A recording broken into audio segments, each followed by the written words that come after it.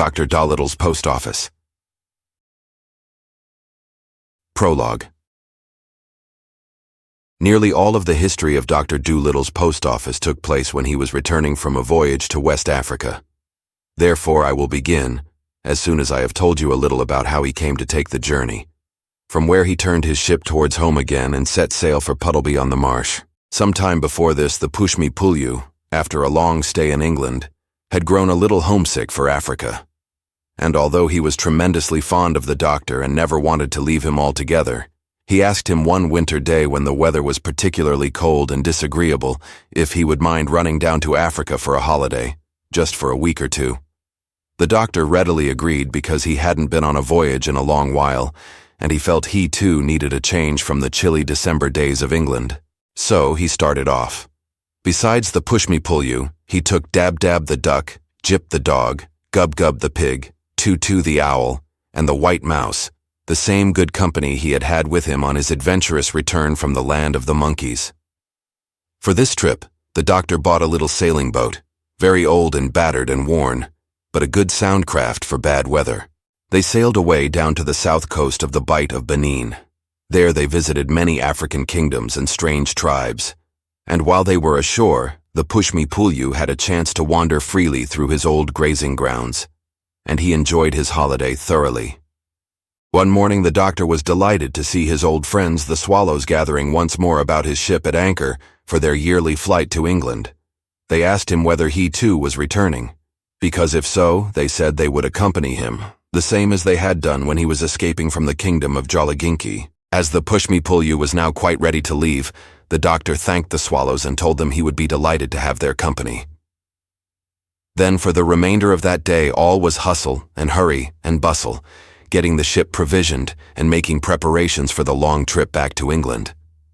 By the following morning, everything was in readiness to put to sea. The anchor was drawn up, and with all sail set, the doctor's ship moved northward before a favorable wind. And it is from this point that my story begins. Part 1. Chapter 1. Zuzana. One morning in the first week of the return voyage, when John Dolittle and his animals were all sitting at breakfast round the big table in the cabin, one of the swallows came down and said that he wanted to speak to the doctor.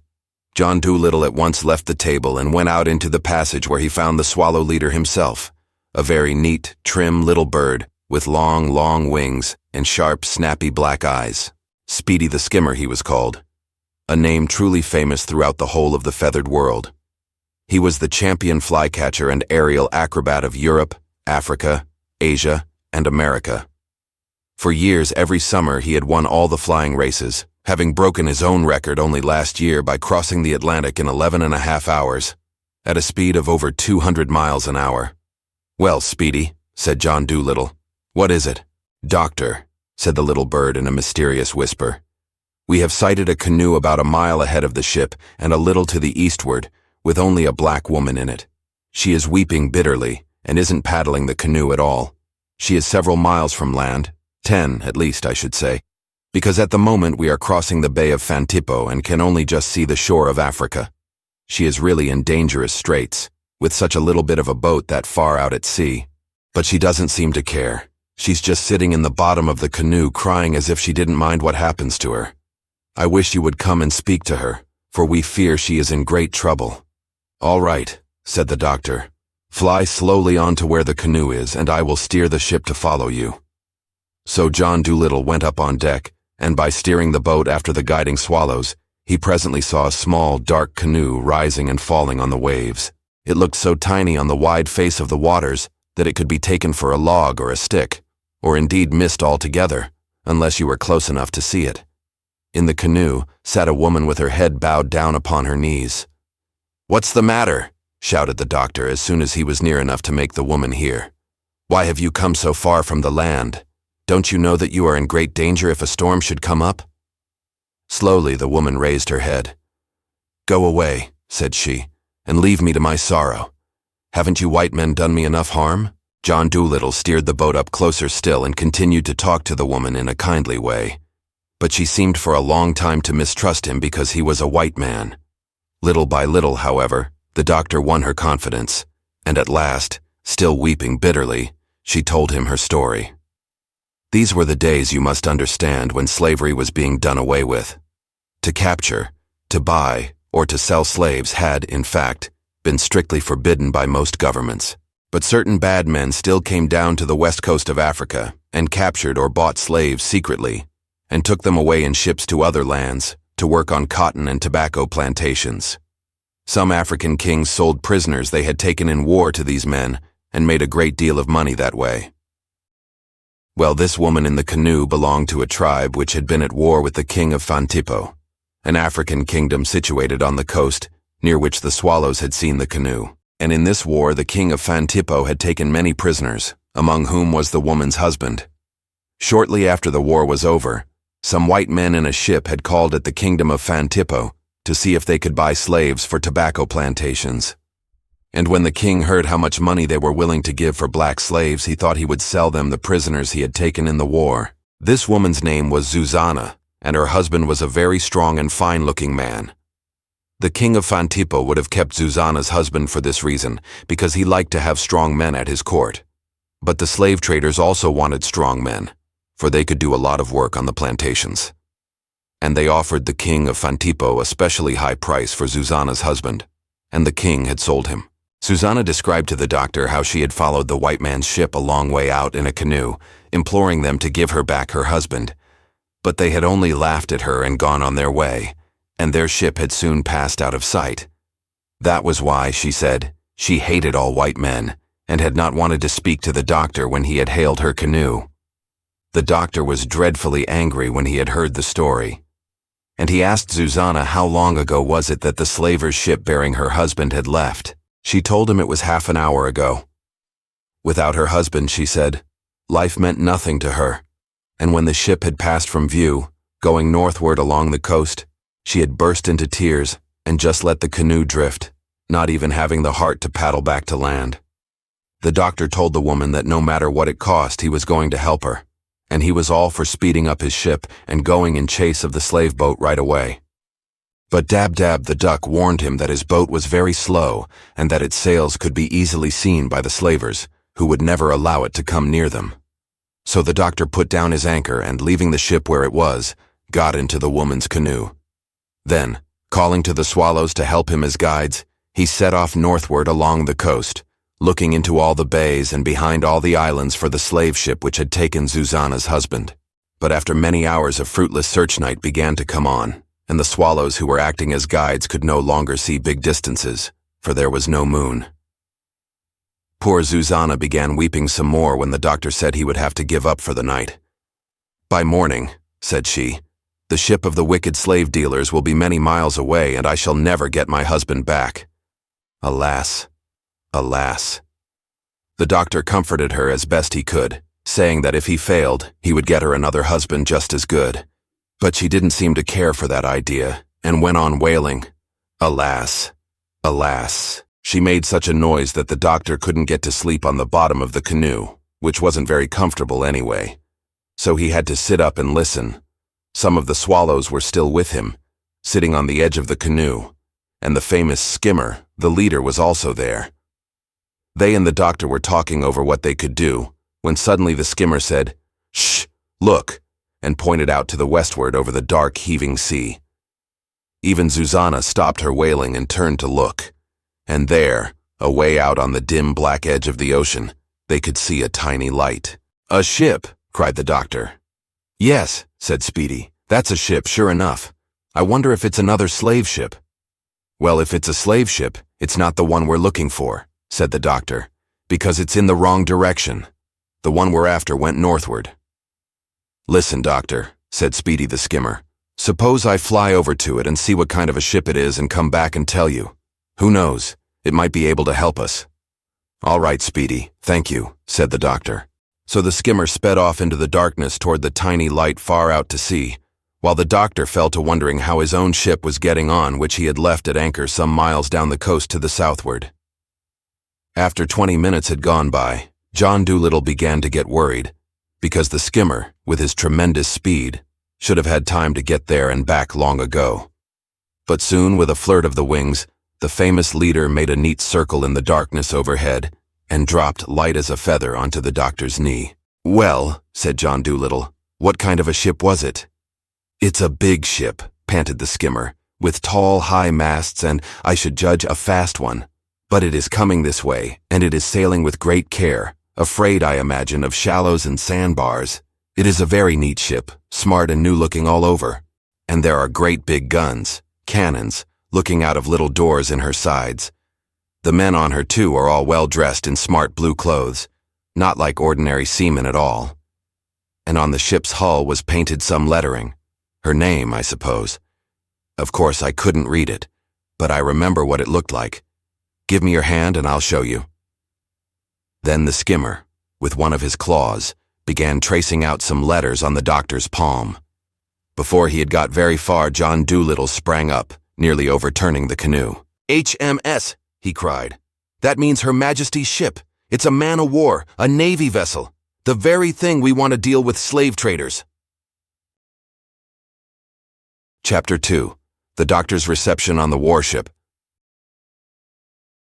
Then the doctor and Zuzana started to paddle their canoe for all they were worth in the direction of the light. The night was calm, but the long swell of the ocean swung the little canoe up and down like a seesaw, and it needed all Zuzana's skill to keep it in a straight line. After about an hour had gone by, the doctor noticed that the ship they were trying to reach was no longer coming toward them, but seemed to have stopped. And when he finally came up beneath its towering shape in the darkness, he saw the reason why. The man-o'-war had run into his own ship, which he had left at anchor with no lights. However, the Navy vessel had fortunately been going so carefully that no serious damage, it seemed, had been done to either ship. Finding a rope ladder hanging on the side of the man-o'-war, John Dolittle climbed up it, with Zuzana, and went aboard to see the captain. He found the captain strutting the quarterdeck, mumbling to himself. "Good evening," said the doctor politely. "Nice weather we're having." The captain came up to him and shook his fist in his face. "Are you the owner of that Noah's Ark down there?" he stormed, pointing to the other ship alongside. Yes, temporarily," said the doctor. "Why?" "Well, will you be so good," snarled the captain, his face all out of shape with rage, "as to tell me what in thunder you mean by leaving your old junk at anchor on a dark night without any lights? What kind of a sailor are you? Here I bring Her Majesty's latest cruiser after Jimmy Bones, the slave trader. Been hunting him for weeks, I have. And as though the beastly coast wasn't difficult enough as it is, I bump into a craft riding at anchor with no lights. Luckily, I was going slow, taking soundings, or we might have gone down with all hands. I hallooed to your ship and got no answer. So I go aboard her with pistols ready, thinking maybe she's a slaver, trying to play tricks on me. I creep all over the ship, but not a soul do I meet. At last in the cabin, I find a pig, asleep in an armchair. Do you usually leave your craft in the charge of a pig with orders to go to sleep? If you own the ship, why aren't you on her? Where have you been? I was out canoeing with a lady, said the doctor, and he smiled comfortingly at Zuzana, who was beginning to weep again. Canoeing with a lady, spluttered the captain. Well, I'll be... Yes, said the doctor. Let me introduce you. This is Zuzana, Captain, But the captain interrupted him by calling for a sailor, who stood near. I'll teach you to leave Noah's Arks at anchor on the high seas for the Navy to bump into, my fine deep-sea philanderer. Think the shipping laws are made for a joke? Here, he turned to the sailor, who had come in answer to his call. Master-at-arms, put this man under arrest. Aye, sir, said the master-at-arms, and before the doctor knew it, he had handcuffs fastened firmly on his wrists. But this lady was in distress, said the doctor. I was in such a hurry I forgot all about lighting the ship. In fact, it wasn't dark yet when I left. Take him below, roared the captain. Take him below before I kill him. And the poor doctor was dragged away by the master-at-arms toward a stair leading to the lower decks. But at the head of the stairs he caught hold of the handrail and hung on long enough to shout back to the captain, I could tell you where Jimmy Bones is, if I wanted to. What's that? Snorted the captain. Here, bring him back. What was that you said? I said, murmured the doctor, getting his handkerchief out and blowing his nose with his handcuffed hands, that I could tell you where Jimmy Bones is. if I wanted to." "Jimmy Bones, the slaver," cried the captain. "That's the man the government has sent me after. Where is he?" "My memory doesn't work very well while my hands are tied," said the doctor quietly, nodding toward the handcuffs. "Possibly if you took these things off, I might remember." "Oh, excuse me," said the captain, his manner changing at once. "Master-at-arms, release the prisoner." "Aye, aye, sir," said the sailor, removing the handcuffs from the doctor's wrists and turning to go. "Oh, and by the way," the captain called after him, "bring a chair up on deck. Perhaps our visitor is tired." Then John Dolittle told the captain the whole story of Zuzana and her troubles, and all the other officers on the ship gathered around to listen.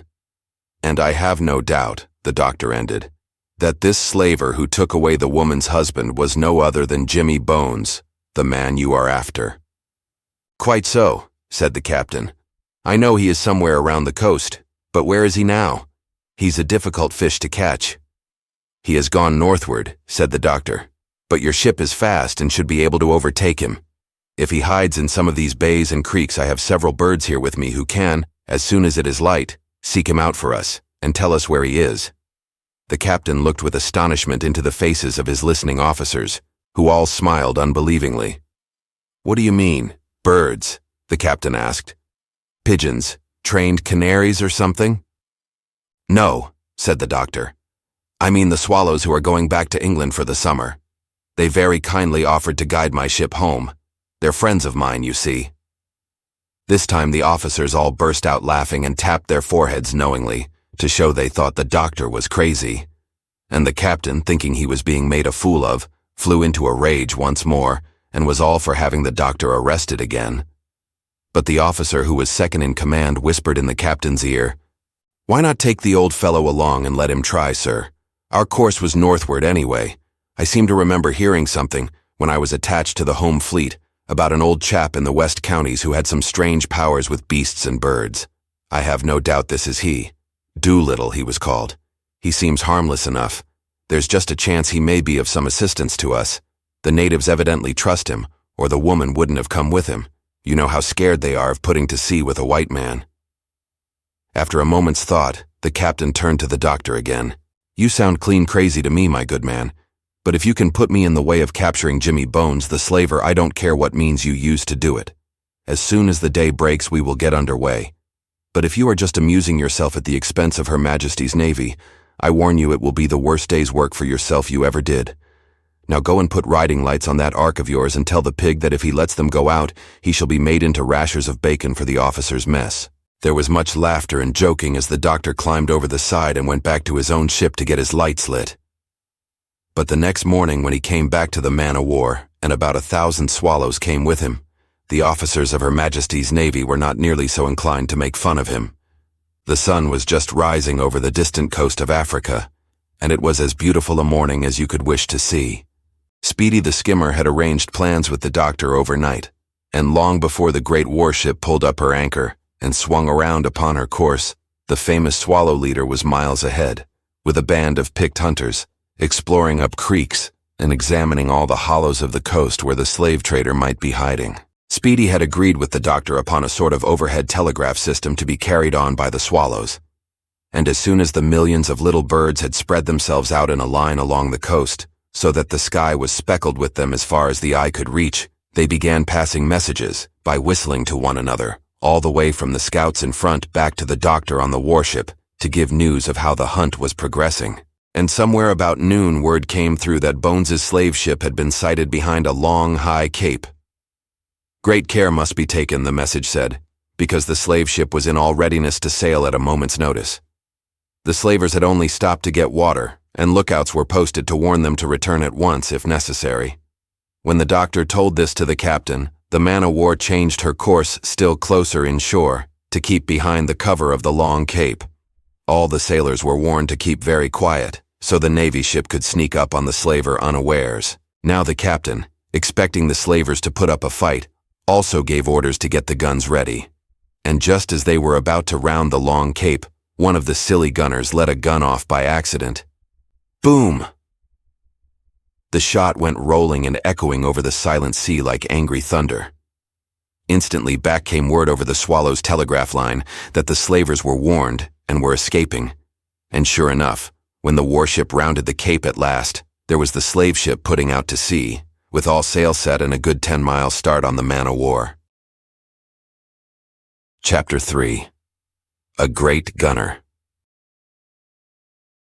And then began a most exciting sea race. It was now 2 o'clock in the afternoon, and there were not many hours of daylight left. The captain, after he had done swearing at the stupid gunner who had let off the gun by accident, realized that if he did not catch up to the slaver before dark came on, he would probably lose him altogether.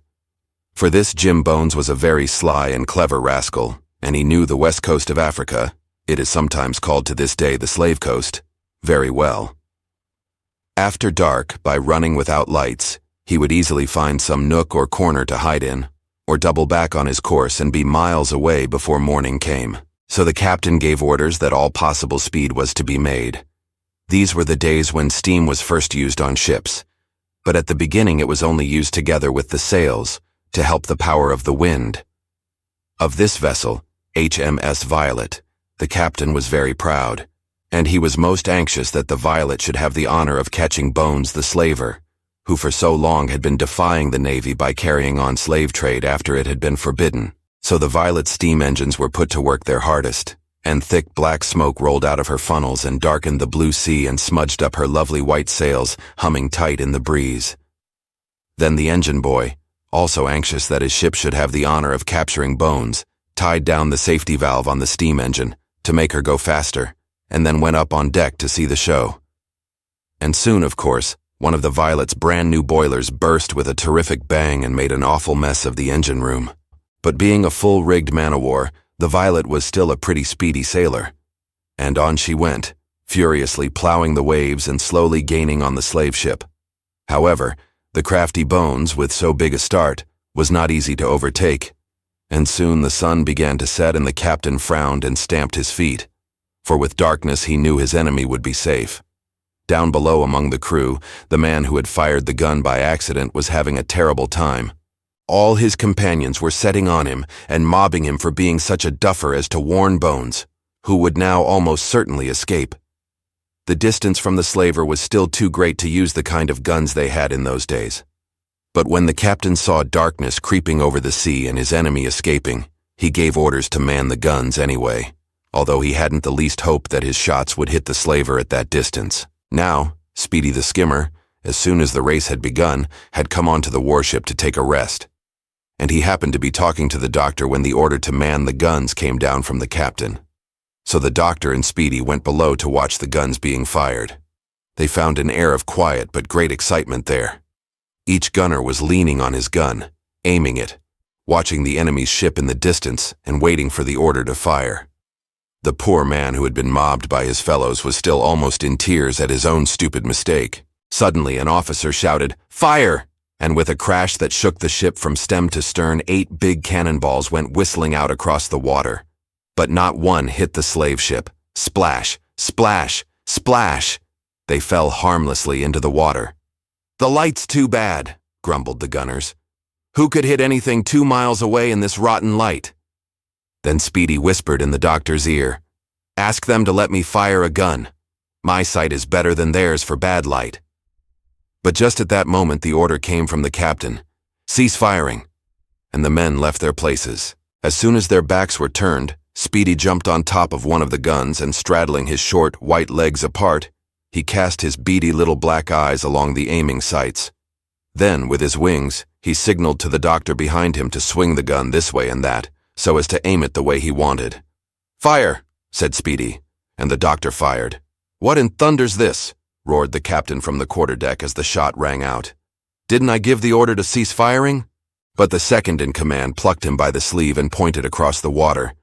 Speedy's cannonball had cut the slaver's mainmast clean in two and brought the sails down in a heap upon the deck. "Holy smoke!" cried the captain. "We've hit him! Look, Bones is flying the signal of surrender." Then the captain, who a moment before was all for punishing the man who had fired without orders, wanted to know who it was that aimed that marvelous shot which brought the slaver to a standstill, and the doctor was going to tell him it was Speedy. But the skimmer whispered in his ear, Don't bother, Doctor. He would never believe you anyway. It was the gun of the man that made the mistake before that we used. Let him take the credit. They'll likely give him a medal, and then he'll feel better." And now all was excitement aboard the Violet as they approached the slave boat lying crippled in the sea. Bones, the captain, with his crew of 11 other ruffians, was taken prisoner and put down in the cells of the warship. Then the doctor, with Zuzana, some sailors and an officer went on to the slave ship. Entering the hold, they found the place packed with slaves with chains on them. And Zuzana immediately recognized her husband and wept all over him with joy. The black men were at once freed from their chains and brought on to the man-o'-war. Then the slave ship was taken in tow by the Violet, and that was the end of Mr. Bones's slave trading. Then there was much rejoicing and handshaking and congratulation on board the warship, and a grand dinner was prepared for the slaves on the main deck. But John Dolittle, Zuzana and her husband were invited to the officers' mess, where their health was drunk in port wine, and speeches were made by the captain and the doctor. The next day, as soon as it was light, the warship went cruising down the coast again, putting the black people ashore in their own particular countries. This took considerable time, because Bones, it seemed, had collected slaves from a great many different tribes, and it was after noon before the doctor, with Zuzana and her husband, were returned to John Dolittle's ship, who still had her lights faithfully burning in the middle of the day. Then the captain shook hands with the doctor and thanked him for the great assistance he had given Her Majesty's Navy.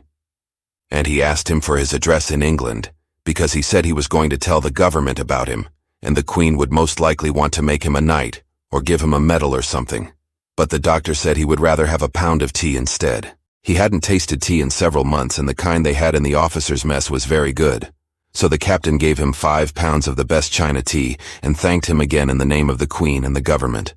Then the Violet swung her great bow around to the north once more and sailed away for England, while the bluejackets crowded the rail and sent 3 hearty cheers for the doctor ringing across the sea. And now Jip, Dab-Dab, Gub-Gub, Too-Too, and the rest of them gathered around John Dolittle and wanted to hear all about his adventures. And it was tea time before he had done telling them. So the doctor asked Zuzana and her husband to take tea with him before they went ashore. This they were glad to do, and the doctor made the tea himself, and it was very excellent. Over the tea, Zuzana and her husband, whose name was Begway, were conversing about the kingdom of Fantippo. "I don't think we ought to go back there," said Begway. "I don't mind being a soldier in the Fantippo army, but suppose some other slaver comes along. Maybe the king would sell me again. Did you send that letter to our cousin?" "Yes," said Zuzana, "but I don't think he ever got it, because no answer came." The doctor asked Zuzana how she had sent the letter, and then she explained to him that when Bones had offered a big price for Begway and the king had been tempted to sell him, she had told the king she would get 12 oxen and 30 goats from a rich cousin in their own country if he would only wait till she had written to him. Now, the king of Fantippo was very fond of oxen and goats, cattle being considered as good as money in his land, and he promised Zuzana that if she got the 12 oxen and 30 goats in 2 days' time, her husband should be a free man instead of being sold to the slavers. So Zuzana had hurried to a professional letter writer. The common people of those tribes couldn't write for themselves, you see, and had a letter written, begging their cousin to send the goats and oxen to the king without delay. Then she had taken the letter to the Fantippo post office and sent it off. But the 2 days went by and no answer came, and no cattle. Then poor Begway had been sold to Bones's men. Chapter 4. The Royal Mails of Fantippo. Now, this Fantippo post office of which Zuzana had spoken to the doctor was rather peculiar. For one thing, it was, of course, quite unusual to find a post office or regular mails of any kind in a savage African kingdom. And the way such a thing had come about was this. A few years before this voyage of the doctor's, there had been a great deal of talk in most civilized parts of the world about mails and how much it should cost for a letter to go from one country to another. And in England, a man called Rowland Hill had started what was called the penny postage, and it had been agreed that a penny a letter should be the regular rate charge for mails from one part of the British Isles to another. Of course, for specially heavy letters, you had to pay more. Then stamps were made: penny stamps, twopenny stamps, twopence halfpenny stamps, sixpenny stamps, and shilling stamps. And each was a different color, and they were beautifully engraved, and most of them had a picture of the Queen on them, some with her crown on her head and some without. And France and the United States and all the other countries started doing the same thing. Only their stamps were counted in their own money, of course, and had different kings or queens or presidents on them. Very well then. Now it happened one day that a ship called at the coast of West Africa and delivered a letter for Koko, the king of Fantippo. King Koko had never seen a stamp before, and sending for a white merchant who lived in his town, he asked him what queen's face was this on the stamp which the letter bore. Then the white merchant explained to him the whole idea of penny postage and government mails, and he told him that in England, all you had to do when you wanted to send a letter to any part of the world was to put a stamp on the envelope with the Queen's head on it and place it in a letterbox on the street corner, and it would be carried to the place to which you addressed it. "Aha," said the king, "a new kind of magic. I understand. Very good. The High Kingdom of Fantippo shall have a post office of its own. And my serene and beautiful face shall be on all the stamps, and my letters shall travel by faster magic than any of them."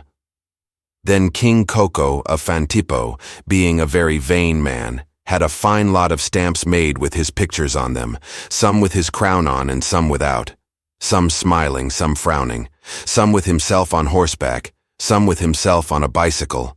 But the stamp which he was most proud of was the 10-penny stamp which bore a picture of himself playing golf, a game which he had just recently learned from some Scotchmen who were mining for gold in his kingdom. And he had letterboxes made, just the way the white trader had told him they had in England. And he set them up at the corners of the streets, and told his people that all they had to do was to put one of his stamps on their letters, poke them into these boxes, and they would travel to any corner of the earth they wished. But presently, the people began complaining that they had been robbed. They had paid good money for the stamps, they said, trusting in their magic power, and they had put their letters in the boxes at the corners of the streets as they had been told. But one day a cow had rubbed her neck against one of the letter boxes and burst it open, and inside there were all the people's letters, which had not traveled 1 inch from where they put them. Then the king was very angry, and calling for the white trader, he said, "You have been fooling my majesty. These stamps you speak of have no magic power at all. Explain." Then the trader told him that it was not through magic in the stamps or boxes that letters traveled by mail, but proper post offices had mailmen, or postmen, who collected the letters out of these boxes. And he went on to explain to the king all the other duties of a post office and the things that made letters go. So then the king, who was a persevering man, said that Fantippo should have its post office anyway, and he sent to England for hundreds of postmen's uniforms and caps. And when these arrived, he dressed a lot of black men up in them and set them to work as postmen. But the black men found the heavy uniforms dreadfully hot for Fantippo weather, where they wear only a string of beads, and they left off the uniforms and wore only the caps. That is how the Fantippo postman's uniform came to be a smart cap, a string of beads, and a mail bag. Then when King Koko had got his mailmen, the Royal Fantippo post office began really working. Letters were collected from the boxes at street corners and sent off when ships called, and incoming mail was delivered at the doors of the houses in Fantippo 3 times a day. The post office became the busiest place in town. Now the peoples of West Africa have curious tastes in dress. They love bright things. And some Fantippo dandies started the idea of using up old stamps off letters by making suits of clothes out of them. They looked very showy and smart, and a suit of this kind made of stamps became a valuable possession among the natives. About this time, too, in the civilized parts of the world, one of the things that arose out of all this penny postage business was the craze or hobby for collecting stamps. In England and America and other countries, people began buying stamp albums and pasting stamps in them. A rare stamp became quite valuable. And it happened that one day 2 men, whose hobby was collecting stamps, came to Fantippo in a ship. The one stamp they were both most anxious to get for their collections was the 2-penny halfpenny Fantippo Red, a stamp which the king had given up printing, for the reason that the picture of himself on it wasn't handsome enough. And because he had given up printing it, it became very rare. As soon as these two men stepped ashore at Fantippo, a porter came up to them to carry their bags. And right in the middle of the porter's chest, the collectors spied the 2-penny halfpenny Fantippo red. Then both of the stamp collectors offered to buy the stamp. And as each was anxious to have it for his collection, before long they were offering high prices for it, bidding against one another. King Koko got to hear of this, and he called up one of these stamp collectors and asked him why men should offer high prices for one old used stamp. And the white man explained to him this new craze for stamp collecting that was sweeping over the civilized world. So King Koko, although he thought that the civilized world must be crazy, decided it would be a good idea if he sold stamps for collections. Much better business than selling them at his post office for letters. And after that, whenever a ship came into the harbor of Fantippo, he sent his Postmaster-General, a very grand man who wore 2 strings of beads, a postman's cap, and no mail bag, out to the ship with stamps to sell for collections. Such a roaring trade was done in this way that the king set the stamp printing presses to work more busily than ever, so that a whole new set of Fantippo stamps should be ready for sale by the time the same ship called again on her way home to England. But with this new trade in selling stamps for stamp collections, and not for proper mailing purposes, the Fantippo mail service was neglected and became very bad. Now, Dr. Dolittle, while Zuzana was talking over the tea about her letter which she had sent to her cousin, and to which no answer had ever come, suddenly remembered something. On one of his earlier voyages, the passenger ship by which he had been traveling had stopped outside this same harbor of Fantippo, although no passengers had gone ashore, and a postman had come aboard to sell a most elegant lot of new green and violet stamps. The doctor, being at the time a great stamp collector, had bought 3 whole sets. And he realized now, as he listened to Zuzana, what was wrong with the Fantippo post office, and why she had never got an answer to the letter which would have saved her husband from slavery. As Zuzana and Begui rose to go, for it was beginning to get dark, the doctor noticed a canoe setting out toward his ship from the shore. And in it, when it got near, he saw King Koko himself, coming to the white man's boat with stamps to sell. So the doctor got talking to the king, and he told him in plain language that he ought to be ashamed of his post office. Then, giving him a cup of China tea, he explained to him how Zuzana's letter had probably never been delivered to her cousin. The king listened attentively and understood how his post office had been at fault, and he invited the doctor to come ashore with Zuzana and Begui and arrange the post office for him and put it in order so it would work properly. Chapter 5. The Voyage Delayed. After some persuasion, the doctor consented to this proposal, feeling that perhaps he could do some good. Little did he realize what great labors and strange adventures he was taking upon himself as he got into the canoe with the king, Begui, and Zuzana to be paddled to the town of Fantippo. This place he found very different from any of the African villages or settlements he had ever visited. It was quite large, almost a city. It was bright and cheerful to look at, and the people, like their king, all seemed very kind and jolly. The doctor was introduced to all the chief men of the Fantippo nation, and later he was taken to see the post office. This he found in a terrible state. There were letters everywhere, on the floors, in old drawers, knocking about on desks, even lying on the pavement outside the post office door. The doctor explained to the king that this would never do, that in properly run post offices, the letters that had stamps on were treated with respect and care. It was no wonder, he said, that Zuzana's letter had never been delivered to her cousin, if this was the way they took care of the mails. Then King Koko again begged him to take charge of the post office and try to get it running in proper order, and the doctor said he would see what he could do, and going into the post office he took off his coat and set to work. But after many hours of terrific labor, trying to get letters sorted and the place in order, John Dolittle saw that such a tremendous job as setting the Fantippo post office to rights would not be a matter of a day or two. It would take weeks at least. So he told this to the king. Then the doctor's ship was brought into the harbor and put safely at anchor, and the animals were all taken ashore. And a nice new house on the main street was given over to the doctor for himself and his pets to live in, while the work of straightening out the Fantippo mails was going on. Well, after 10 days, John Dolittle got what is called the domestic mails in pretty good shape. Domestic mails are those that carry letters from one part of a country to another part of the same country, or from one part of a city to another. The mails that carry letters outside the country to foreign lands are called foreign mails. To have a regular and good service of foreign mails in the Fantippo post office, the doctor found a hard problem, because the mail ships which could carry letters abroad did not come very often to this port. Fantippo, although King Koko was most proud of it, was not considered a very important country among the regular civilized nations, and 2 or 3 ships a year were all that ever called there. Now one day, very early in the morning when the doctor was lying in bed, wondering what he could do about the foreign mail service, Dab Dab and Jip brought him in his breakfast on a tray and told him there was a swallow outside who wanted to give him a message from Speedy the skimmer. John Dolittle had the swallow brought in, and the little bird sat on the foot of his bed while he ate his breakfast. "Good morning," said the doctor, cracking open the top of a hard-boiled egg. "What can I do for you?"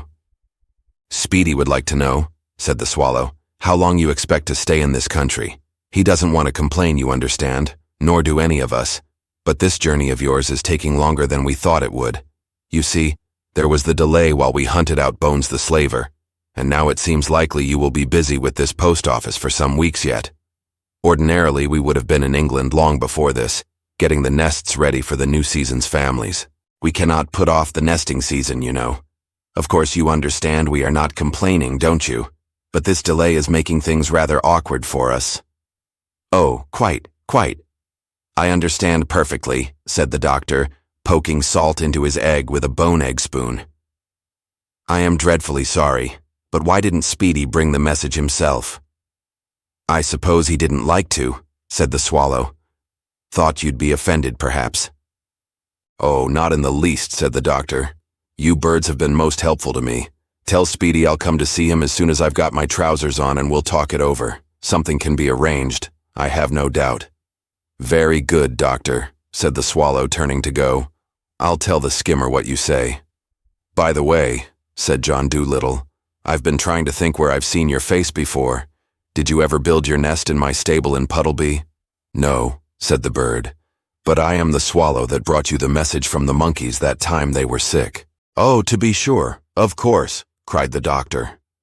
"I knew I had seen you somewhere. I never forget faces.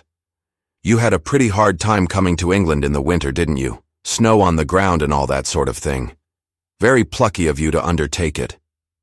"Yes, it was a hard trip," said the swallow. "I came near freezing to death more than once. Flying into the teeth of that frosty wind was just awful. But something had to be done. The monkeys would most likely have been wiped right out if we hadn't got you." "How was it that you were the one chosen to bring the message?" asked the doctor. "Well," said the swallow, "Speedy did want to do it himself. He's frightfully brave, you know, and fast as lightning. But the other swallows wouldn't let him. They said he was too valuable as a leader. It was a risky job. And if he had lost his life from the frost, we'd never be able to get another leader like him. Because besides being brave and fast, he's the cleverest leader we ever had. Whenever the swallows are in trouble, he always thinks of a way out. He's a born leader. He flies quick, and he thinks quick." "Humph," murmured the doctor, as he thoughtfully brushed the toast crumbs off the bedclothes. "But why did they pick you to bring the message?" "They didn't," said the swallow. "We nearly all of us volunteered for the job, so as not to have Speedy risk his life. But the skimmer said the only fair way was to draw lots. So we got a number of small leaves, and we took the stalks off all of them except one. And we put the leaves in an old coconut shell and shook them up. Then, with our eyes shut, we began picking them out. The swallow who picked the leaf with the stalk on it was to carry the message to England, and I picked the leaf with the stalk on. Before I started off on the trip, I kissed my wife goodbye, because I really never expected to get back alive. Still, I'm kind of glad the lot fell to me." "Why?" asked the doctor, pushing the breakfast tray off his knees and punching the pillows into shape. "Well, you see," said the swallow, lifting his right leg and showing a tiny red ribbon made of corn silk tied about his ankle. "I got this for it." "What's that?" asked the doctor. "That's to show I've done something brave and special," said the swallow modestly. "Oh, I see," said the doctor. "Like a medal, eh?" "Yes, my name is Quip. It used to be just plain Quip. Now I'm called Quip the Carrier, said the small bird, proudly gazing down at his little stubby white leg. Splendid, Quip, said the doctor. I congratulate you. Now I must be getting up. I've a frightful lot of work to do. Don't forget to tell Speedy I'll meet him on the ship at 10. Goodbye. Oh, and would you mind asking Dab-Dab as you go out to clear away the breakfast things? I'm glad you came. You've given me an idea. Goodbye. And when Dab-Dab and Jip came to take away the tray, they found the doctor shaving. He was peering into a looking-glass, holding the end of his nose and muttering to himself, "That's the idea for the Fantippo foreign mail service. I wonder why I never thought of it before. I'll have the fastest overseas mail the world ever saw. Why, of course, that's the idea, the swallow mail. That's the..." Chapter 6. No Man's Land.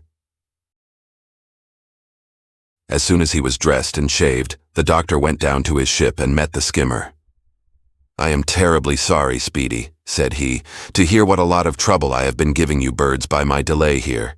But I really feel that the business of the post office ought to be attended to, you know. It's in a shocking state. Honestly, it is."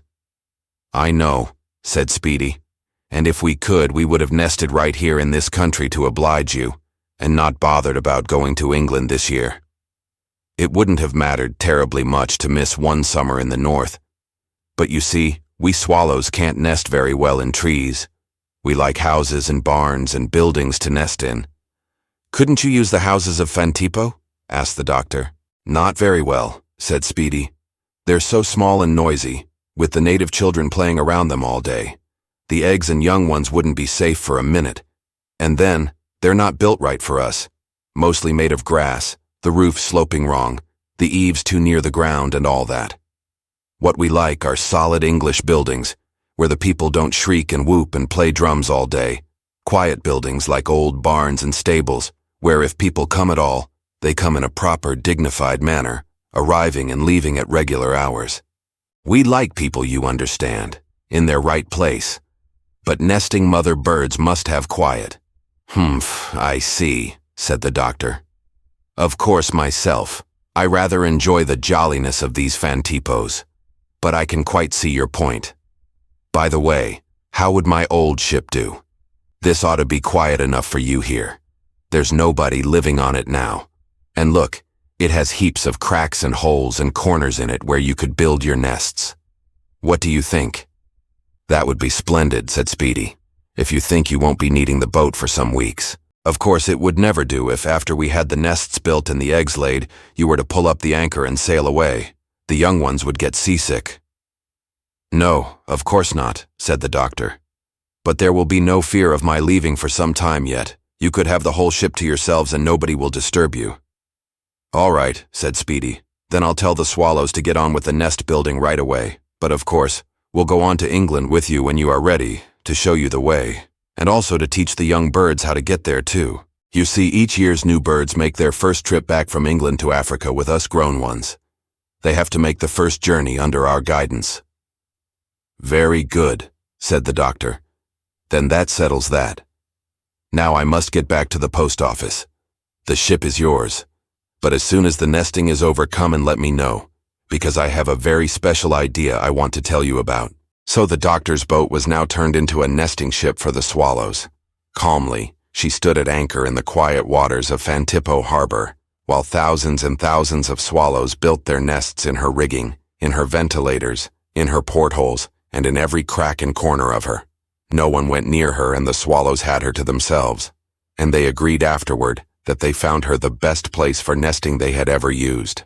In a very short time, the ship presented a curious and extraordinary sight, with the mud nests stuck all over her, and birds flying in thousands round her masts, coming and going, building homes and feeding young ones.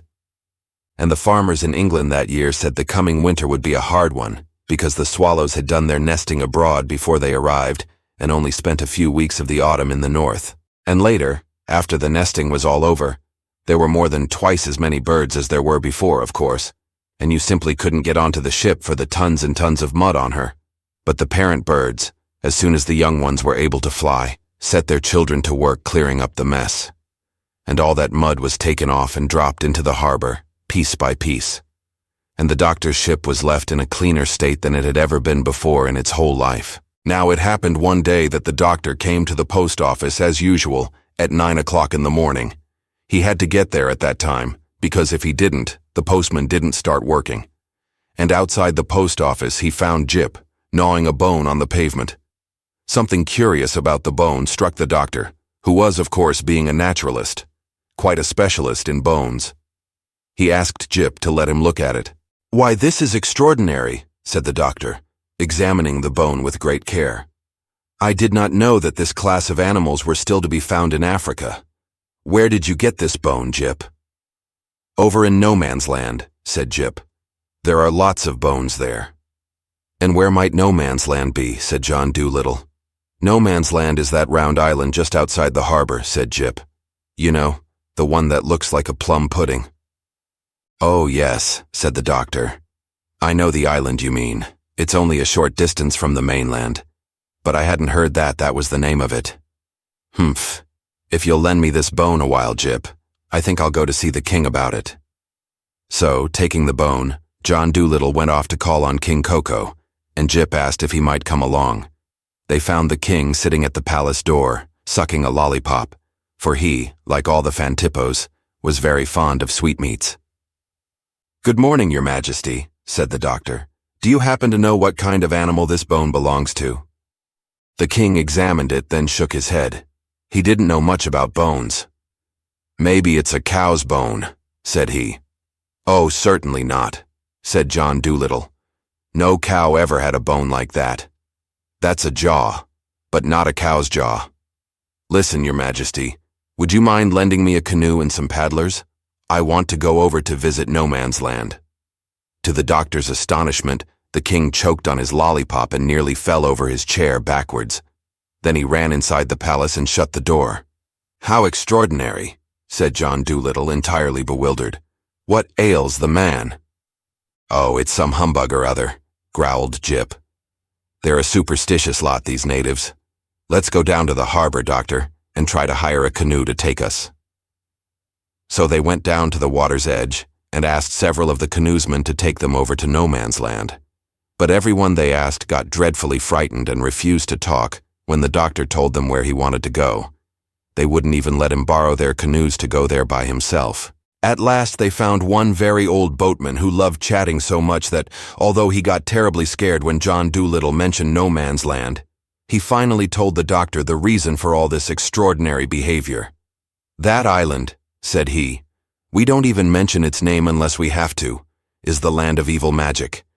It is called," the old man whispered it so low the doctor could scarcely hear him, "No Man's Land, because no man lives there. No man ever even goes there." "But why?" asked the doctor. "Dragons live there," said the old boatman, his eyes wide and staring. "Enormous horned dragons that spit fire and eat men. If you value your life, never go near that dreadful island." "But how do you know all this?" asked the doctor. "If nobody has ever been there to see if it's true or not." "1,000 years ago," said the old man, "when King Koko ruled over this land, he put his mother-in-law upon that island to live, because she talked too much, and he couldn't bear her around the palace. It was arranged that food should be taken to her every week. But the first week that the men went there in canoes, they could find no trace of her. While they were seeking her about the island, a dragon suddenly roared out from the bushes and attacked them. They only just escaped with their lives and got back to Fantippo and told King Koko. A famous wizard was consulted, and he said it must have been the king's mother-in-law herself, who had been changed into a dragon by some magic spell. Since then, she has had many children, and the island is peopled with dragons, whose food is men. For whenever a canoe approaches, the dragons come down to the shores, breathing flame and destruction. But for many hundreds of years now, no man has set foot upon it. That is why it is called, well, you know. After he had told this story, the old man turned away and busied himself with his canoe, as though he were afraid that the doctor might again ask him to paddle him to the island. "Look here, Jip," said John Dolittle. "You said you got this bone from No Man's Land. Did you see any dragons there?" "No," said Jip. "I swam out there, just to get cool. It was a hot day yesterday, and then I didn't go far inland on the island. I found many bones on the beach, and as this one smelled good to me, I picked it up and swam back here with it. I was more interested in the bone and the swim than I was in the island, to tell you the truth." "It's most extraordinary," murmured the doctor. "This legend about the island. It makes me more anxious than ever to go there. That bone interests me too, immensely. I've seen only one other like it, and that was in a natural history museum. Do you mind if I keep it, Jip? I'd like to put it in my own museum when I get back to Puddleby." "Not at all," said Jip. "Look here, Doctor. If we can't raise a canoe, let's you and I swim out to the island. It's not over 1.5 miles and we're both good swimmers." "That's not a bad idea, Jip," said the doctor.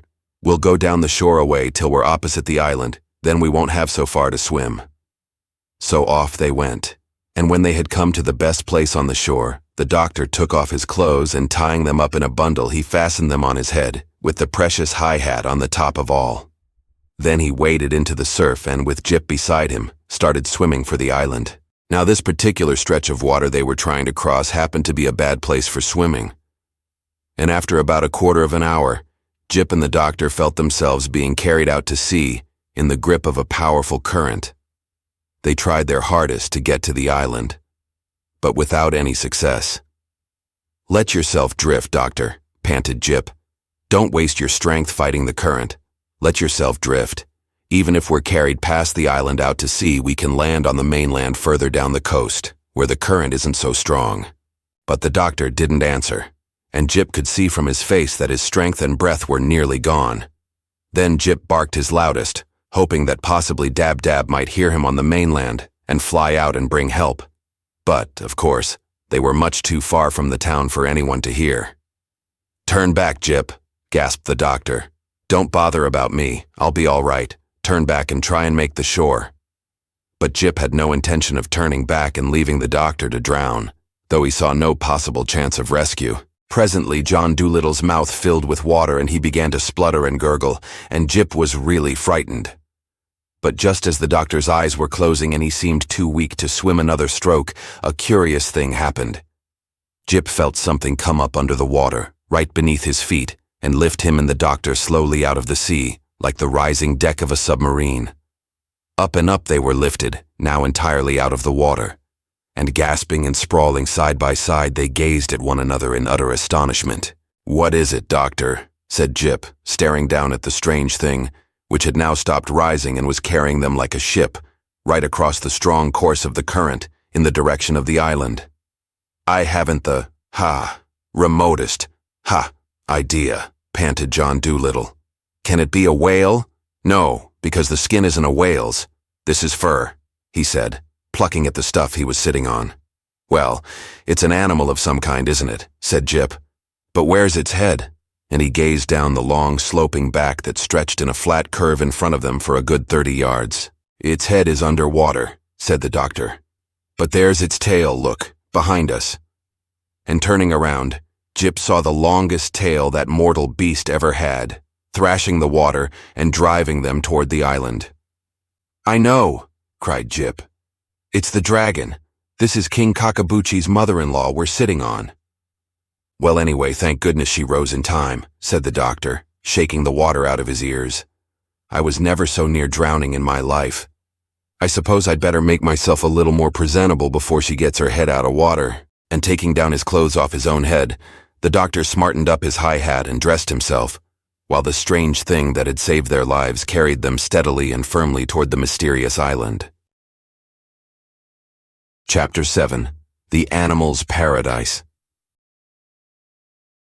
At length, the extraordinary creature that had come to their rescue reached the island, and with Jip and the doctor still clinging to his wide back, he crawled out of the water onto the beach. And then John Doolittle, seeing its head for the first time, cried out in great excitement, "Jip, it's a Quiffenodocus, as sure as I'm alive."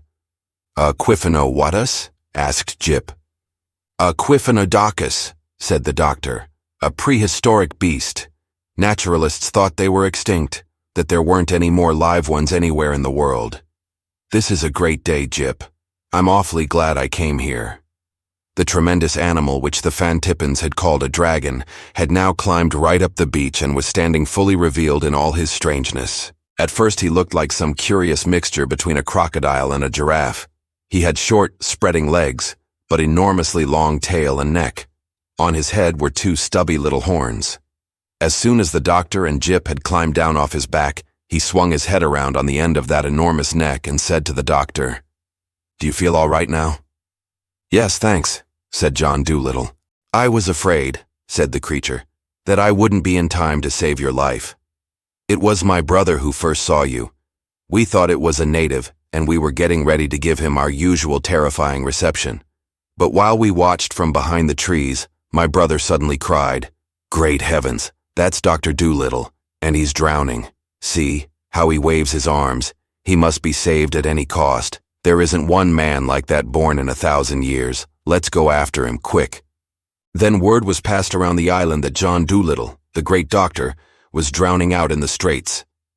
Of course, we had all heard of you, and rushing down to a secret cove which we have on the far side of the island, we dashed into the sea and swam out to you underwater. I was the best swimmer and got to you first.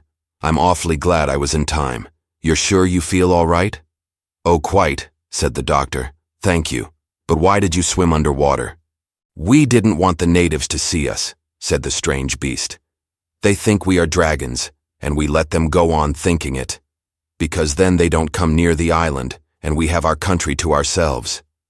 The creature stretched his long neck still longer and whispered in the doctor's ear, "They think we live on men and breathe fire, but all we ever really eat is bananas.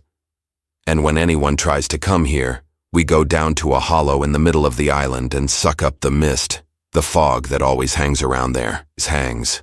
Then we come back to the beach and roar and rampage, and we breathe the fog out through our nostrils and they think it's smoke. That's the way we've kept this island to ourselves for 1,000 years, and this is the only part of the world where we are left, where we can live in peace." "How very interesting," said the doctor. "Naturalists have thought your kind of animals are no longer living, you know. You are Quiffanodochi, are you not?" "Oh no," said the beast. "The Quiffenodocus has gone long ago. We are the Piphalosaurus. We have 6 toes on the back feet, while the Quiffanodochi, our cousins, have only 5. They died out about 2,000 years ago." "But where are the rest of your people?" asked the doctor. "I thought you said that many of you had swum out to rescue us."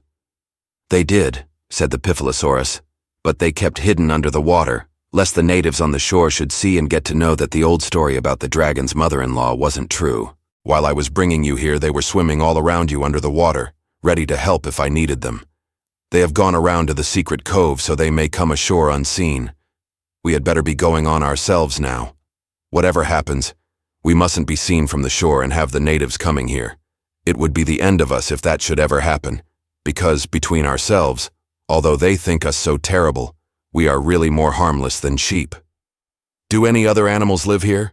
asked the doctor. "Oh yes, indeed," said the Piphalosaurus. "This island is entirely peopled by harmless vegetable-feeding creatures. If we had the others, of course, we wouldn't last long. But come, I will show you around the island.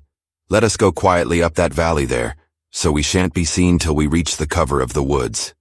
Then John Dolittle and Jip were taken by the Piphalosaurus all over the island of No Man's Land. The doctor said afterward that he had never had a more enjoyable or more instructive day. The shores of the island all around were high and steep, which gave it the appearance Jim had spoken of, like a plum pudding. But in the center, on top, there was a deep and pleasant hollow, invisible from the sea and sheltered from the winds. In this great bowl, a good 30 miles across, the Piphilosauruses had lived at peace for 1,000 years, eating ripe bananas and frolicking in the sun. Down by the banks of the streams, the doctor was shown great herds of hippopotami, feeding on the luscious reeds that grew at the water's edge. In the wide fields of high grass there were elephants and rhinoceri browsing. On the slopes where the forests were sparse he spied long-necked giraffes, nibbling from the trees. Monkeys and deer of all kinds were plentiful, and birds swarmed everywhere. In fact, every kind of creature that does not eat meat was there, living peaceably and happily with the others in this land where vegetable food abounded, and the disturbing tread of man was never heard. Standing on the top of the hill with Jip and the Piphalosaurus at his side, the doctor gazed down over the wide bowl full of contented animal life and heaved a sigh. This beautiful land could also have been called the animal's paradise. he murmured. Long may they enjoy it to themselves. May this indeed be no man's land forever. You, Doctor, said the deep voice of the Piphalosaurus at his elbow, are the first human in 1,000 years that has set foot here. The last one was King Kakabuchi's mother-in-law. By the way, what really became of her? Asked the doctor. The natives believe she was turned into a dragon, you know. We married her off, said the great creature, nibbling idly at a lily stalk. We couldn't stand her here any more than the king could. You never heard anybody talk so in all your life. Yes, we carried her one dark night by sea far down the coast of Africa and left her at the palace door of a deaf king who ruled over a small country south of the Congo River. He married her. Of course, being deaf, he didn't mind her everlasting chatter in the least. And now for several days the doctor forgot all about his post office work, and King Koko, and his ship at anchor, and everything else. For he was kept busy from morning to night with all the animals who wanted to consult him about different things. Many of the giraffes were suffering from sore hoofs, and he showed them where to find a special root that could be put into a foot bath and would bring immediate relief.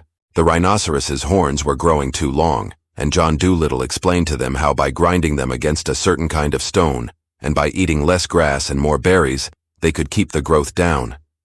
A special sort of nut tree that the deer were fond of had grown scarce and almost died out from constant nibbling. And the doctor showed the chief stags how, by taking a few nuts and poking them down into the soft earth with their hoofs before the rainy season set in, they could make new trees grow and so increase the supply. One day when he was pulling out a loose tooth for a baby hippopotamus with his watch chain, Speedy the skimmer turned up looking rather annoyed. Well, said the neat little bird, settling down on the ground at his feet, I've found you at last, Doctor. I've been hunting all over creation for you. Oh, hello, Speedy, said the doctor. Glad to see you. Did you want me for something? Why, of course I did, said Speedy. We finished the nesting season 2 days ago, and you had said you wanted to see me about some special business as soon as it was over. I went to your house, but Dab-Dab had no idea where you could be. Then I hunted all over. At last I heard some gossiping boatmen down at the harbor say that you came to this island 5 days ago and had never returned. All the Fantippans have given you up for lost. They say you have surely been eaten by the dragons that live here. I got an awful fright. Though, of course, I didn't quite believe the dragon story. Still, you had been gone so long I didn't know what to make of it. The post office, as you can imagine, is in a worse mess than ever. Humph, said the doctor, who had now got the loose tooth out and was showing the baby hippo how to rinse his mouth in the river. I'm sorry. I suppose I should have sent you a message. But I've been so awfully busy. Let's go up under the shade of those palms and sit down. It was about the post office that I wanted to talk to you. Chapter 8. The Swiftest Mail in the World. So the doctor and Jip and Speedy the skimmer sat down in the shade of the palm trees, and for the first time plans for that great service which was to be known as the swallow mail were discussed. Now my idea, Speedy, is this, said the doctor. Regular foreign mails are difficult for the Fantippo post office because so few boats ever call there to bring or take the mails. Now, how would it be if you swallows did the letter carrying? Well, said Speedy, that would be possible. But of course we could only do it during certain months of the year when we were in Africa, and then we could only take letters to the mild and warm countries. We should get frozen if we had to carry mail where severe winters were going on. Oh, of course, said the doctor. I wouldn't expect you to do that. But I had thought we might get the other birds to help, cold climate birds, hot climate ones, and temperate. And if some of the trips were too far or disagreeable for one kind of birds to make, we could deliver the mail in relays. I mean, for instance, a letter going from here to the North Pole could be carried by the swallows as far as the north end of Africa. From there it would be taken by thrushes up to the top of Scotland. There seagulls would take it from the thrushes and carry it as far as Greenland, and from there penguins would take it to the North Pole. What do you think? I think it might be all right, said Speedy, if we can get the other birds to go in with us on the idea. Well, you see, said John Dolittle, I think we might, because we could use the mail service for the birds themselves, and the animals too, to send their letters by, as well as the Fantippans. "But doctor, birds and animals don't send letters," said Speedy. "No," said the doctor. "But there's no reason why they shouldn't begin.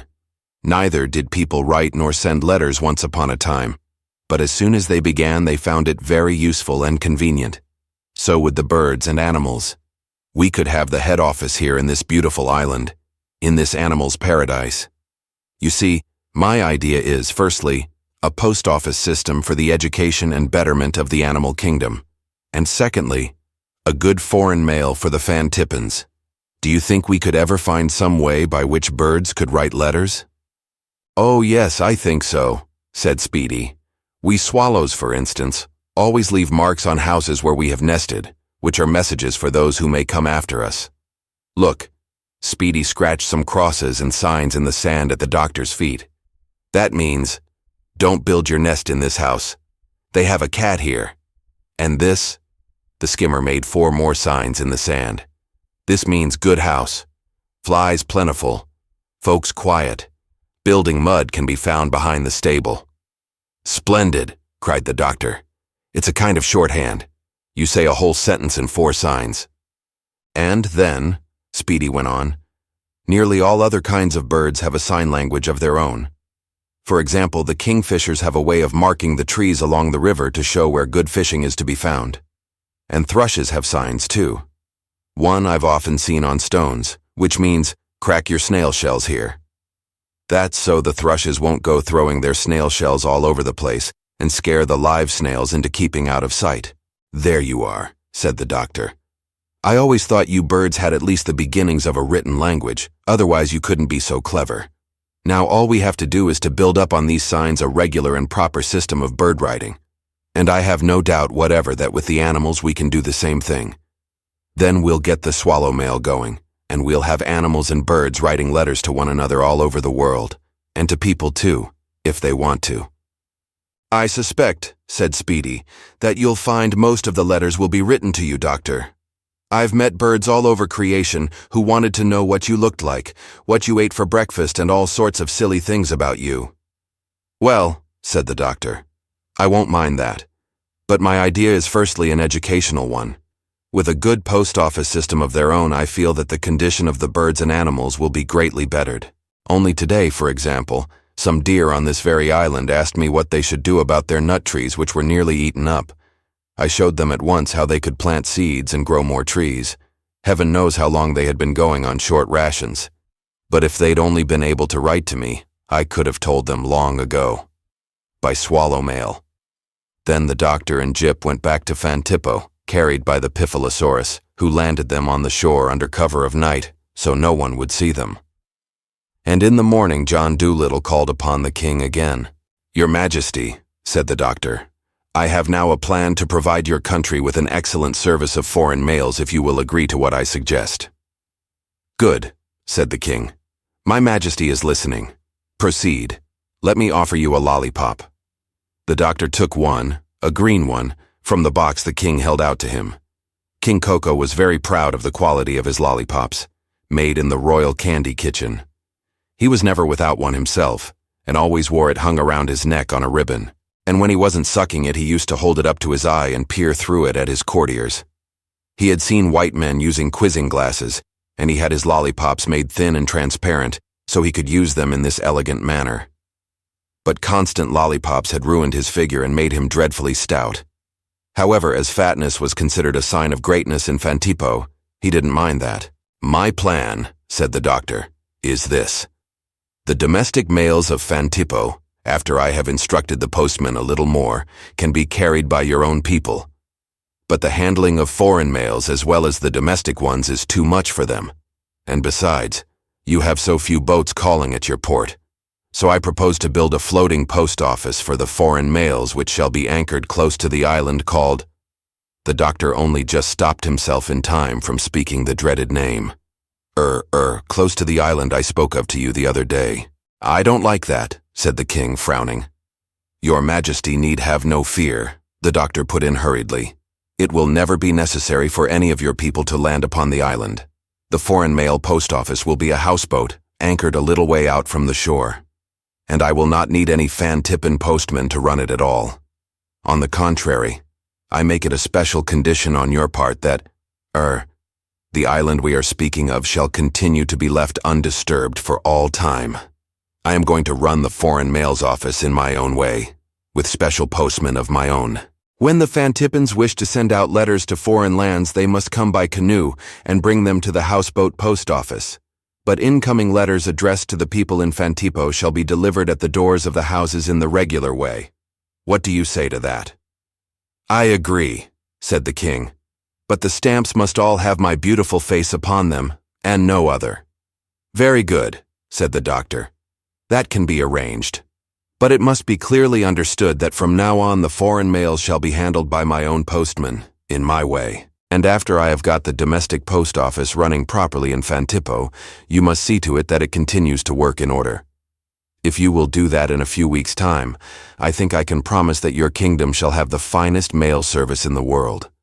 Then the doctor asked Speedy to send off messages through the birds to every corner of the earth, and to ask all the leaders of seagulls, tomtits, magpies, thrushes, stormy petrels, finches, penguins, vultures, snowbuntings, wild geese and the rest to come to No Man's Land, because John Dolittle wanted to speak to them. And in the meantime he went back and continued the work of getting the domestic mail service in good running order at the post office at Fantippo. So the good Speedy sent off messengers, and all around the world and back again word was passed from bird to bird that John Dolittle, the famous animal doctor, wished to see all the leaders of all kinds of birds, great and small. And presently, in the big hollow in the center of No Man's Land, they began to arrive. After 3 days, Speedy came to the doctor and said, "All right, doctor, they are ready for you now." A good strong canoe had by this time been put at the doctor's service by the king, who was also having the post office houseboat built at the doctor's orders. So John Dolittle got into his canoe and came at length to the same hill where he had before gazed out over the pleasant hollow of the animal's paradise.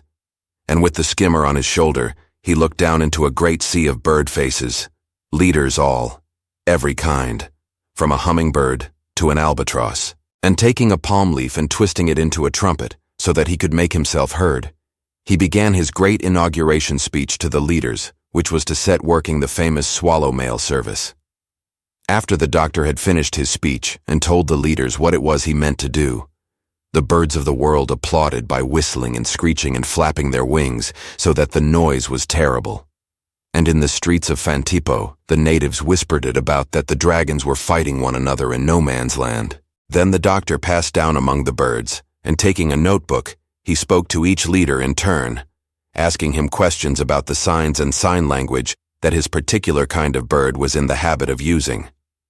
And the doctor wrote it all down in the notebook and took it home with him and worked over it all night, promising to meet the leaders again the following day. And on the morrow, crossing once again to the island, he went on with the discussion and planning and arrangement. It was agreed that the swallow mail service should have its head office here in No Man's Land, and that there should be branch offices at Cape Horn, Greenland, in Christmas Island, Tahiti, Kashmir, Thibet, and Puddleby on the Marsh. Most of the mails were arranged so that those birds who migrated or went to other lands in the winter and back again in summer should carry the letters on their regular yearly journeys. And as there are some kinds of birds crossing from one land to another in almost every week of the year, this took care of much of the mails without difficulty. Then, of course, there were all those birds who don't leave their homelands in winter, but stay in one country all the time. The leaders of these had come under special guidance of other birds to oblige the doctor by being present at the great meeting.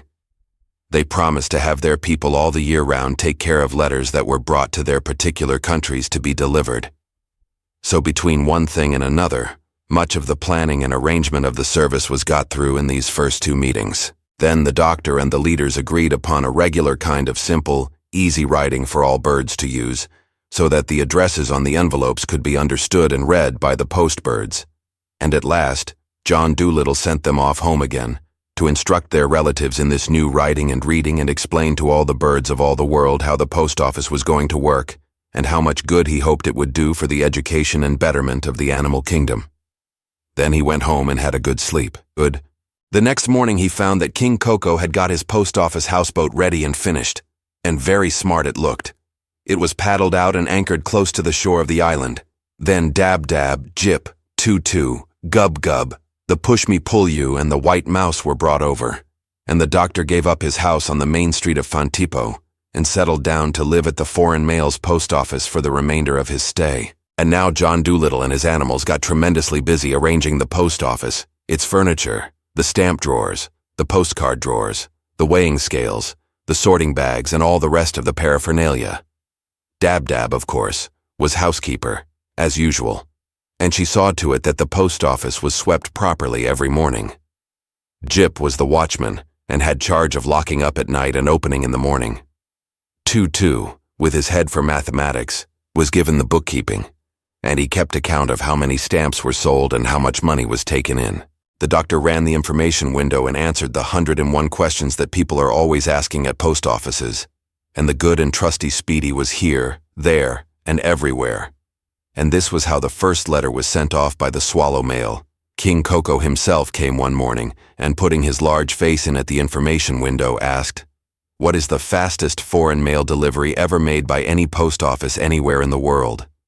"The British post office is now boasting," said the doctor, "that it can get a letter from London to Canada in 14 days. "All right," said the king. "Here's a letter to a friend of mine who runs a shoeshine parlor in Alabama. Let me see how quickly you can get me an answer to it." Now, the doctor really had not got everything ready yet to work the foreign mails properly, and he was about to explain to the king. But Speedy hopped up on the desk and whispered, "Give me that letter, doctor.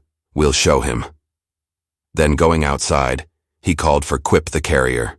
"Quip," said Speedy, "take this letter to the Azores as fast as you can. There you'll just catch the white-tailed Carolina warblers about to make their summer crossing to the United States. Give it to them and tell them to get the answer back here, as quick as they know how."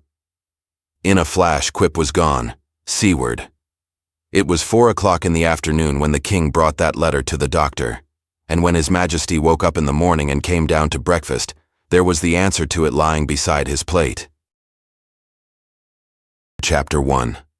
A Most Unusual Post Office. Nobody thought, not even John Dolittle himself, when the swallow mail was first started, what a tremendous system it would finally grow into and what a lot of happenings and ideas would come about through it. Of course, such an entirely new thing as this required a great deal of learning and working out before it could be made to run smoothly. Something new, some fresh problem, cropped up every day. But although the doctor, at all times a busy man, was positively worked to death, he found it all so interesting that he didn't mind. But the motherly Dab-Dab was dreadfully worried about him, for indeed, at the beginning, he seemed never to sleep at all. Certainly in the whole history of the world, there never was another post office like the doctor's. For one thing, it was a houseboat post office. For another, tea was served to everybody, the clerks and the customers as well, regularly at 4 o'clock every afternoon with cucumber sandwiches on Sundays. Paddling over to the foreign mail's post office for afternoon tea became quite the fashionable thing to do among the more up-to-date Fantippans. A large awning was put over the back entrance, forming a pleasant sort of veranda with a good view of the ocean and the bay. And if you dropped in for a stamp around 4 o'clock, as likely as not you would meet the king there, and all the other high notables of Fantippo, sipping tea. Another thing in which the doctor's post office was peculiar was its pens. Most post offices, the doctor had found, always had abominably bad pens that spluttered and scratched and wouldn't write. In fact, very many post offices even nowadays seem to pride themselves on their bad pens. But the doctor saw to it that his pens were of the very best quality. Of course, in those times there were no steel pens, only quills were used. And John Dolittle got the albatrosses and the seagulls to keep for him their tail feathers, which fell out in the molting season. And of course, with such a lot of quills to choose from, it was easy to have the best pens in the post office. Still another thing in which the doctor's post office was different from all others was the gum used on the stamps. The supply of gum which the king had been using for his stamps ran short, and the doctor had to set about discovering and making a new kind. And after a good deal of experiment, he invented a gum made of licorice, which dried quickly and worked very well.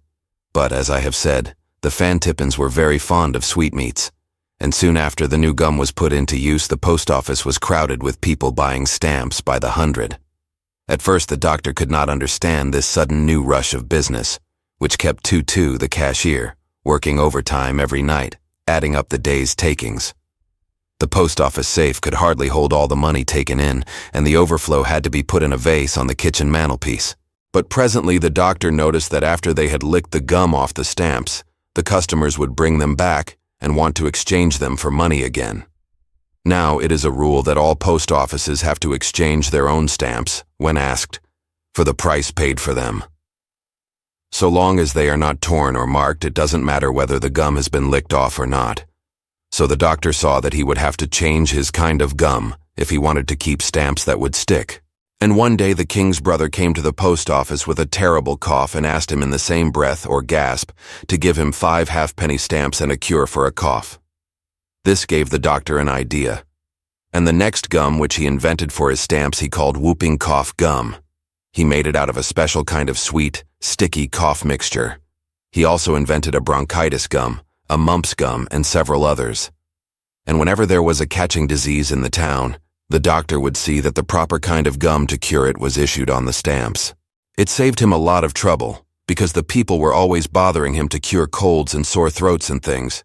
And he was the first Postmaster-General to use this way of getting rid of sickness. By serving round pleasant medicine on the backs of stamps, he called it stamping out an epidemic. One evening at 6 o'clock, Jip shut the doors of the post office as usual, and hung up the sign, "Closed," as he always did at that hour. The doctor heard the bolts being shot, and he stopped counting postcards and took out his pipe to have a smoke. The first hard work of getting the post office in full swing was now over. And that night, John Dolittle felt when he heard the doors being shut, that at last he could afford to keep more regular hours and not be working all the time. And when Jip came inside the registered mail booth, he found the doctor leaning back in a chair with his feet on the desk, gazing around him with great satisfaction. "Well, Jip," said he with a sigh, "we now have a real working post office." "Yes," said Jip, putting down his watchman's lantern. "And a mighty good one it is, too. There isn't another like it anywhere." "You know," said John Dolittle, "although we opened more than a week ago, I haven't myself written a single letter yet. Fancy living in a post office for a week and never writing a letter. Look at that drawer there. Ordinarily, the sight of so many stamps would make me write dozens of letters. All my life I never had a stamp when I really wanted to write a letter, and, funny thing, now that I'm living and sleeping in a post office, I can't think of a single person to write to." "It's a shame," said Jip, "and you with such beautiful handwriting too, as well as a drawer full of stamps. Never mind. Think of all the animals that are waiting to hear from you. Of course there's Sarah," the doctor went on puffing at his pipe dreamily. "Poor dear Sarah. I wonder whom she married, but there you are. I haven't her address, so I can't write to Sarah, and I don't suppose any of my old patients would want to hear from me." "I know," cried Jip. "Write to the cat's meat man." "He can't read," said the doctor gloomily. "No, but his wife can," said Jip. "That's true," murmured the doctor. "But what shall I write to him about?" Just at that moment Speedy the skimmer came in and said, "Doctor, we've got to do something about the city deliveries in Fantippo. My postbirds are not very good at finding the right houses to deliver the letters. You see, we swallows, although we nest in houses, are not regular city birds. We pick out lonely houses as a rule, in the country. City streets are a bit difficult for swallows to find their way round in. Some of the postbirds have brought back the letters they took out this morning to deliver, saying they can't find the houses they are addressed to." "Humph," said the doctor. "That's too bad. Let me think a minute. Oh, I know, I'll send for Cheapside." "Who is Cheapside?" asked Speedy. "Cheapside is a London sparrow," said the doctor, "who visits me every summer in Puddleby. The rest of the year he lives around St. Paul's Cathedral. He builds his nest in St. Edmund's left ear." "Where?" cried Jip. "In the left ear of a statue of St. Edmund on the outside of the chancel. The cathedral, you know," the doctor explained. "Cheapside's the very fellow we want for city deliveries. There's nothing about houses and towns he doesn't know. I'll send for him right away." "I'm afraid," said Speedy, "that a postbird, unless he was a city bird himself, would have a hard job finding a sparrow in London. It's an awful big city, isn't it?" "Yes, that's so," said John Dolittle. "Listen, Doctor," said Jip. "You were wondering just now what to write the cat's meat man about. Let Speedy write the letter to Cheapside in bird scribble, and you enclose it in a letter to the cat's meat man. Then when the sparrow comes to Puddleby for his summer visit, the cat's meat man can give it to him." "Splendid," cried the doctor, and he snatched a piece of paper off the desk and started to write. "And you might ask him too," put in Dab-Dab, who had been listening, "to take a look at the back windows of the house to see that none of them is broken. We don't want the rain coming in on the beds." "All right," said the doctor. "I'll mention that." So the doctor's letter was written and addressed to Matthew Mugg, Esquire, Cat's Meat Merchant, Puddleby on the Marsh, Shropshire, England, and it was sent off by Quip the carrier. The doctor did not expect an answer to it right away, because the cat's meat man's wife was a very slow reader and a still slower writer, and anyhow, Cheapside could not be expected to visit Puddleby for another week yet. He always stayed in London until after the Easter bank holiday. His wife refused to let him leave for the country till the Spring family had been taught by their father how to find the houses where people threw out crumbs, how to pick up oats from under the cab horses' nose bags without being stamped on by the horses' hoofs, how to get about in the trafficky streets of London, and a whole lot of other things that young city birds have to know. In the meantime, while Quip was gone, life went forward busily and happily at the doctor's post office. The animals, Tutu, Dab-Dab, Gub-Gub, the Pushmi-Pullyu, the White Mouse and Jip all agreed that they found living in a houseboat post office great fun. Whenever they got tired of their floating home, they would go off for picnic parties to the island of No Man's Land, which was now more often called by the name John Dolittle had given it, the Animals' Paradise. On these trips, too, the doctor sometimes accompanied them. He was glad to, because he so got an opportunity of talking with the many different kinds of animals there about the signs they were in the habit of using. And on these signs, which he carefully put down in notebooks, he built up a sort of written language for animals to use, or animal scribble as he called it, the same as he had done with the birds. Whenever he could spare the time, he held afternoon scribbling classes for the animals in the Great Hollow, and they were very well attended. He found the monkeys, of course, the easiest to teach, and because they were so clever, he made some of them into assistant teachers. But the zebras were quite bright too. The doctor discovered that these intelligent beasts had ways of marking and twisting the grasses to show where they had smelled lions about, though, happily, they did not have to use this trick in the animals' paradise, but had brought it with them when they had swum across from the mainland of Africa. The doctor's pets found it quite thrilling to go through the mail that arrived each day to see if there were any letters for them. At the beginning, of course, there wasn't much. But one day, Quip had returned from Puddleby with an answer to the doctor's letter to the cat's meat man. Mr. Matthew Mugg had written, through his wife, that he had hung the letter for Cheapside on an apple tree in the garden, where the sparrow would surely see it when he arrived. The windows of the house were all right, he wrote, but the back door could do with a coat of paint. And while Quip had been waiting for this letter to be written, he had filled in the time at Puddleby by gossiping with all the starlings and blackbirds in the doctor's garden about the wonderful new animals' post office on the island of No Man's Land. And pretty soon every creature in and around Puddleby had got to hear of it. After that, of course, letters began to arrive at the houseboat for the doctor's pets. And one morning, when the mail was sorted, there was a letter for Dab-Dab from her sister. One for the White Mouse written by a cousin from the doctor's bureau drawer.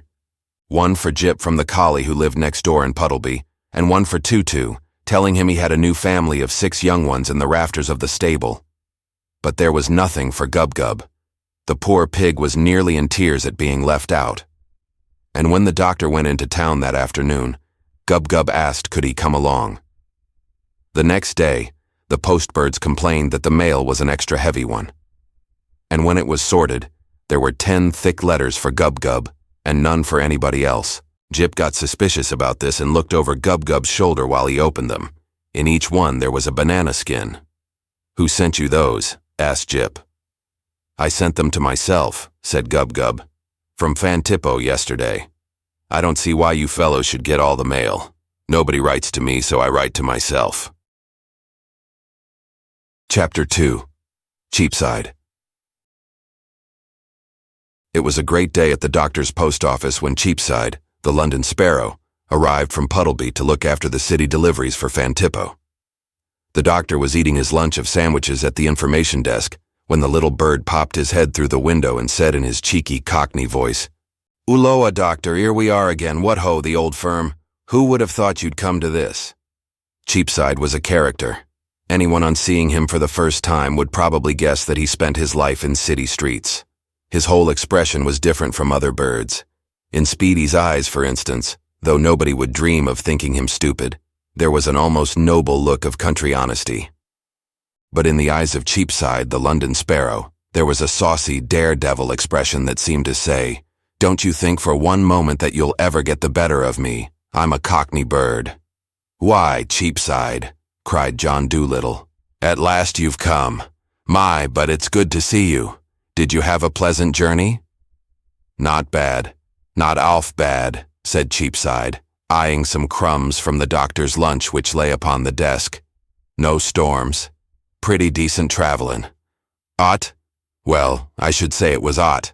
Odd enough for an Ottentot. Quaint place you have here. Sort of a barge."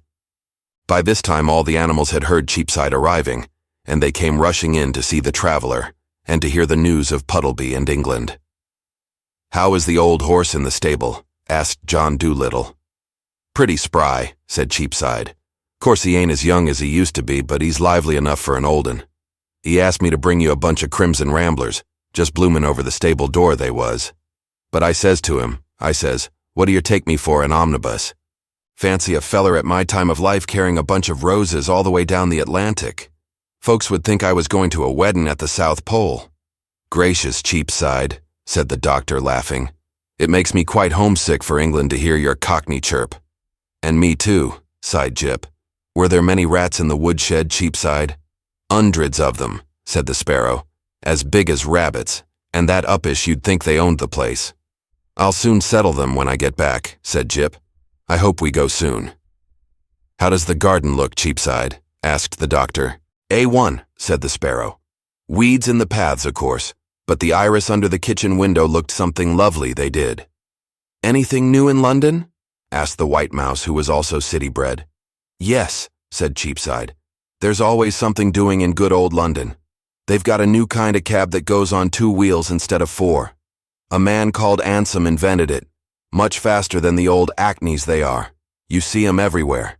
And there's a new greengrocer's shop near the Royal Exchange." "I'm going to have a greengrocer's shop of my own when I grow up," murmured Gub-Gub. "In England, where they grow good vegetables. I'm awfully tired of Africa, and then I'll watch the new vegetables coming into season all the year round." "He's always talking about that," said Tutu. "Such an ambition in life to have, to run a greengrocer's shop." "Ah, England," cried Gub-Gub sentimentally. "What is there more beautiful in life than the heart of a young lettuce in the spring?" "Ark at him," said Cheapside, raising his eyebrows. "Ain't he the poetical porker? Why don't you write a bunch of sonnets to the skunk-kissed cabbages of Louisiana, Mr. Bacon?" "Well now, look here, Cheapside," said the doctor. "We want you to get these city deliveries straightened out for us in the town of Fantippo. Our postbirds are having great difficulty finding the right houses to take letters to. You're a city bird, born and bred. Do you think you can help us?" "I'll see what I can do for you, Doc," said the sparrow, "after I've taken a look around this Ethan town of yours. But first I want a bath. I'm all heat up from flying under a broiling sun. Ain't you got no puddles round here for a bird to take a bath in?" "No, this isn't puddly climate," said the doctor. "You're not in England, you know, but I'll bring you my shaving mug and you can take a bath in that." "Mind, you wash the soap out first, Doc," chirped the sparrow. "It gets into my eyes." The next day, after Cheapside had had a good sleep to rest up from his long journey, the doctor took the London sparrow to show him around the town of Fantippo. "Well, Doc," said Cheapside after they had seen the sights, "as a town I don't think much of it. Really, I don't. It's big. I'll say that for it. I'd no idea they had towns as big as this in Africa. But the streets is so narrow. I can see why they don't have no cabs here. Hardly room for a goat to pass, let alone a 4-wheeler. And as for the houses, they seem to be made of the insides of old mattresses. The first thing we'll have to do is to make old King Coconut tell his subjects to put door knockers on their doors. What is home without a door knocker, I'd like to know. Of course, your postman can't deliver the letters when they've no knockers to knock with." I'll attend to that, said the doctor. I'll see the king about it this afternoon. And then they've got no letter boxes in the doors, said Cheapside. There ought to be slots made to poke the letters in. The only place these bloomin' Ethans have for a postman to put a letter is down the chimney. Very well, said the doctor. I'll attend to that too. Shall I have the letter boxes in the middle of the door, or would you like them on one side? Put 'em on each side of the doors, 2 to every house, said Cheapside. What's that for? Asked the doctor. That's a little idea of my own, said the sparrow. We'll have 1 box for the bills and 1 for sure enough letters. You see, people are so disappointed when they hear the postman's knock and come to the door, expecting to find a nice letter from a friend or news that money's been left them, and all they get is a bill from the tailor. But if we have 2 boxes on each door, one marked bills and the other letters, the postman can put all the bills in one box and the honest letters in the other. As I said, it's a little idea of my own. We might as well be real up to date. What do you think of it? I think it's a splendid notion, said the doctor. Then the people need only have one disappointment, when they clear the bill box on the day set for paying their debts. That's the idea, said Cheapside. And tell the postbirds, as soon as we've got the knockers on, to knock once for a bill and twice for a letter, so the folks in the house will know whether to come and get the mail or not. Oh, I tell you, we'll show these poor pagans a thing or two before we're finished. We'll have a post office in Fantippo that really is a post office. And now, how about the Christmas boxes, Doctor? Postmen always expect a handsome present around Christmas time, you know. Well, I'm rather afraid, said the doctor doubtfully, that these people don't celebrate Christmas as a holiday. Don't celebrate Christmas, cried Cheapside in a shocked voice.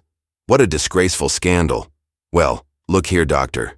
You just tell King Koko Butter that if he and his people don't celebrate the festive season by giving us postbirds Christmas boxes, there ain't gonna be no mail delivered in Fantippo from New Year's to Easter. And you can tell him I said so. It's high time somebody enlightened his ignorance. All right, said the doctor. I'll attend to that too. Tell him, said Cheapside. We'll expect 2 lumps of sugar on every doorstep Christmas morning for the postbirds. No sugar, no letters. That afternoon, the doctor called upon the king and explained to him the various things that Cheapside wanted, and His Majesty gave in to them, everyone. Beautiful brass knockers were screwed on all the doors, light ones, which the birds could easily lift. And very elegant they looked, by far the most up-to-date part of the ramshackle dwellings. The double boxes were also put up, with 1 place for bills and 1 for the letters. John Dolittle instructed King Koko as well in the meaning of Christmas time, which should be a season for giving gifts. And among the Fantippo people, the custom of making presents at Christmas became very general, not only to postmen, but to friends and relatives too. That is why when, several years after the doctor had left this country, some missionaries visited that part of Africa, they found to their astonishment that Christmas was celebrated there, although the people were heathens. But they never learned that the custom had been brought about by Cheapside, the cheeky London sparrow. And now very soon, Cheapside took entire charge of the city delivery of mails in Fantippo. Of course, as soon as the mail began to get heavy, when the people got the habit of writing more to their friends and relatives, Cheapside could not deal with all the mail himself. So he sent a message by a swallow to get 50 sparrows from the streets of London, who were, like himself, accustomed to city ways, to help him with the delivery of letters. And around the native holiday seasons, the harvest moon and the coming of the rains, he had to send for 50 more to deal with the extra mail. And if you happened to pass down the main street of Fantippo at 9 in the morning or 4 in the afternoon, you would hear the rat-tat-tat of the post sparrows knocking on the doors. Tat-tat, if it was a real letter, and just rat, if it was a bill. Of course, they could not carry more than 1 or 2 letters at a time, being such small birds. But it only took them a moment to fly back to the houseboat for another load, where Tutu was waiting for them at the city window with piles of mail, sorted out into boxes marked Central, West Central, Southwest, etc., for the different parts of the town. This was another idea of Cheapside's, to divide up the city into districts, the same as they did in London, so the mail could be delivered quickly without too much hunting for streets. Cheapside's help was indeed most valuable to the doctor. The king himself said that the mails were wonderfully managed. The letters were brought regularly and never left at the wrong house. He had only one fault, had Cheapside, and that was being cheeky. Whenever he got into an argument, his Cockney swearing was just dreadful. And in spite of the doctors having issued orders time and time again that he expected his post office clerks and mailbirds to be strictly polite to the public, Cheapside was always getting into rows, which he usually started himself. One day when King Koko's pet white peacock came to the doctor and complained that the Cockney sparrow had made faces at him over the palace wall, the doctor became quite angry and read the city manager a long lecture. Then Cheapside got together a gang of his tough London sparrow friends, and one night they flew into the palace garden and mobbed the white peacock and pulled 3 feathers out of his beautiful tail. This last piece of rowdyism was too much for John Dolittle, and, calling up Cheapside, he discharged him on the spot, though he was very sorry to do it. But when the sparrow went, all his London friends went with him, and the post office was left with no city birds to attend to the city deliveries. The swallows and other birds tried their hardest to get letters around to the houses properly, but they couldn't. And before long, complaints began to come in from the townspeople. Then the doctor was sorry and wished he hadn't discharged Cheapside, who seemed to be the only one who could manage this part of the mails properly. But one day, to the doctor's great delight, though he tried hard to look angry, Cheapside strolled into the post office with a straw in the corner of his mouth, looking as though nothing had happened. John Dolittle had thought that he and his friends had gone home to London, but they hadn't. They knew the doctor would need them, and they had just hung around outside the town. And then the doctor, after lecturing Cheapside again about politeness, gave him back his job. But the next day, the rowdy little sparrow threw a bottle of post office ink over the royal white peacock when he came to the houseboat with the king to take tea. Then the doctor discharged Cheapside again. In fact, the doctor used to discharge him for rudeness regularly about once a month, and the city mails always got tied up soon after. But, to the doctor's great relief, the city manager always came back just when the tie-up was at its worst and put things right again. Cheapside was a wonderful bird, but it seemed as though he just couldn't go a whole month without being rude to somebody. The doctor said it was in his nature. Chapter 3. The Birds That Helped Columbus. After the doctor had written his first letter by swallow mail to the cat's meat man, he began to think of all the other people to whom he had neglected to write for years and years.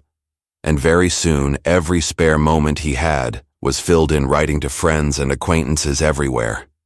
And then, of course, there were the letters he sent to and received from birds and animals all over the world.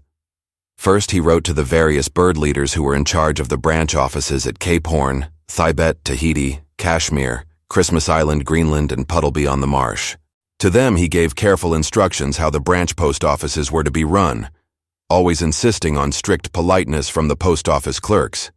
And he answered all the questions that the branch postmasters wrote asking for guidance. And he sent letters to various fellow naturalists whom he knew in different countries and gave them a whole lot of information about the yearly flights or migration of birds. Because, of course, in the bird mail business, he learned a great deal on that subject that had never been known to naturalists before.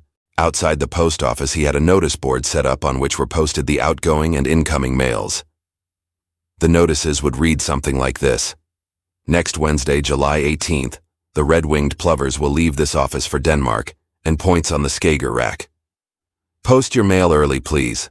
All letters should bear a 4-penny stamp. Small packages will also be carried on this flight for Morocco, Portugal, and the Channel Islands. Whenever a new flight of birds were expected at no man's land, the doctor always had a big supply of food of their particular kind, got ready for their arrival beforehand. He had at the big meeting with the leaders put down in his notebook the dates of all the yearly flights of the different kinds of birds, where they started from and where they went to. And this notebook was kept with great care. One day Speedy was sitting on top of the weighing scales while the doctor was sorting a large pile of outgoing letters. Suddenly the skimmer cried out, "Great heavens, Doctor, I've gained an ounce. I'll never be able to fly in the races again. Look, it says 4.5 ounces. No, Speedy, said the doctor. See, you have an ounce weight on the pan as well as yourself. That makes you only 3.5 ounces. Oh, said the skimmer, is that the trouble? I was never good at arithmetic. What a relief. Thank goodness I haven't gained. Listen, Speedy, said the doctor. In this batch of mail we have a lot of letters for Panama. What mails have we got going out tomorrow? I'm not sure, said Speedy. I'll go and look at the notice board. I think it's the golden jays. Yes, he said, coming back in a moment. That's right. The golden jays tomorrow, Tuesday the 15th, weather permitting. Where are they bound for, Speedy? Asked the doctor. My notebook's in the safe. From Dahomey to Venezuela, said Speedy, raising his right foot to smother a yawn. Good, said John Dolittle. Then they can take these Panama letters for me. It won't be much out of their way. What do golden jays eat? They are very fond of acorns, said Speedy. All right, said the doctor. Please tell Gub-Gub for me to go across to the island and get the wild boars to gather up a couple of sacks of acorns. I want all the birds who work for us to have a good feed before they leave the main office for their flights. The next morning when the doctor woke up, he heard a tremendous chattering all around the post office, and he knew that the golden jays had arrived overnight. And after he had dressed and come out onto the veranda, there, sure enough, they were. Myriads of very handsome gold and black birds, swarming everywhere, gossiping away at a great rate and gobbling up the acorns laid out for them in bushels. The leader, who already knew the doctor, of course, came forward to get orders and to see how much mail there was to be carried. After everything had been arranged, and the leader had decided he need expect no tornadoes or bad weather for the next 24 hours, he gave a command. Then all the birds rose in the air to fly away, whistling farewell to Postmaster-General Dolittle and the head office. Oh, by the way, Doctor, said the leader, turning back a moment, did you ever hear of a man called Christopher Columbus? Oh, surely, said the doctor. He discovered America in 1492. Well, I just wanted to tell you, said the jay, that if it hadn't been for an ancestor of mine, he wouldn't have discovered it in 1492. Later, perhaps, but not in 1492. Oh, indeed, said John Dolittle. Tell me more about it. And he pulled a notebook out of his pocket and started to write. Well, said the jay, the story was handed down to me by my mother, who heard it from my grandmother, who got it from my great-grandmother, and so on, way back to an ancestor of ours who lived in America in the 15th century. Our kind of birds in those days did not come across to this side of the Atlantic, neither summer nor winter. We used to spend from March to September in the Bermudas and the rest of the year in Venezuela. And when we made the autumn journey south, we used to stop at the Bahama Islands to rest on the way. The fall of the year 1492 was a stormy season. Gales and squalls were blowing up all the time, and we did not get started on our trip until the second week in October. My ancestor had been the leader of the flock for a long time, but he had grown sort of old and feeble, and a younger bird was elected in his place to lead the golden jays to Venezuela that year. The new leader was a conceited youngster, and because he had been chosen, he thought he knew everything about navigation and weather and sea crossings. Shortly after the birds started, they sighted, to their great astonishment, a number of boats sailing on a westward course. This was about halfway between the Bermudas and the Bahamas. The ships were much larger than anything they had ever seen before. All they had been accustomed to up to that time were little canoes, with Indians in them. The new leader immediately got scared and gave the order for the jays to swing in further toward the land, so they wouldn't be seen by the men who crowded these large boats. He was a superstitious leader, and anything he didn't understand he kept away from. But my ancestor did not go with the flock, but made straight for the ships. He was gone about 20 minutes, and presently he flew after the other birds and said to the new leader, "Over there in those ships a brave man is in great danger. They come from Europe, seeking land. The sailors, not knowing how near they are to sighting it, have mutinied against their admiral. I am an old bird and I know this brave seafarer. Once when I was making a crossing, the first I ever made, a gale came up and I was separated from my fellows. For 3 days I had to fly with the battering wind, and finally I was blown eastward near the old world. Just when I was ready to drop into the sea from exhaustion, I spied a ship. I simply had to rest. I was weather-beaten and starving. So I made for the boat and fell half dead upon the deck. The sailors were going to put me in a cage. But the captain of the ship, this same navigator whose life is now threatened by his rebellious crew in those ships over there, fed me crumbs and nursed me back to life. Then he let me go free, to fly to Venezuela when the weather was fair. We are land birds. Let us now save this good man's life by going to his ship and showing ourselves to his sailors. They will then know that land is near and be obedient to their captain." "Yes, yes," said the doctor. "Go on. I remember Columbus writing of land birds in his diary. Go on."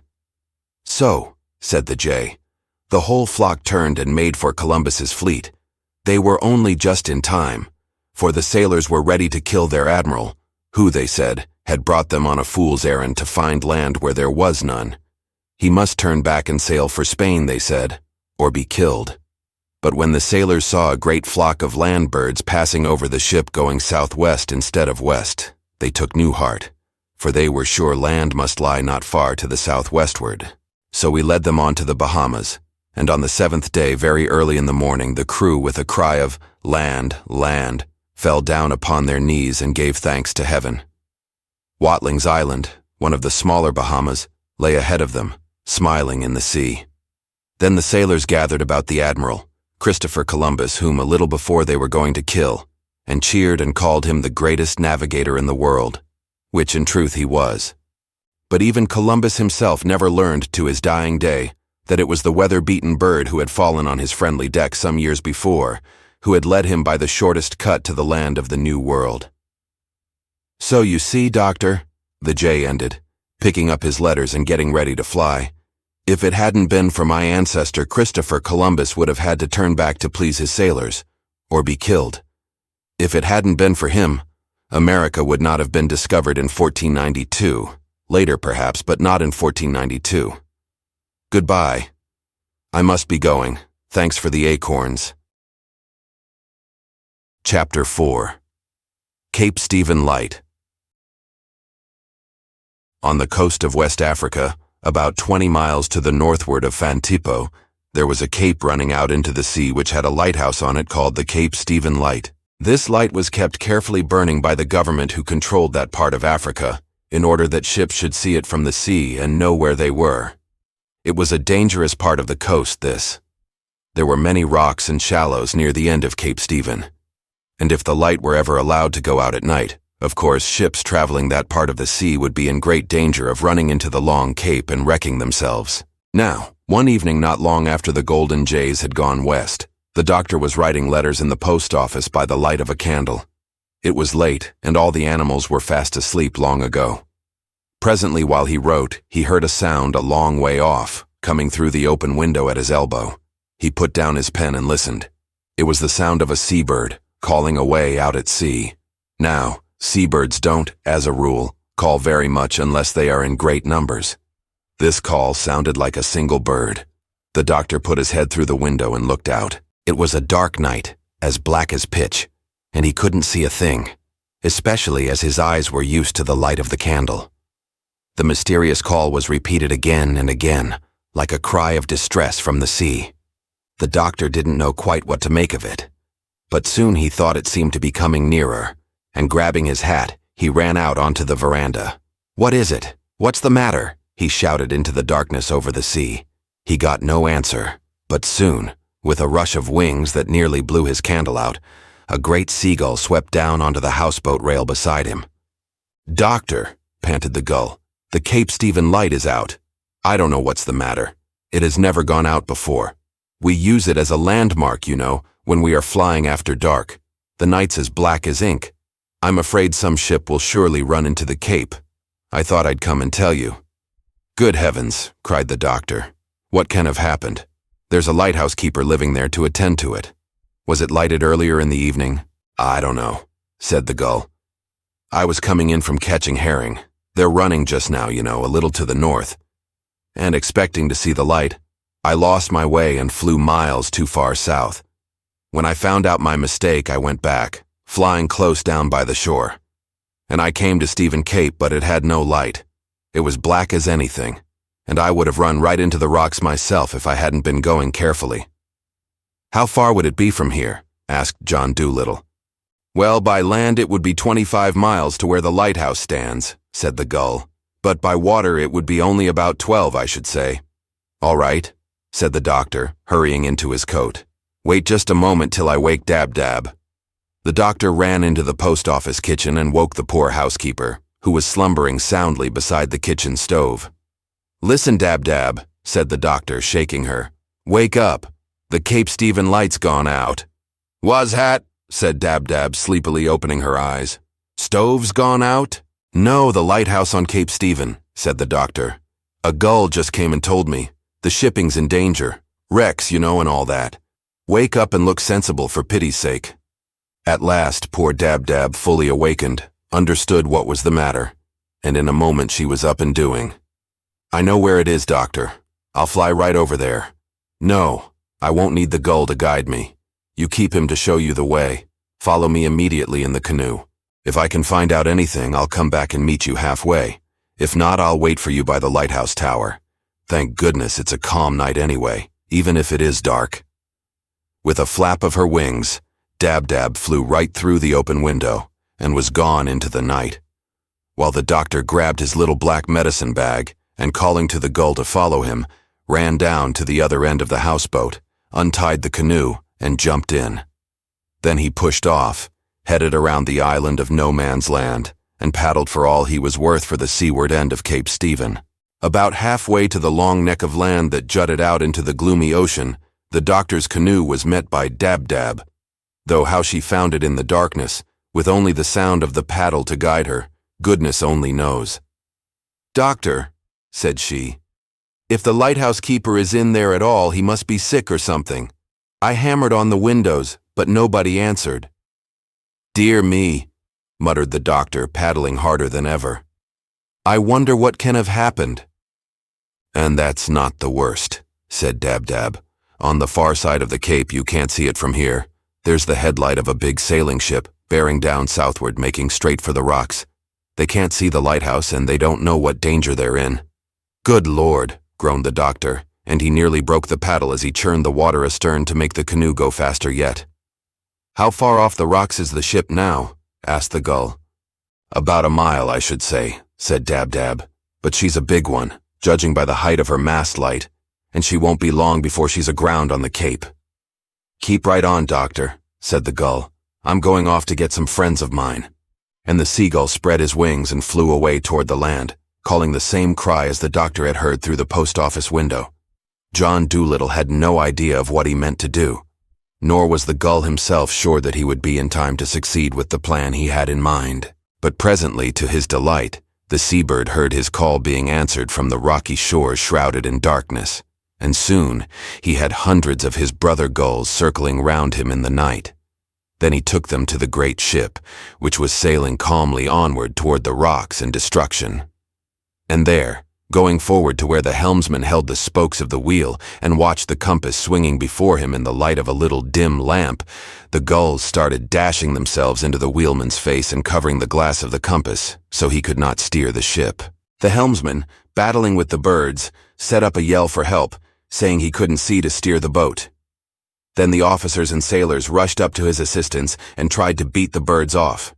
In the meantime, the doctor, in his canoe, had reached the end of Cape Stephen and, springing ashore, he scrambled up the rocks to where the great tower of the lighthouse rose skyward over the black, unlighted sea. Feeling and fumbling, he found the door and hammered on it, yelling to be let in.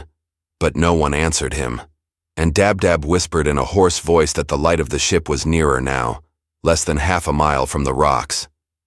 Then the doctor drew back for a run and threw his whole weight against the door, but the hinges and lock had been made to stand the beating of the sea, and they budged no more than if he had been a fly. At last, with a roar of rage, the doctor grabbed up a rock from the ground as big as a chair and banged it with all his might against the lock of the lighthouse door. With a crash, the door flew open and the doctor sprang within. On the ship, the seamen were still fighting with the gulls. The captain, seeing that no helmsman could steer the boat right with thousands of wings fluttering in his eyes, gave the orders to lay the ship to for a little and to get out the hose pipes, and a strong stream of water was turned onto the gulls around the helmsman, so they could no longer get near him. Then the ship got underway again and came on toward the cape once more. Inside the lighthouse, the doctor found the darkness blacker still.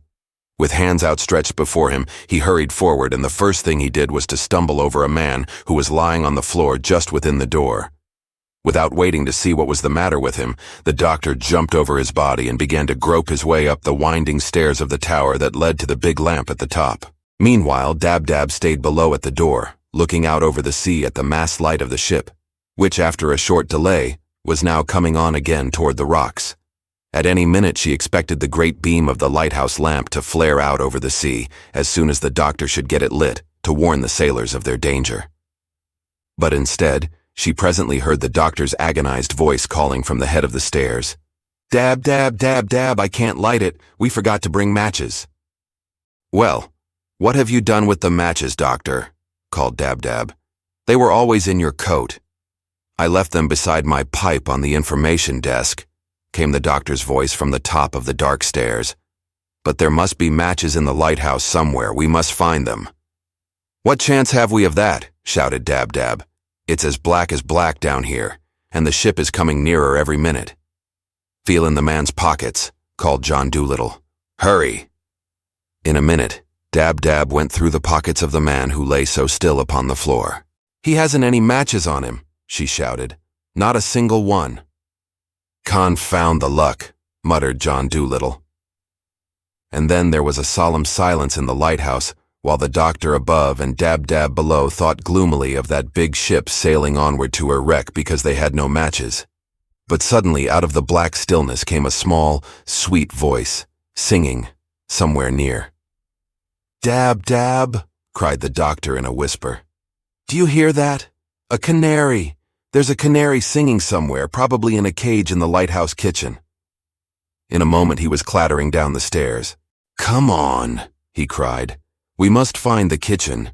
That canary will know where the matches are kept. Find the kitchen." Then the two of them went stumbling around in the darkness, feeling the walls, and presently they came upon a low door, opened it, and fell headlong down a short flight of steps that led to the lighthouse kitchen. This was a little underground room, like a cellar, cut out of the rock on which the lighthouse stood. If there was any fire or stove in it, it had long since gone out, for the darkness here was as black as anywhere else. But as soon as the door had opened, the trills of the songbird grew louder. "Tell me," called John Dolittle in canary language, "where are the matches? Quick!" "Oh, at last you've come," said a high, small, polite voice out of the darkness. "Would you mind putting a cover over my cage? There's a draft and I can't sleep. Nobody's been near me since midday. I don't know what can have happened to the keeper. He always covers up my cage at tea time, but tonight I wasn't covered at all, so I went on singing. You'll find my cover up on the—" "Matches! Matches! Where are the matches?" screamed Dab Dab. "The light's out and there's a ship in danger. Where are the matches kept?" "On the mantelpiece next to the pepper box," said the canary. "Come over here to my cage and feel along to your left, high up, and your hand will fall right on them." The doctor sprang across the room, upsetting a chair on his way, and felt along the wall. His hand touched the corner of a stone shelf, and the next moment Dab Dab gave a deep sigh of relief, for she heard the cheerful rattle of a box of matches as the doctor fumbled to strike a light. "You'll find a candle on the table. There, look, behind you," said the canary, when the matchlight dimly lit up the kitchen. With trembling fingers, the doctor lit the candle. Then, shielding the flame with his hand, he bounded out of the room and up the stairs. "At last," he muttered. "Let's hope I'm not too late." At the head of the kitchen steps, he met the seagull coming into the lighthouse with two companions. "Doctor," cried the gull, "we held off the ship as long as we could. But the stupid sailors, not knowing we were trying to save them, turned hoses on us and we had to give up. The ship is terribly near now." Without a word, the doctor sped on up the winding steps of the tower. Round and round he went, upward, till he was ready to drop from dizziness. At length, reaching the great glass lamp chamber at the top, he set down his candle, and striking two matches at once, he held one in each hand and lit the big wick in two places. By this time, Dab Dab had gone outside again and was watching over the sea for the oncoming ship. And when at last the great light from the big lamp at the top of the tower suddenly flared out over the sea, there was the bow of the vessel, not more than 100 yards from the rocky shore of the cape. Then came a cry from the lookout, shouted orders from the captain, much blowing of whistles and ringing of bells. And just in time to save herself from a watery grave, the big ship swung her nose out to sea and sailed safely past upon her way. Chapter 5. Gulls and Ships. The morning sun peeping in at the window of the lighthouse found the doctor still working over the keeper where he lay at the foot of the tower stairs. "He's coming too," said Dab-Dab. "See, his eyes are beginning to blink." "Get me some more clean water from the kitchen," said the doctor, who was bathing a large lump on the side of the man's head. Presently, the keeper opened his eyes wide and stared up into the doctor's face. "Who? What?" he murmured stupidly. "The light. I must attend to the light. I must attend to the light." And he struggled weakly to get up. "It's all right," said the doctor. "The light has been lit, and it's nearly day now. Here, drink this. Then you'll feel better." And the doctor held some medicine to his lips which he had taken from the little black bag. In a short while the man grew strong enough to stand on his feet. Then, with the doctor's help, he walked as far as the kitchen, where John Dolittle and Dab-Dab made him comfortable in an armchair, lit the stove, and cooked his breakfast for him. "I'm mighty grateful to you, stranger, whoever you be," said the man. "Usually there's two of us here, me and my partner Fred. But yesterday morning I let Fred go off with the catch to get oysters. That's why I'm alone. I was coming down the stairs about noon, from putting new wicks in the lamp, when my foot slipped and I took a tumble to the bottom. My head fetched up against the wall and knocked the senses right out of me. How long I lay there before you found me, I don't know." "Well, all's well that ends well," said the doctor. "Take this. You must be nearly starved." And he handed the keeper a large cup of steaming coffee. About 10 o'clock in the morning, Fred, the partner, returned in the little sailboat from his oyster-gathering expedition. He was very much worried when he heard of the accident which had happened while he had been off duty. Fred, like the other keeper, was a Londoner and a seaman. He was a pleasant fellow, and both he and his partner, who was now almost entirely recovered from his injury, were very glad of the doctor's company to break the tiresome dullness of their lonely life. They took John Dolittle all over the lighthouse to see the workings of it, and outside they showed him with great pride the tiny garden of tomatoes and nasturtiums which they had planted near the foot of the tower. They only got a holiday once a year, they told John Dolittle, when a government ship stopped near Cape Stephen and took them back to England for 6 weeks' vacation, leaving 2 other men in their place to take care of the light while they were gone. They asked the doctor if he could give them any news of their beloved London, but he had to admit that he also had been away from that city for a long time. However, while they were talking, Cheapside came into the lighthouse kitchen, looking for the doctor. The city sparrow was delighted to find that the keepers were also Cockneys, and he gave them, through the doctor, all the latest gossip of Wapping, Limehouse, the East India docks, and the wharves, and the shipping of London River. The 2 keepers thought that the doctor was surely crazy when he started a conversation of chirps with Cheapside. But from the answers they got to their questions, they could see there was no fake about the news of the city which the sparrow gave. Cheapside said the faces of those 2 Cockney seamen were the best scenery he had looked on since he had come to Africa. And after that first visit, he was always flying over to the lighthouse in his spare time to see his new friends. Of course, he couldn't talk to them, because neither of them knew sparrow talk, not even Cockney sparrow talk, but Cheapside loved being with them anyway. "There's such a nice, wholesome Christian change," he said, "after these 'ere Ethan Hidelators, and you should just hear Fred sing, 'See that my grave's kept green.'" The lighthouse keepers were sorry to have the doctor go, and they wouldn't let him leave till he promised to come and take dinner with them next Sunday. Then, after they had loaded his canoe with a bushel of rosy tomatoes and a bouquet of nasturtiums, the doctor, with Dab-Dab and Cheapside, paddled away for Fantippo, while the keepers waved to them from the lighthouse door. The doctor had not paddled very far on his return journey to the post office when the seagull who had brought the news of the light overtook him. "Everything all right now, doctor?" he asked as he swept in graceful circles around the canoe. "Yes," said John Dolittle, munching a tomato. "The man got an awful crack on the head from that fall, but he will be all over it in a little while. If it hadn't been for the canary, though, who told us where the matches were, and for you two holding back the sailors, we would never have saved that ship." The doctor threw a tomato skin out of the canoe, and the gull caught it neatly in the air before it touched the water. "Well, I'm glad we were in time," said the bird. "Tell me," asked the doctor, watching him thoughtfully as he hovered and swung and curved around the tiny boat, "what made you come and bring me the news about the light?" Gulls don't, as a rule, bother much about people or what happens to ships, do they? You're mistaken, Doctor, said the gull, catching another skin with deadly accuracy. Ships and the men in them are very important to us, not so much down here in the south. But up north, why? If it wasn't for the ships in the winter, we gulls would often have a hard time finding enough to eat. You see, after it gets cold, fish and seafoods become sort of scarce. Sometimes we make out by going up the rivers to towns and hanging about the artificial lakes and parks where fancy waterfowl are kept.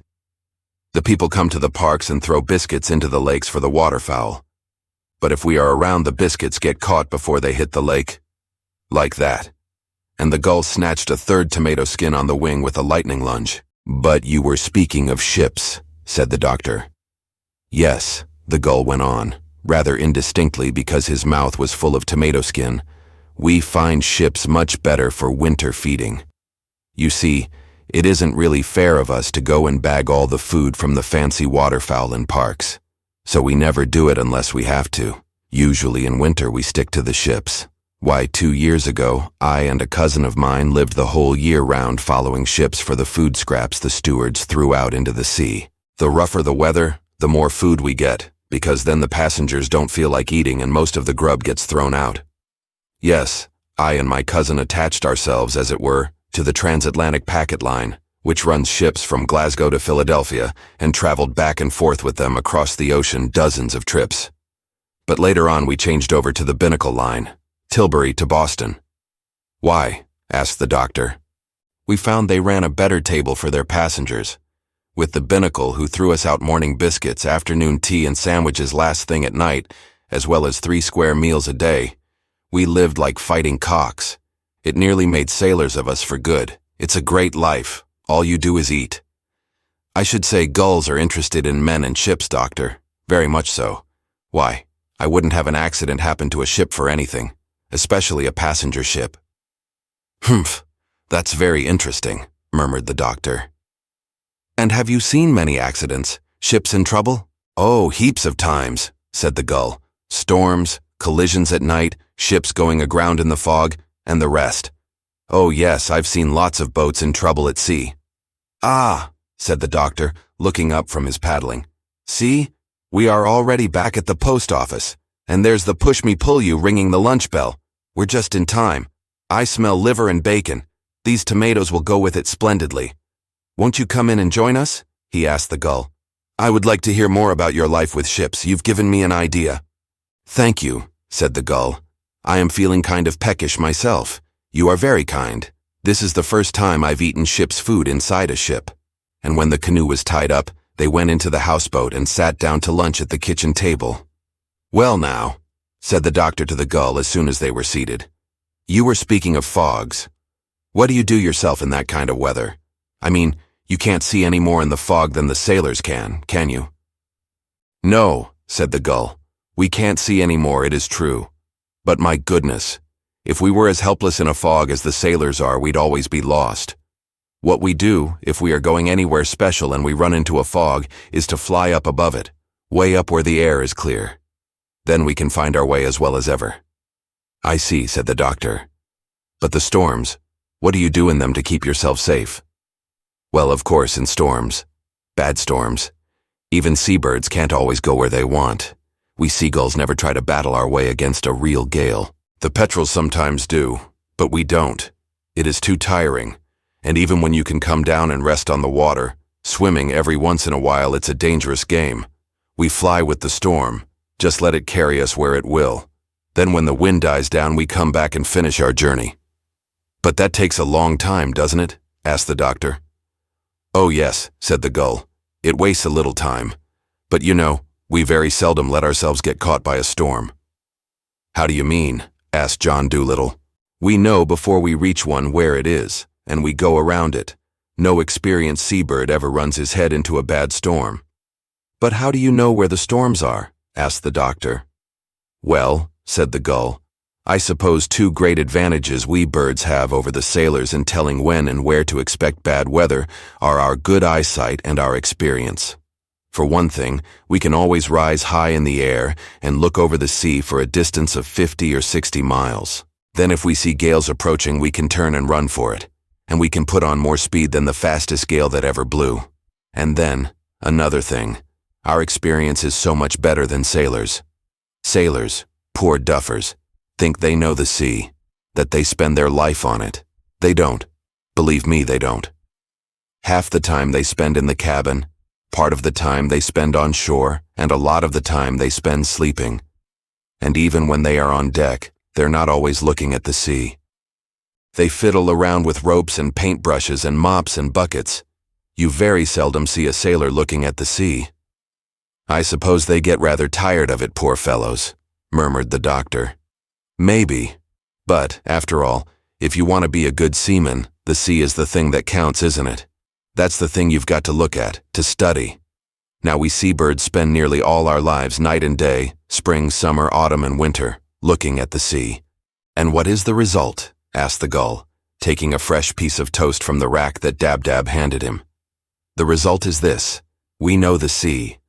Why, doctor, if you were to shut me up in a little box with no windows in it, and take me out into the middle of any ocean you liked and then open the box and let me look at the sea, even if there wasn't a speck of land in sight, I could tell you what ocean it was, and almost to a mile, what part of it we were in.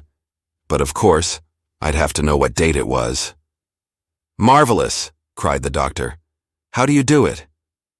From the color of it, from the little particles of things that float in it, from the kind of fishes and sea creatures swimming in it, from the way the little ripples rippled and the big waves waved, from the smell of it, from the taste, the saltness of it, and a couple of hundred other things. But, you know, in most cases, not always, but in most cases, I could tell you where we were with my eyes shut, as soon as I got out of the box, just from the wind blowing on my feathers. Great heavens, the doctor exclaimed. You don't say. That's the main trouble with sailors, doctor. They don't know winds the way they ought. They can tell a northeast wind from a west wind, and a strong one from a weak one. And that's about all.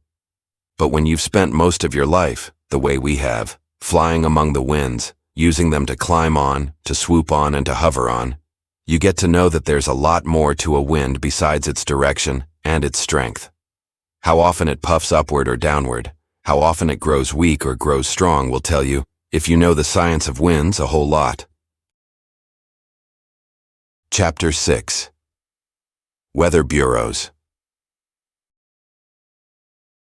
When the lunch was over, the doctor took an armchair beside the kitchen stove and lit his pipe. I am thinking, he said to the gull, of starting a new department in my post office. Many of the birds who have helped me in this mail business seem to be remarkably good weather prophets, and what you have just told me about your knowledge of the sea and storms has given me the idea of opening a weather bureau. What's that? Asked Jip, who was brushing up the table crumbs to be put out later for the birds on the houseboat deck. A weather bureau, said the doctor, is a very important thing, especially for shipping and farmers. It is an office for telling you what kind of weather you're going to have. How do they do it? Asked Gub-Gub. They don't, said the doctor. At least they do sometimes. But as often as not, they're wrong. They do it with instruments, thermometers, barometers, hygrometers, and wind gauges and things. But most weather bureaus so far have been pretty poor. I think I can do much better with my birds. They very seldom go wrong in prophesying the weather. Well, for what parts of the world do you want to know the weather, doctor? Asked the gull. If it's just for Fantippo or West Africa, it will be easy as pie. All you ever get here is tornadoes. The rest of the year is just frying heat. But if you want to prophesy the weather for the Straits of Magellan or Nova Zembla, or those countries where they have all sorts of fancy weathers, it will be a different matter. Even prophesying the weather for England would keep you busy. Myself, I never thought that the weather itself knew what it was going to do next in England. The English climate's all right, put in Cheapside, his feathers ruffling up for a fight. Don't you get turning up your long nautical nose at England, my lad? What do you call this here? A climate? Well, I should call it a Turkish bath. In England, we like variety in our climate, and we get it. That's why Englishmen have such earty red faces, ere the poor creatures turn black. I would like, said the doctor, to be able to prophesy weather for every part of the world. I really don't see why I shouldn't. This office, together with my branch offices, is in communication with birds going to every corner of the earth. I could improve the farming and the agriculture of the whole human race, but also, And especially, I want to have a bureau for ocean weather, to help the ships." "Ah," said the gull, "for land weather I wouldn't be much help to you. But when it comes to the oceans, I know a bird who can tell you more about sea weather than any bureau ever knew." "Oh," said the doctor, "who is that?" "We call him One Eye," said the gull. "He's an old albatross. Nobody knows how old. He lost an eye fighting with a fish eagle over a flounder, but he's the most marvelous weather prophet that ever lived. All seabirds have the greatest respect for his opinions. He has never been known to make a mistake." "Indeed?" said the doctor. "I would like very much to meet him." "I'll get him for you," said the gull. "His home is not very far from here, out on a rock off the Angola coast. He lives there because the shellfish are so plentiful on the rock and he's too feeble, with his bad sight, to catch the other kinds of livelier fish. It's a sort of dull life for his old age, after all the great traveling he has done. He'll be no end pleased to know you want his help. I'll go and tell him right away." "That will be splendid," said the doctor. "I think your friend should be very helpful to us." So the gull, after thanking the doctor and Dab for a very excellent luncheon, took a couple of postcards, which were going to Angola, and flew off to get One Eye, the albatross. Later in the afternoon, the gull returned, and with him came the great One Eye, oldest of bird weather prophets. The doctor said afterward that he had never seen a bird who reminded him so much of a sailor. He had the rolling, straddling walk of a seafaring man. He smelt strongly of fish, and whenever he spoke of the weather, he had an odd trick of squinting up at the sky with his one eye, the way old sailors often do. He agreed with the doctor that the idea of a bird weather bureau was quite a possible thing and would lead to much better weather reports than had so far been possible. Then for a whole hour and a half, he gave the doctor a lecture on winds. Every word of this John Dolittle wrote down in a notebook. Now the wind is the chief thing that changes the weather. And if, for instance, you know that it is raining in the Channel Islands at tea time on a Thursday, and there's a northeast wind blowing, you can be pretty sure that the rain will reach England sometime Thursday night. The next thing that the doctor did was to write to all the branch postmasters and have them arrange exactly with the different kinds of birds a time for them to start their yearly migrations. Not just the second week in November or anything like that, but an exact day and hour. Then by knowing how fast each kind of bird flies, he could calculate almost to a minute what time they should arrive at their destination. And if they were late in arriving, then he would know that bad weather had delayed them on the way, or that they had put off their starting till storms died down. The doctor, the gull, One Eye, Dab, Cheapside, Speedy the skimmer and Tutu the mathematician, put their heads together and discussed far into the night, working out a whole lot more arrangements and particulars for running a good weather bureau. And a few weeks later, a second brand new notice board appeared on the walls of the doctor's post office, beside the one for outgoing and incoming mails. The new notice board was marked at the top weather reports and would read something like this. The green herons were 1 day, 3 hours and 9 minutes late in their arrival at Cape Horn from the Sandwich Islands. Wind coming south-southeast. Blustery weather can be expected along the west coast of Chile and light gales in the Antarctic Sea. And then the land birds, particularly those that live on berries, were very helpful to the doctor in telling him by letter if the winter was going to be a hard one or not in their particular country. And he used to write to farmers all over the world, advising them whether they could expect a sharp frost, a wet spring, or a dry summer, which of course helped them in their farming tremendously. And then the Fantippos, who so far had been very timid about going far out to sea on account of storms, now that they had a good weather bureau and knew what weather to expect, began building larger sailboats instead of their little frail canoes. And they became what is called a mercantile nation, traded up and down the shores of West Africa, and even went as far south as the Cape of Good Hope and entered the Indian Ocean to traffic in goods with people of foreign lands. This made the kingdom of Fantippo much richer and more important than it had been before, of course, and a large grant of money was given by the king to the foreign mails post office, which was used by the doctor in making the houseboat better and bigger. And soon, the No Man's Land Weather Bureau began to get known abroad. The farmers in England, who had received such good weather reports by letter from the doctor, went up to London and told the government that their own reports were no good, that a certain John Dolittle, M.D., was writing them much better reports from someplace in Africa, and the government got quite worked up about it. And they sent the royal meteorologist, an old gray-haired weatherman, down to Fantippo to see how the doctor was doing it. John Dolittle saw him one day, snooping around the post office, looking at the notice boards and trying to find out things, but he found out nothing. And when he got back to England, he said to the government, "He hasn't any new instruments at all. The man's a fake.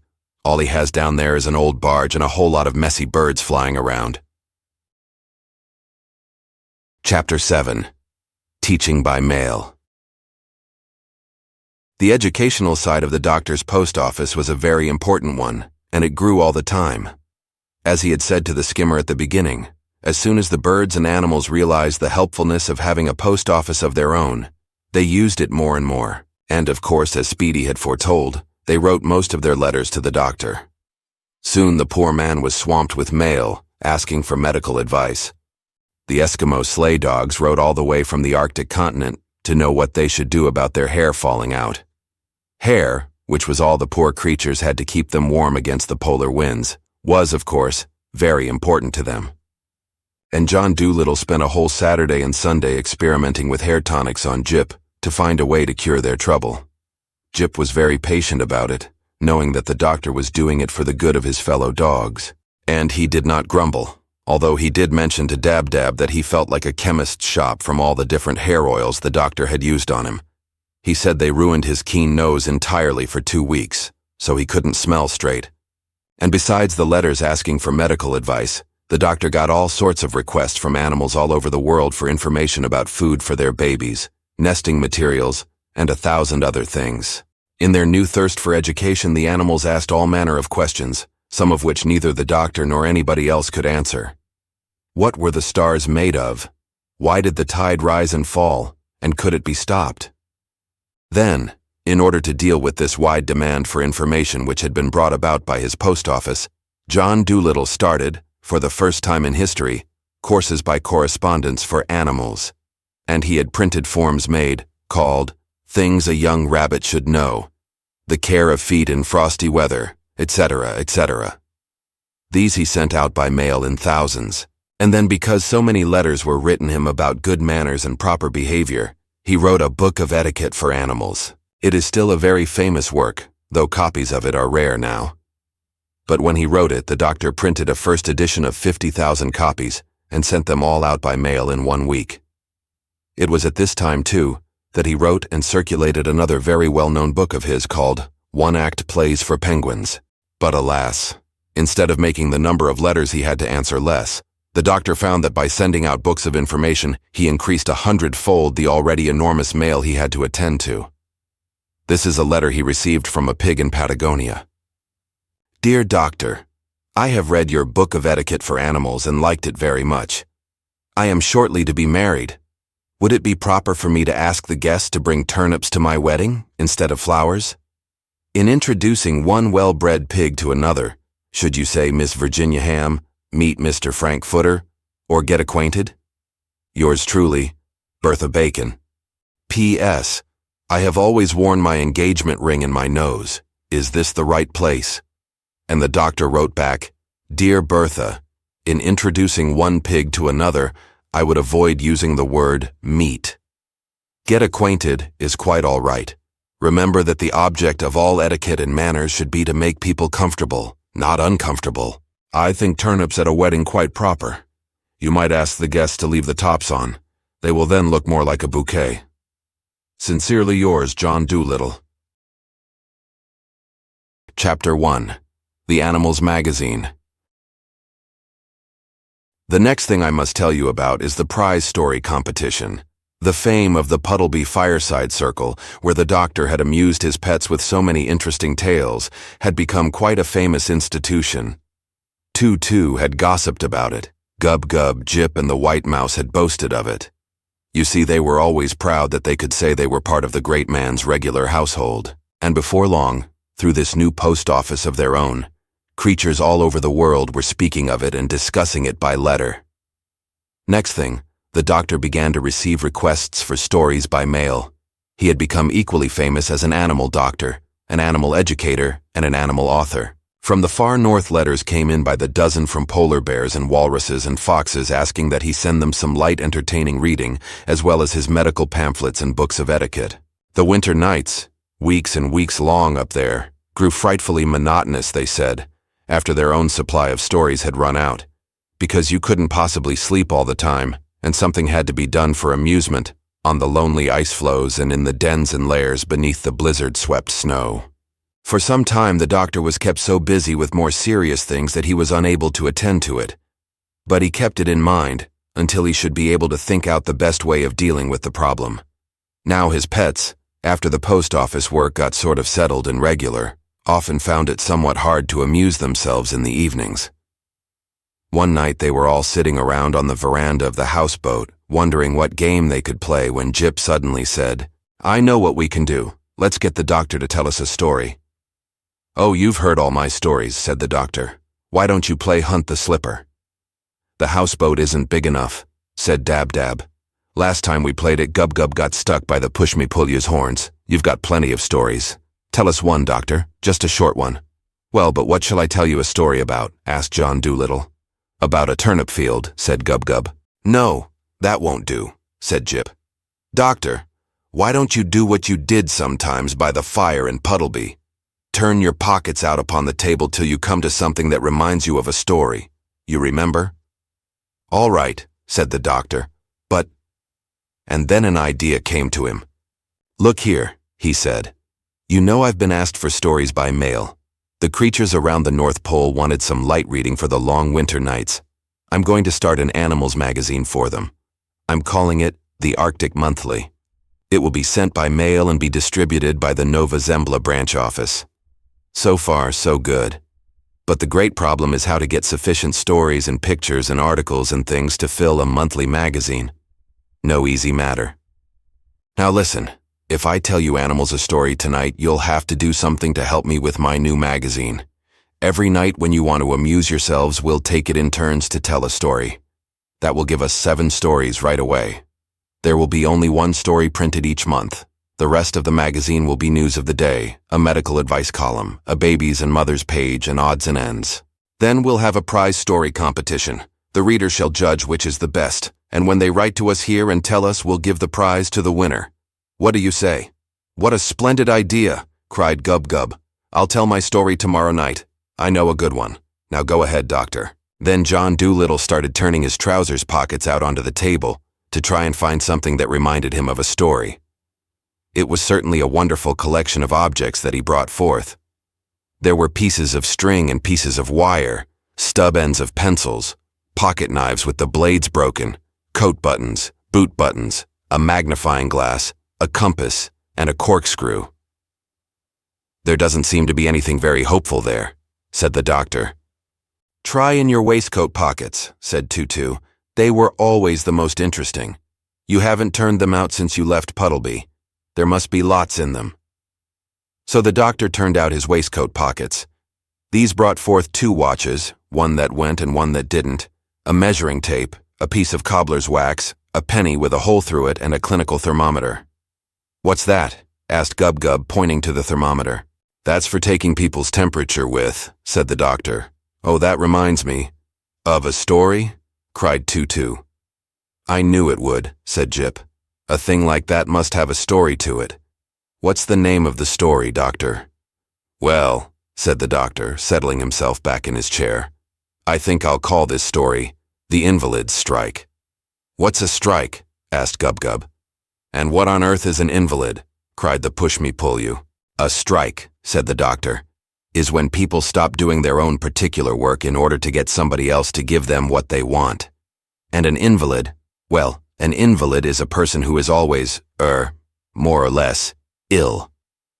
"But what kind of work is invalids' work?" asked the White Mouse. "Their work is, staying ill," said the doctor. "Stop asking questions or I'll never get this story started." "Wait a minute," said Gub-Gub. "My foot's gone to sleep." "Oh, bother your feet," cried Dab-Dab. "Let the doctor get on with his story." "Is it a good story?" asked Gub-Gub. "Well," said the doctor, "I'll tell it, and then you can decide for yourself. Stop fidgeting now and let me begin. It's getting late." Chapter 2. The Doctor's Story. As soon as the doctor had lit his pipe and got it well going, he began. Many years ago, at the time I bought this thermometer, I was a very young doctor, full of hope, just starting out in business. I fancied myself a very good doctor, but I found that the rest of the world did not seem to think so. And for many months after I began, I did not get a single patient. I had no one to try my new thermometer on. I tried it on myself quite often, but I was always so frightfully healthy I never had any temperature anyway. I tried to catch a cold. I didn't really want a cold, you understand, but I did want to make sure that my new thermometer worked. But I couldn't even catch a cold. I was very sad. Healthy, but sad. Well, about this time I met another young doctor who was in the same fix as myself, having no patience. Said he to me, "I'll tell you what we'll do. Let's start a sanitarium." "What's a sanitarium?" asked Gub-Gub. "A sanitarium," said the doctor, "is a sort of mixture between a hospital and a hotel, where people stay who are invalids." Well, I agreed to this idea. Then I and my young friend, his name was Phipps, Dr. Cornelius Q. Phipps, took a beautiful place way off in the country, and we furnished it with wheelchairs and hot water bottles and ear trumpets and the things that invalids like. And very soon patients came to us in hundreds, and our sanitarium was quite full up and my new thermometer was kept very busy. Of course, we made a lot of money because all these people paid us well, and Phipps was very happy. But I was not so happy. I had noticed a peculiar thing. None of the invalids ever seemed to get well and go away. And finally I spoke of this to Phipps. "My dear Doolittle," he answered, "go away? Of course not. We don't want them to go away. We want them to stay here so they'll keep on paying us." "Phipps," I said, "I don't think that's honest. I became a doctor to cure people, not to pamper them." Well, on this point we fell out and quarreled. I got very angry and told him I would not be his partner any longer, that I would pack up and go the following day. As I left his room, still very angry, I passed one of the invalids in his wheelchair. It was Sir Timothy Quisby, our most important and expensive patient. He asked me as I passed to take his temperature, as he thought he had a new fever. Now I had never been able to find anything wrong with Sir Timothy, and had decided that being an invalid was a sort of hobby with him. So, still very angry, instead of taking his temperature, I said quite rudely, "Oh, go to the dickens." Sir Timothy was furious, and calling for Dr. Phipps, he demanded that I apologize. I said I wouldn't. Then Sir Timothy told Phipps that if I didn't, he would start an invalid strike. Phipps got terribly worried and implored me to apologize to this very special patient. I still refused. Then a peculiar thing happened. Sir Timothy, who had always so far seemed too weak to walk, got right out of his wheelchair and, waving his ear trumpet wildly, ran around all over the sanitarium, making speeches to the other invalids, saying how shamefully he had been treated and calling on them to strike for their rights. And they did strike, and no mistake. That night at dinner they refused to take their medicine, either before or after meals. Dr. Phipps argued with them, prayed them, implored them to behave like proper invalids and carry out their doctor's orders. But they wouldn't listen to him. They ate all the things they had been forbidden to eat, and after dinner, those who had been ordered to go for a walk stayed at home, and those who had been ordered to stay quiet went outside and ran up and down the street. They finished the evening by having a pillow fight with their hot water bottles when they should have been in bed. The next morning, they all packed their own trunks and left, and that was the end of our sanitarium. But the most peculiar thing of all was this. I found out afterward that every single one of those patients had got well. Getting out of their wheelchairs and going on strike had done them so much good they stopped being invalids altogether. As a sanitarium doctor, I suppose I was not a success. Still, I don't know. Certainly, I cured a great many more patients by going out of the sanitarium business than Phipps ever did by going into it. Chapter 3. Gub-Gub's Story. The next night, when they were again seated around the veranda after supper, the doctor asked, "Now, who's going to tell us a story tonight? Didn't Gub-Gub say he had one for us?" "Oh, don't let him tell one, doctor," said Jip. "It's sure to be stupid." "He isn't old enough to tell a good story," said Dab-Dab. "He hasn't had any experience." His only interest in life is food anyway, said Tutu. Let someone else tell a story. No, now wait a minute, cried the doctor. Don't all be jumping on him this way. We were all young once. Let him tell his story. He may win the prize. Who knows? Come along, Gub-Gub. Tell us your story. What's the name of it? Gub-Gub fidgeted his feet, blushed up to the ears, and finally said, This is a kind of a crazy story, but it's a good one. It's, a piggish fairy tale. It's called The Magic Cucumber. Gosh, growled Jip. More food, murmured Tutu. What did I tell you? Tee-hee-hee, tittered the white mouse. Go on, Gub-Gub, said the doctor. Don't take any notice of them. I'm listening. Once upon a time, Gub-Gub began, a small pig went out into the forest with his father to dig for truffles. The father pig was a very clever truffle digger, and just by smelling the ground he could tell with great sureness the places where truffles were to be found. Well, this day they came upon a place beneath some big oak trees and they started digging. Presently, after the father pig had dug up an enormous truffle and they were both eating it, they heard, to their great astonishment, the sound of voices coming from the hole out of which they had dug the truffle. The father pig hurried away with his child because he did not like magic.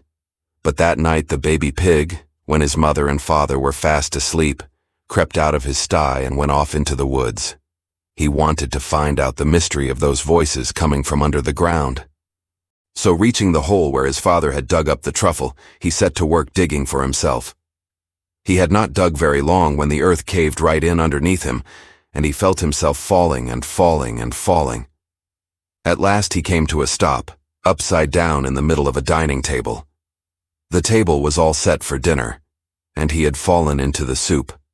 He looked about him and saw seated around the table many tiny little men, none of them more than half as big as himself, and all a dark green in color. Where am I? Asked the baby pig. You're in the soup, said the little men. The baby pig was at first terribly frightened, but when he saw how small were the men around him, his fear left him, and before he got out of the soup tureen on the table, he drank up all the soup. He then asked the little men who they might be, and they said, We are the cook goblins. We live under the ground and we spend half our time inventing new things to eat, and the other half in eating them. The noise you heard coming out of the hole was us singing our food hymns. We always sing food hymns whenever we are preparing particularly fine dishes. Good, said the pig. I've come to the right place. Let us go on with the dinner. But just as they were about to begin on the fish, the soup was already gone, you see. There was a great noise outside the dining hall, and in rushed another lot of little men, a bright red in color. These were the toadstool sprites, ancient enemies of the cook goblins. A tremendous fight began, one side using toothpicks for spears, and the other using nutcrackers for clubs. The pig took the side of his friends the cook goblins, and, being as big as any two of the enemy put together, he soon had the toadstool sprites running for their lives. When the fight was over, and the dining hall cleared, the cook goblins were very grateful to the baby pig for his valuable assistance. They called him a conquering hero, and crowning him with a wreath of parsley, they invited him to the seat of honor at the dining table and went on with the meal. Never had the baby pig enjoyed a meal so much in all his life as he did that one. He found that the cook goblins, as well as inventing new and marvelously tasty dishes, had also thought out a lot of new things in the way of table furnishings. For instance, they served pin cushions with the fish. These were to stick your fish bones in, instead of leaving them to clutter up your plate. Pudding fans were another of their novelties, fans for cooling off your pudding with instead of blowing on it. Then they had cocoa skin clotheslines, little toy clotheslines to hang the skin off your cocoa on neatly. You know what a nasty mess it makes draped over the rim of your cup. And when the fruit came on, tennis rackets were handed around also. And if anyone at the other end of the table asked you for an apple, instead of going to all the work of handing down a heavy bowl of fruit, you just took an apple and served it at him like a tennis ball, and he would catch it at the other end of the table on the point of a fork. These things added a good deal of jolliness to the meal, and some of them were very clever inventions. Why, they even had a speaking tube for things you are not allowed to mention at table. A speaking tube, the white mouse interrupted. How was it used? I don't understand. Well, said Gub-Gub, You know how people are always telling you you mustn't speak about those things at table. Well, the cook goblins had a speaking tube in the wall which led at the other end to the open air outside. And whenever you wanted to talk about any of the things forbidden at table, you left the table and went and said it into the speaking tube. Then you came back to your seat. It was a very great invention. Well, as I was saying, the baby pig enjoyed himself tremendously.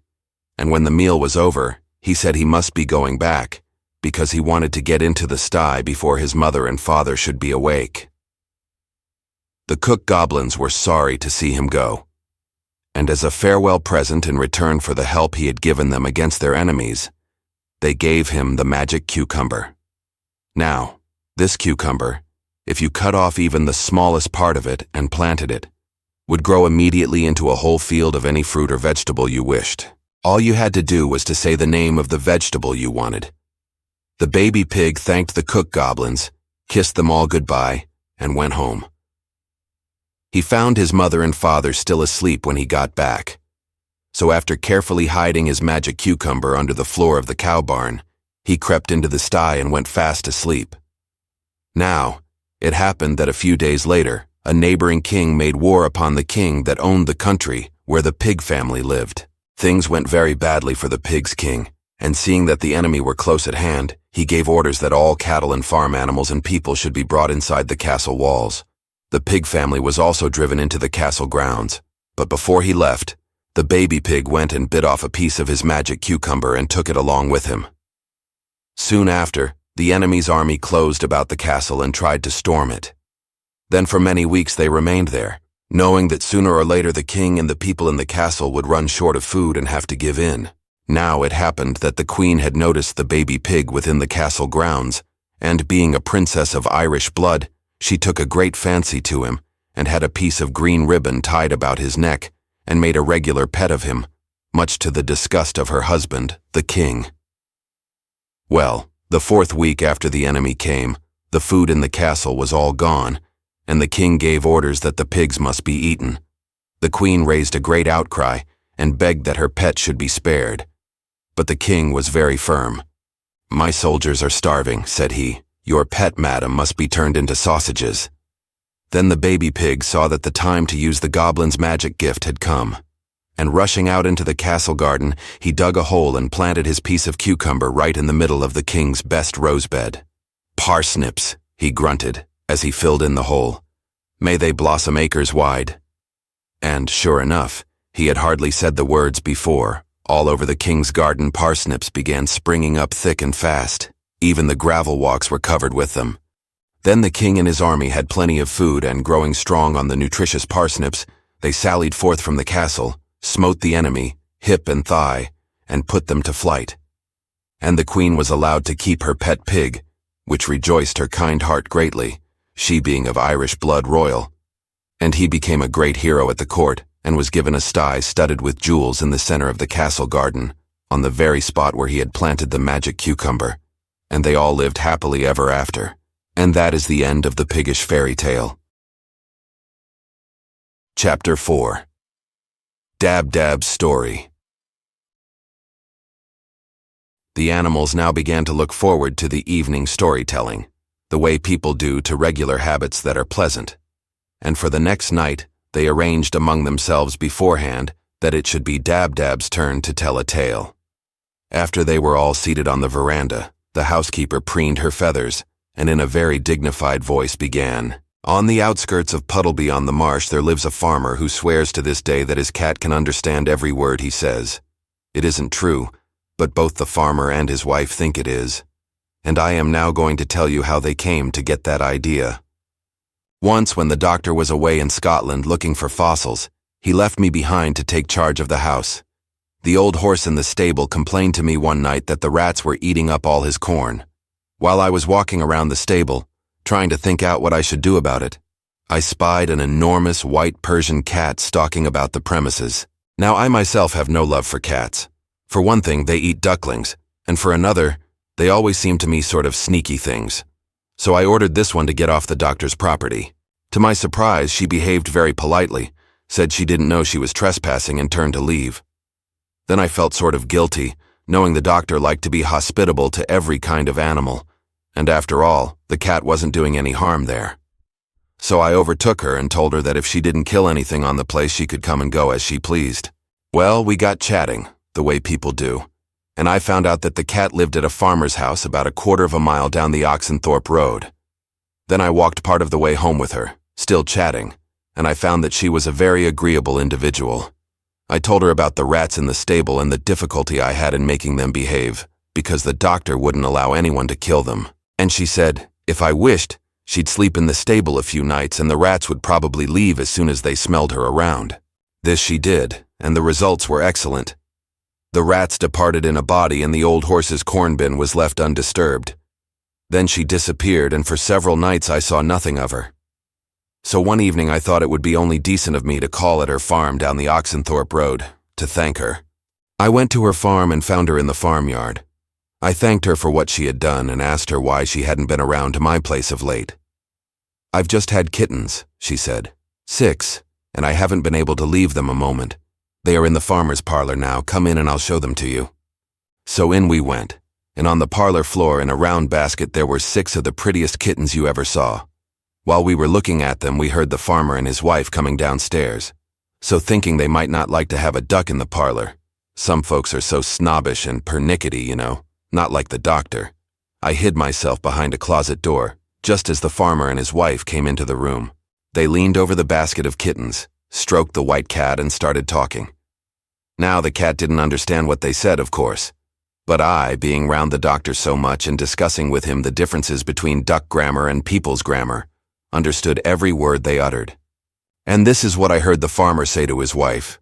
We'll keep the black and white kitten, Liza. I'll drown the other 5 tomorrow morning. Won't never do to have all them cats running around the place. His grammar was atrocious. As soon as they had gone, I came out of the closet and I said to the white cat, I shall expect you to bring up these kittens to leave ducklings alone. Now listen, tonight, after the farmer and his wife are in bed, take all your kittens except the black and white one and hide them in the attic. The farmer means to drown them and is going to keep only one. The cat did as I bade her, and next morning, when the farmer came to take the kittens away, he found only the black and white one, the one he meant to keep. He could not understand it. Some weeks later, however, when the farmer's wife was spring cleaning, she came upon the others in the attic, where the mother cat had hidden them and nursed them secretly. But they were now grown big enough to escape through the window, and they went off to find new homes for themselves. And that is why to this day that farmer and his wife swear their cat can understand English, because they say she must have heard them when they were talking over the basket. And whenever she's in the room and they are gossiping about the neighbors, they always speak in whispers, lest she overhear. But between you and me, she doesn't really understand a single word they say. Chapter 5. The White Mouse's Story. Whose turn is it to give us a story now? Asked the doctor, when the supper things were cleared away the following evening. I think the White Mouse ought to tell us one, said Jip. Very well, said the White Mouse. I will tell you one of the days of my youth. The doctor knows this story, but the rest of you have never heard it. And smoothing back his white whiskers and curling his pink tail snugly about his small, sleek body, he blinked his eyes twice and began. When I was born, I was one of 7 twins, but all my brothers and sisters were ordinary mouse color, and I alone out of the whole family was white. My color worried my mother and father a great deal. They said I was so conspicuous, and would certainly, as soon as I left the nest, get caught by the first owl or cat that came along. We were city folk, my family were, and proud of it. We lived under the floor of a miller's shop. Across the street from our place was a butcher's shop, and next door to us was a dyer's, where they dyed cloth different colors before it went to the tailors to be made into suits. Now, when we children grew up big enough to go off for ourselves, our parents gave us all sorts of careful instructions about escaping cats and ferrets and weasels and dogs, but over poor me they shook their heads. They really felt that there was not much hope of my leading a peaceful life with white fur that could be seen a mile off. Well, they were quite right. My color got me into trouble the first week that I set out to seek my fortune, but not in the way they thought it would. The son of the miller who owned the shop where we lived found me one morning in a bin of oats. "Aha!" he cried. "A white mouse! The very thing I've been wanting." And he caught me in a fishing net and put me in a cage to keep as a pet. I was very sad at first, but after a while I got sort of used to the life. The boy, he was only 8 years old, treated me kindly and fed me regularly each day. I grew almost fond of the funny snub-nosed lad and became so tame that he would let me out of my cage sometimes, and I would run up and down his sleeve. But I never got a chance to escape. After some months, I began to grow weary of the silly life I was leading. And then, too, the wild mice were so mean to me. They used to come around at night and point at me through the wire of my cage, saying, "Look at the tame white mouse, tee-hee-hee, a plaything for children. Good little mousey, come and have him's facey washed. The stupid little idiots." Well, finally I set to work and thought out a clever plan of escape. I gnawed a hole through the wooden floor of my cage and kept it covered with straw, so the boy couldn't see it. And one night when I heard him safely snoring, he always kept my cage at the head of his bed, I slipped out of the hole and got away. I had many adventures with cats. It was winter time and the snow lay thick upon the ground. I started off to explore the world, rejoicing in my liberty. Going around to the back of the house, I passed from the miller's yard into the dyer's yard, next door. In the yard was a dyeing shed, and I noticed 2 owls sitting on the top of it in the moonlight. Entering the shed, I met a rat, very old and very thin. Said he to me, "I am the oldest rat in the town and I know a great deal. But tell me, why do you come here into the dyeing shed?" "I was looking for food," I said. The old rat laughed a cracked and quavering laugh with no joy in it at all. "There's no food here," he said, "only dyes of different colors." And he pointed to the big dye vats, all in a row, that towered in the half-darkness above our heads. "Any food there was here I've eaten," he went on sadly, "and I dare not go out for more because the owls are waiting on the roof. They'd see my dark body against the snow, and I'd stand no chance of escape. I am nearly starved." And he swayed weakly on his old feet. "But now you've come. It's different. Some good fairy must have sent you to me. I've been sitting here for days and nights on end, hoping a white mouse might come along. With your white fur, you understand. The owls can't see you so well against the snow. That's what's called protective coloration. I know all about natural history. I'm very old, you see. That is why you managed to get in here without being caught. Go out now, for pity's sake, and bring me the first food of any kind that you can find. The owls by night and the cats by day have kept me shut in here since the snow came without a bite to eat. You are only just in time to save my life." So off I went across the moonlit snow, and the blinking owls on the roof of the dyeing shed never spotted me. Against the whiteness, I was nearly invisible. I felt quite proud. At last, my white fur was coming in handy. I found a garbage can, and picking out some bacon rinds, I carried them back to the starving rat. The old fellow was ever so grateful. He ate and ate. My whiskers, how he ate. Finally he said, "Ah, now I feel better." "You know," said I have only just escaped from captivity. I was kept as a pet by a boy. So far being white has only been a great inconvenience to me. The cats could see me so well, life wasn't worth living. "Well, now I'll tell you what we'll do," said he. "You come and live in this dyeing shed with me. It isn't a bad place, quite warm and snug under the floors, and the foundations are simply riddled with holes and corridors and hiding places. And while the snow is here, you can go out and get the food for both of us, because you can't be seen so well against the snow. And when the winter is over and the earth is black again, I will do the food hunting outside, and you can do the staying at home. You see, this is a good place to live in another way. There is nothing for rats and mice to destroy here, so people don't bother about you. Other places, like houses and food shops and mills, folks are always setting traps and sending ferrets after you. But no one minds rats living in a dyeing shed, see? Foolish young rats and mice go and live where there's lots of food, but not for me. I'm a wise one, I am." Well, we agreed upon this arrangement, and for a whole year I lived at the dyer's with the old wise rat. And we lived high, no mistake. Not a soul ever bothered us. In the winter days I did the foraging, and when summer came, my old partner, who knew where to get the choicest foods in town, kept our larder stocked with the daintiest delicacies. Ah, many's the jolly meal I've had under the floor of the dye shed with that old veteran, chuckling in whispers as we heard the dyers overhead mixing the dyes in the great big vats and talking over the news of the town. But none of us are ever content for long, you know, foolish creatures that we are. And by the time the second summer was coming, I was longing to be a free mouse, to roam the world and all that sort of thing. And then, too, I wanted to get married.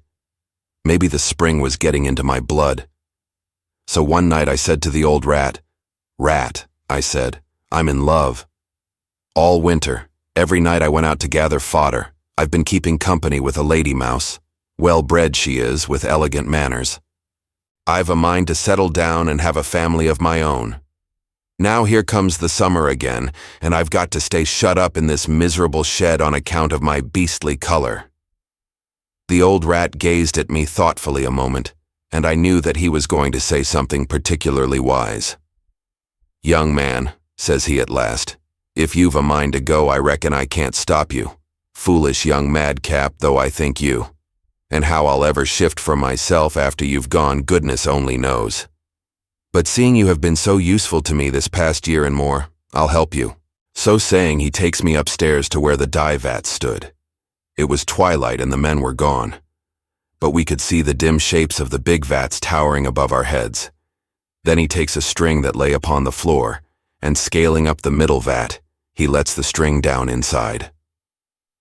"What's that for?" I asked. "That's for you to climb out by after you've taken a bath. For you to go abroad in summer with a coat like yours would mean certain death. So I'm going to dye you black." "Jumping cheese," I cried. "Dye me black." "Just that," says he. "It's quite simple. Scale up that middle vat now, onto the edge, and dive right in. Don't be afraid. There's a string there for you to climb out by." Well, I was always adventurous by nature, and plucking up my courage, I scrambled up the vat onto the edge of it. It was awful dark, and I could just see the dye, glimmering murky and dim far down inside. "Go ahead," said the old rat. "Don't be afraid, and be sure you dip your head and all under." Well, it took an awful lot of nerve to take that plunge, and if I hadn't been in love, I don't suppose I'd ever have done it. But I did. I dove right down into the dye. I thought I'd never come up again. And even when I did, I nearly drowned before I found the string in the dark and scrambled, gasping for breath, out of the vat. "Fine," says the old rat. "Now run around the shed a few times so you won't take a chill, and then go to bed and cover up. In the morning when it's light, you'll find yourself very different." Well, tears come to my eyes when I think of it. The next day, when I woke up expecting to find myself a smart, decent black, I found instead that I had dyed myself a bright and gaudy blue. That stupid old rat had made a mistake in the vats. The white mouse paused a moment in his story, as though overcome with emotion. Presently he went on. "Never have I been so furious with anyone in my life as I was with that old rat. Look what you've done to me now," I cried. "It isn't even a navy blue, you've made me just hideous." "I can't understand it," he murmured. "The middle vat used to be the black one, I know. They must have changed them. The blue one was always the one on the left." "You're a stupid old duffer," I said. And I left the dye shed in great anger and never went back to it again. Well, if I had been conspicuous before, now I was 100 times more so. Against the black earth, or the green grass, or the white snow, or brown floors, my loud sky-blue coat could be seen as plain as a pikestaff. The minute I got outside the shed, a cat jumped for me. I gave her the slip and got out into the street. There some wretched children spotted me, and, calling to their friends that they had seen a blue mouse, they hunted me along the gutter. At the corner of the street, 2 dogs were fighting. They stopped their fight and joined the chase after me. And very soon, I had the whole blessed town at my heels. It was awful. I didn't get any peace till after night had fallen, and by that time I was so exhausted with running I was ready to drop. About midnight I met the lady mouse with whom I was in love, beneath a lamppost. And would you believe it? She wouldn't speak to me. Cut me dead, she did. "It was for your sake I got myself into this beastly mess," I said, as she stalked by me with her nose in the air. "You're an ungrateful woman, that's what you are." "Oh la la la," said she, smirking. "You wouldn't expect any self-respecting person to keep company with a blue mouse, would you?" Later, when I was trying to find a place to sleep, all the mice I met, wherever there was any light at all, made fun of me and pointed at me and jeered. I was nearly in tears. Then I went down to the river, hoping I might wash the dye off and so get white again. That, at least, would be better than the way I was now. But I washed and I swam and I rinsed, all to no purpose. Water made no impression on me. So there I sat, shivering on the riverbank, in the depths of despair. And presently I saw the sky in the east growing pale, and I knew that morning was coming. Daylight. That for me meant more hunting and running and jeering, as soon as the sun should show my ridiculous color. And then I came to a very sad decision, probably the saddest decision that a free mouse ever made. Rather than be hunted and jeered at anymore, I decided that I would sooner be back in a cage, a pet mouse. Yes, there at least I was well treated and well fed by the snub-nosed miller lad. I would go back and be a captive mouse. Was I not spurned by my lady love and jeered at by my friends? Very well then, I would turn my back upon the world and go into captivity. And then my lady love would be sorry. Too late. So picking myself up wearily, I started off for the miller's shop. On the threshold I paused a moment. It was a terrible step I was about to take. I gazed miserably down the street, thinking upon the hardness of life and the sadness of love, and there, coming toward me, with a bandage around his tail, was my own brother. As he took a seat beside me on the doorstep, I burst into tears and told him all that had happened to me since we left our parents' home. "I am terribly sorry for your bad luck," said he when I had ended, "but I'm glad I caught you before you went back into captivity, because I think I can guide you to a way out of your troubles." "What way is there?" I said. "For me, life is over." "Go and see the doctor," said my brother. "What doctor?" I asked. "There is only one doctor," he answered. "You don't mean to say you've never heard of him?" And then he told me all about Dr. Dolittle. This was around the time when the doctor first began to be famous among the animals. But I, living alone with the old rat at the dyer's shed, had not heard the news. "I've just come from the doctor's office," said my brother. "I got my tail caught in a trap and he bandaged it up for me. He's a marvelous man, kind and honest, and he talks animals' language. Go to him and I'm sure he'll know some way to clean blue dye off a mouse. He knows everything." So that is how I first came to John Dolittle's house in Puddleby. The doctor, when I told my troubles to him, took a very small pair of scissors and cut off all my fur, so I was as bald and as pink as a pig. Then he rubbed me with some special hair restorer for mice, a patent invention of his own. And very soon I grew a brand new coat of fur as white as snow. And then, hearing what difficulty I had had keeping away from cats, the doctor gave me a home in his own house. In his own piano, in fact. And no mouse could wish for more than that. He even offered to send for the lady I was in love with, who would, no doubt, think differently about me now that I was white again. But I said, "No, doctor, let her be. I'm through with women for good." Chapter 6. Jip's Story. The next night, Jip was called upon for a story, and after thinking a moment he said, "All right, I'll tell you the story of the beggar's dog." And the animals all settled down to listen attentively, because Jip had often told them stories before, and they liked his way of telling them. "Some time ago," Jip began, "I knew a dog who was a beggar's dog. We met by chance one day, when a butcher's cart had an accident and got upset. The butcher's boy who was driving the cart was a stupid boy whom all the dogs of that town heartily disliked. So when his cart hit a lamppost and overturned, spilling mutton chops and joints all over the street, we dogs were quickly on the scene and ran off with all his meat before he had time to pick himself up out of the gutter. It was on this occasion, as I said, that I fell in with the beggar's dog. I found him bolting down the street beside me, with a choice steak flapping merrily around his ears.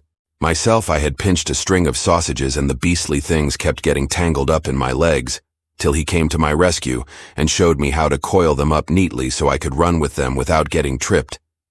After that, the beggar's dog and I became great friends. I found that his master had only one leg and was very, very old. "He's most frightfully poor," said my friend, "and he's too old to work, you see, even if he had 2 legs to get around on. And now he has taken to pavement art. You know what that is? You draw pictures on the pavement in colored chalks and you write under them, 'All my own work.' And then you sit by the side of them with your cap in your hand, waiting for people to give you pennies." "Oh, yes," I said, "I know, I've seen pavement artists before." "Well," said my friend, "my beggar doesn't get any pennies, and I know the reason why. His pictures aren't good enough, not even for pavement art. Myself, I don't pretend to know much about drawing, but his pictures are just awful, awful." One kind old lady the other day stopped before our stand, wanting to encourage him, you know, and pointing to one picture, she said, "Oh, what a lovely tree." The picture was meant to be a lighthouse in the middle of the ocean, with a storm raging around it. That's the kind of an artist my man is. I don't know what to do about him. "Well, look here," I said. "I have an idea.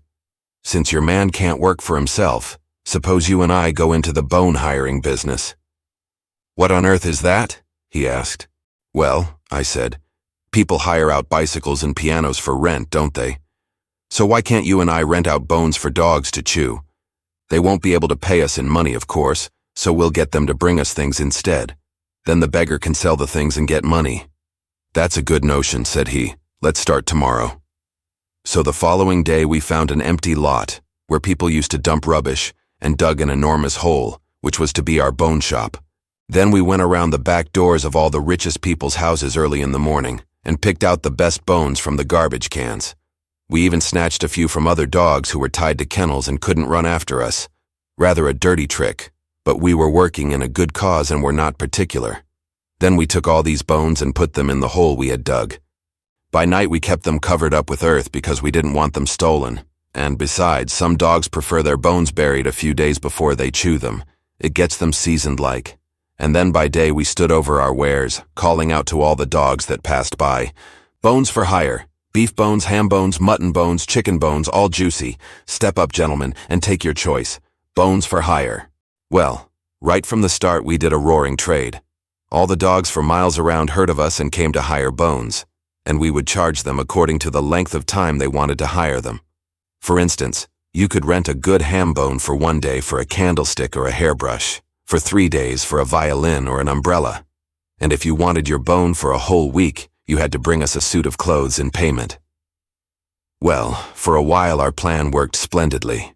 The beggar sold the things that we got in payment from the dogs and he had money to live on. But we never thought where the dogs might be getting all these things they brought us. The truth is we didn't bother very much, I'm afraid. Anyway, at the end of our first week of brisk trade we noticed a great many people going through the streets as though they were looking for something. And presently these people, seeing our shop in the empty lot, gathered around us talking to one another. And while they were talking, a retriever came up to me with a gold watch and chain in his mouth, which he wanted to exchange for a ham bone. Well, you should have seen the excitement among the people then. The owner of the watch and chain was there and he raised a terrible row. And then it came out that these dogs had been taking things from their masters' homes to hire bones with. The people were dreadfully annoyed. They closed up our bone shop and put us out of business. But they never discovered that the money we had made had gone to the beggar. Of course, we hadn't made enough to keep him in comfort for long, and very soon he had to become a pavement artist again, and was as badly off as he had ever been, and the pictures he drew were worse, if anything, than before. Now it happened one day, when I was wandering around in the country outside the town, that I met a most conceited spaniel. He passed me with his nose turned up in the air in such a cheeky manner that I said to him, "What makes you so stuck up?" "My master has been ordered to paint the portrait of a prince," he said, putting on no end of elegance. "Who is your master?" I said. "Anybody would think you were going to paint the portrait yourself."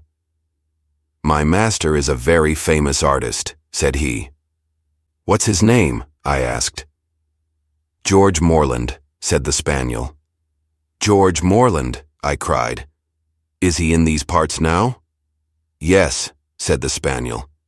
"We are staying at the Royal George. My master is painting some pictures of the country and next week he is going back to London to commence on the portrait of the prince." Now, it happened that I had met this George Morland, who was, and is still, perhaps the most famous painter of farm life pictures the world has ever known. I'm proud to be able to say that I knew him.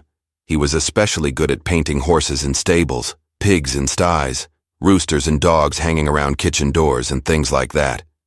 So, without letting the spaniel see that I was following him, I went after him to see where he was going.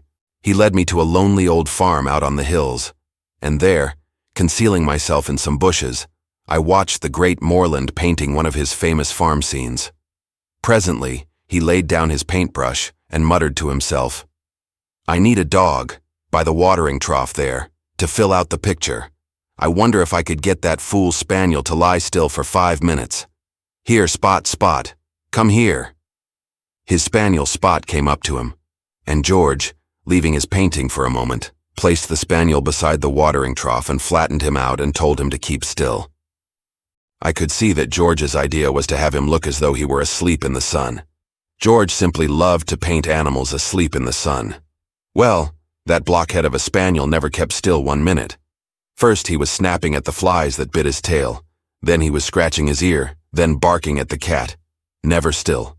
And of course George couldn't paint him at all, and at last he got so angry he threw the paintbrush at him. Then an idea came to me, one of the best ideas I ever had. I left the bushes and came trotting up to George, wagging my tail. And how I thrilled with pride as the great Moreland recognized me, for mind you, he had met me only once before, back in the autumn of 1802. "Why, it's Jip," he cried. "Good dog. Come here, you're the very fellow I want." Then while he gathered up the things he had thrown at the spaniel, he went on talking to me, the way people do talk to dogs, you know. Of course, he didn't expect me to understand what he said, but I did. Every word. "I want you to come over here by the trough, Jip," said he. "All you've got to do is to keep still. You can go to sleep if you like, but don't move or fidget for 10 minutes. Think you can do that?" And he led me over to the trough, where I lay down and kept perfectly still while he painted me into the picture. That picture now hangs in the National Gallery. It's called Evening on the Farm. Hundreds of people go to see it every year, but none of them know that the smart-looking dog sleeping beneath the watering trough is none other than myself, except the doctor, whom I took in to see it one day when we were up in London shopping. Well, now, as I told you, I had an idea in all this. I hoped that if I did something for George Moreland, perhaps I could get him to do something for me. But of course, with him not knowing dog talk, it was a bit difficult to make him understand. However, while he was packing up his painting things, I disappeared for a while, just as though I was going away. Then I came rushing back to him in a great state of excitement, barking, trying to show him something was wrong and that I wanted him to follow me. "What's the matter, Jip?" said he. "House on fire or something?" Then I barked some more and ran a little way in the direction of the town, looking back at him to show him I wanted him to come with me. "What ails the dog?" he murmured to himself. "Can't be anybody drowning because there's no river near. Oh, all right, Jip, I'll come. Wait a second till I get these brushes cleaned." Then I led him into the town. On the way there, every once in a while, he would say to himself, "I wonder what can be the matter. Something's wrong, that's sure, or the dog wouldn't carry on so." I took him down the main street of the town till we came to the place where the beggar had his pictures. And as soon as George saw the pictures, he knew what was wrong. "Heaven preserve us," he cried. "What a dreadful exhibition. No wonder the dog was excited." Well, it happened that as we came up, the one-legged beggar, with his own dog beside him, was at work on a new drawing. He was sitting on the pavement, making a picture on canvas with a piece of chalk of a cat drinking milk. Now my idea was that the great Moreland, who, no matter what people say about him, was always a most kind-hearted man, should make some good pictures for the beggar to show, instead of the dreadful messes that he made himself. And my plan worked. "Man alive," said George, pointing to the picture the beggar was doing. "A cat's spine doesn't curve that way. Here, give me the chalk and let me do it." Then, rubbing out the whole picture, George Moreland redrew it in his way, and it was so lifelike you could nearly hear the cat lapping up the milk. "My, I wish I could draw that way," said the beggar. "And so quick and easy you do it, like it was nothing at all." "Well, it comes easy," said George. "Maybe there's not so much credit in it for that, but tell me, do you make much money at this game?" "Awful little," said the beggar. "I've taken only 2p the whole day. I suppose the truth is I don't draw good enough." I watched Morland's face as the beggar said this, and the expression that came into it told me I had not brought the great man here in vain. "Look here," he said to the beggar. "Would you like me to redraw all your pictures for you? Of course, those done on the pavement you couldn't sell, but we can rub them out. And I've got some spare canvases in my satchel here. Maybe you could sell a few.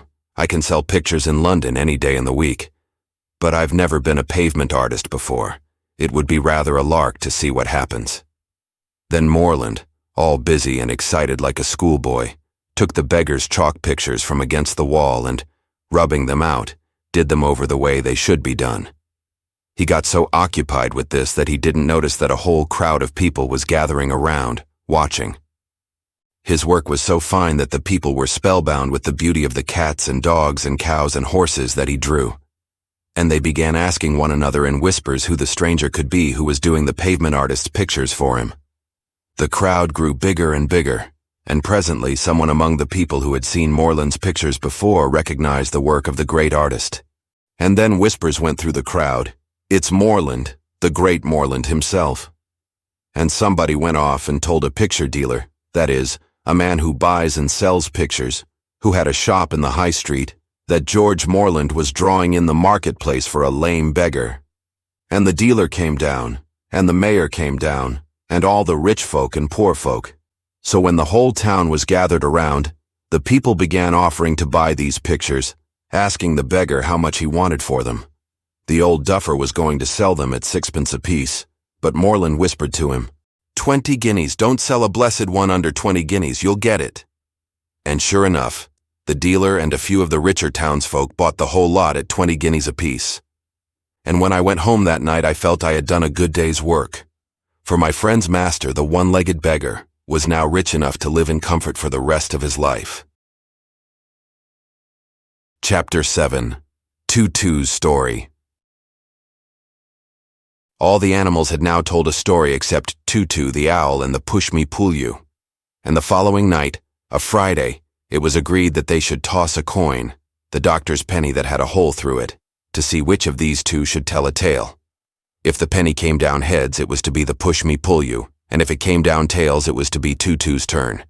The doctor span the penny, and it came down tails. "All right," said Tutu. "Then that makes it my turn, I suppose. I will tell you a story of the time, the only time in my life, that I was taken for a fairy. Fancy me as a fairy," chuckled the little round owl. "Well, this is how it happened. One October day toward evening, I was wandering through the woods. There was a wintry tang in the air, and the small furred animals were busy among the dry, rustly leaves, gathering nuts and seeds for food against the coming of snow. I was out after shrew mice myself, a delicacy I was extremely fond of at that time, and while they were busy foraging, they made easy hunting. In my travels through the woods, I heard children's voices and the barking of a dog. Usually, I would have gone further into the forest, away from such sounds. But in my young days, I was a curious bird, and my curiosity often led me into many adventures. So instead of flying away, I went toward the noises I heard, moving cautiously from tree to tree, so that I could see without being seen. Presently I came upon a children's picnic, several boys and girls having supper in a grove of oak trees. One boy, much larger than the rest, was teasing a dog, and two other children, a small girl and a small boy, were objecting to his cruelty and begging him to stop. The bully wouldn't stop, and soon the small boy and girl set upon him with their fists and feet and gave him quite a fine drubbing, which greatly surprised him. The dog then ran off home, and presently the small boy and girl, I found out afterwards they were brother and sister, wandered off from the rest of the picnicking party to look for mushrooms. I had admired their spirit greatly in punishing a boy so much bigger than they were, and when they wandered off by themselves again out of curiosity, I followed them. Well, they traveled quite a distance for such small folk, and presently the sun set, and darkness began to creep over the woods. Then the children thought to join their friends again and started back. But, being poor woodsmen, they took the wrong direction. It grew darker still, of course, as time went on, and soon the youngsters were tumbling and stumbling over roots they could not see, and getting pretty thoroughly lost and tired. All this time I was following them secretly and noiselessly overhead. At last the children sat down and the little girl said, "Willie, we're lost. Whatever shall we do? Night is coming on and I'm so afraid of the dark." "So am I," said the boy. "Ever since Aunt Emily told us that spooky story of the bogey and the cupboard, I've been scared to death of the dark." "Well, you could have knocked me down with a feather. Of course, you must realize that was the first time I had ever heard of anyone's being afraid of the dark. It sounds ridiculous enough to all of you, I suppose, but to me, who had always preferred the cool, calm darkness to the glaring, vulgar daylight, it seemed then an almost unbelievable thing that anyone could be afraid merely because the sun had gone to bed. Now, some people have an idea that bats and owls can see in the dark because we have some peculiar kind of eyes. It's not so. Peculiar ears we have, but not eyes. We can see in the dark because we practice it. It's all a matter of practice, the same as the piano or anything else. We get up when other people go to bed, and go to bed when other people get up, because we prefer the dark. And you'd be surprised how much nicer it is when you get used to it. Of course, we owls are specially trained by our mothers and fathers to see on very dark nights when we are quite young, so it comes easier to us. But anybody can do it, to a certain extent, if they only practice. Well, to return to the children, there they were, all fussed and worried and scared, sitting on the ground, weeping and wondering what they could do. Then, remembering the dog and knowing they were kind to animals, I thought I would try to help them. So I popped across into the tree over their heads and said in the kindliest, gentlest sort of a voice, "Tu-wit-tu-hoo," which means in owl language, as you know, "It's a fine night. How are you?" Then you should have seen those poor children jump. "Ugh," says the little girl, clutching her brother around the neck. "What was that, a spook?" "I don't know," says the little boy. "Gosh, but I'm scared. Isn't the dark awful?" Then I made 2 or 3 more attempts to comfort them, talking kindly to them in owl language, but they only grew scareder and scareder. First they thought I was a bogey, then an ogre, then a giant of the forest, me, whom they could put in their pockets. Golly, but these human creatures do bring up their children in awful ignorance. If there ever was a bogey or a giant or an ogre, in the forest or out of it, I've yet to see one. Then I thought maybe if I went off through the woods too-witting and too-hooing all the way, they would follow me and I could then lead them out of the forest and show them the way home. So I tried it, but they didn't follow me, the stupid little beggars, thinking I was a witch or some evil nonsense of that kind. And all I got from my too-witting and too-hooing all over the place was to wake up another owl some distance off, who thought I was calling to him. So since I wasn't doing the children any good, I went off to look up this other owl and see if he had any ideas to suggest. I found him sitting on the stump of a hollow birch, rubbing his eyes, having just got out of bed. "Good evening," says I. "It's a fine night." "It is," says he, "only it's not dark enough. What were you making all that racket over there for just now? Waking a fellow out of his sleep before it's got properly dark." "I'm sorry," I said, "but there's a couple of children over in the hollow there who've got lost. The little silly duffers are sitting on the ground, bawling because the daylight's gone and they don't know what to do." "My gracious," says he, "what a quaint notion. Why don't you lead them out of the woods? They probably live over in one of those farms near the crossroads." "I've tried," I said, "but they're so scared they won't follow me. They don't like my voice or something. They take me for a wicked ogre and all that sort of rot." "Well," says he, "then you'll have to give an imitation of some other kind of creature, one they're not scared of. Are you any good at imitations? Can you bark like a dog?" "No," I said, "but I can make a noise like a cat.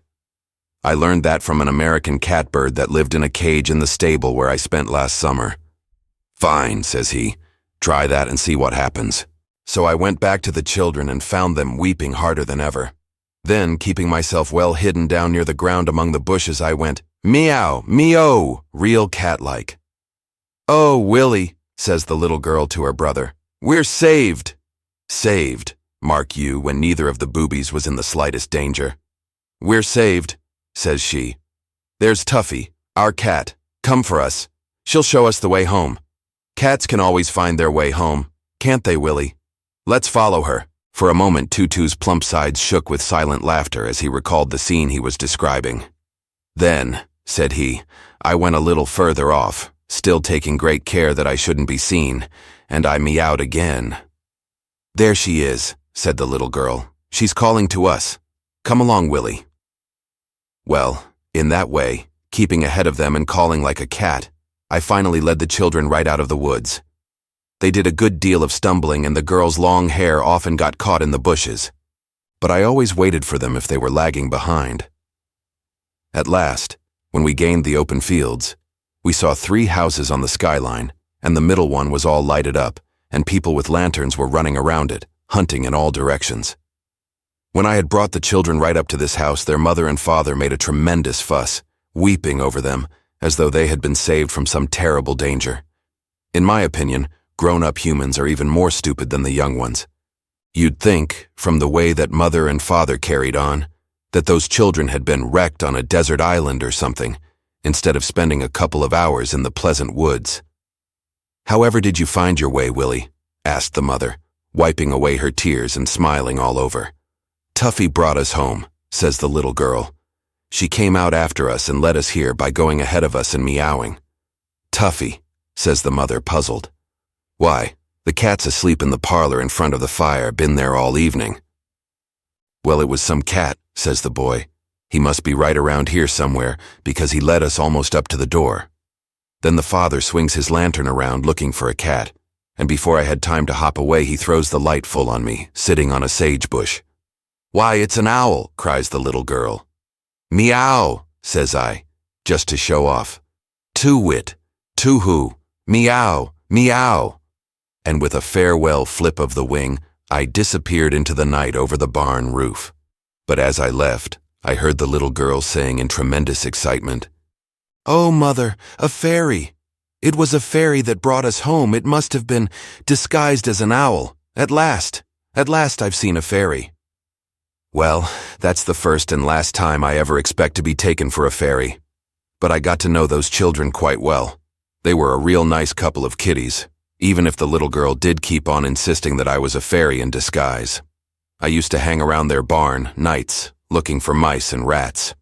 But if those youngsters ever caught sight of me, they'd follow me everywhere. After bringing them safely home that evening, I could have led them across the Sahara Desert and they'd follow, certain in their minds that I was the best of all good fairies and would keep them out of harm. They used to bring me mutton chops and shrimps and all the best titbits from their parents' table. And I lived like a fighting cock, got so fat and lazy I couldn't have caught a mouse on crutches. They were never afraid of the dark again, because you see, as I said to the doctor one day when we were talking over the multiplication tables and other philosophy, fear is usually ignorance. Once you know a thing, you're no longer afraid of it. And those youngsters got to know the dark, and then they saw, of course, that it was just as harmless as the day.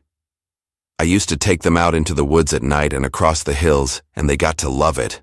Liked the adventure, you know. And thinking it would be a good thing if some humans anyway had sense enough to travel without sunlight, I taught them how to see in the dark. They soon got onto it, when they saw how I always shaded my eyes in the light of a lantern, so as not to get the habit of strong light. Well, those young ones became real expert.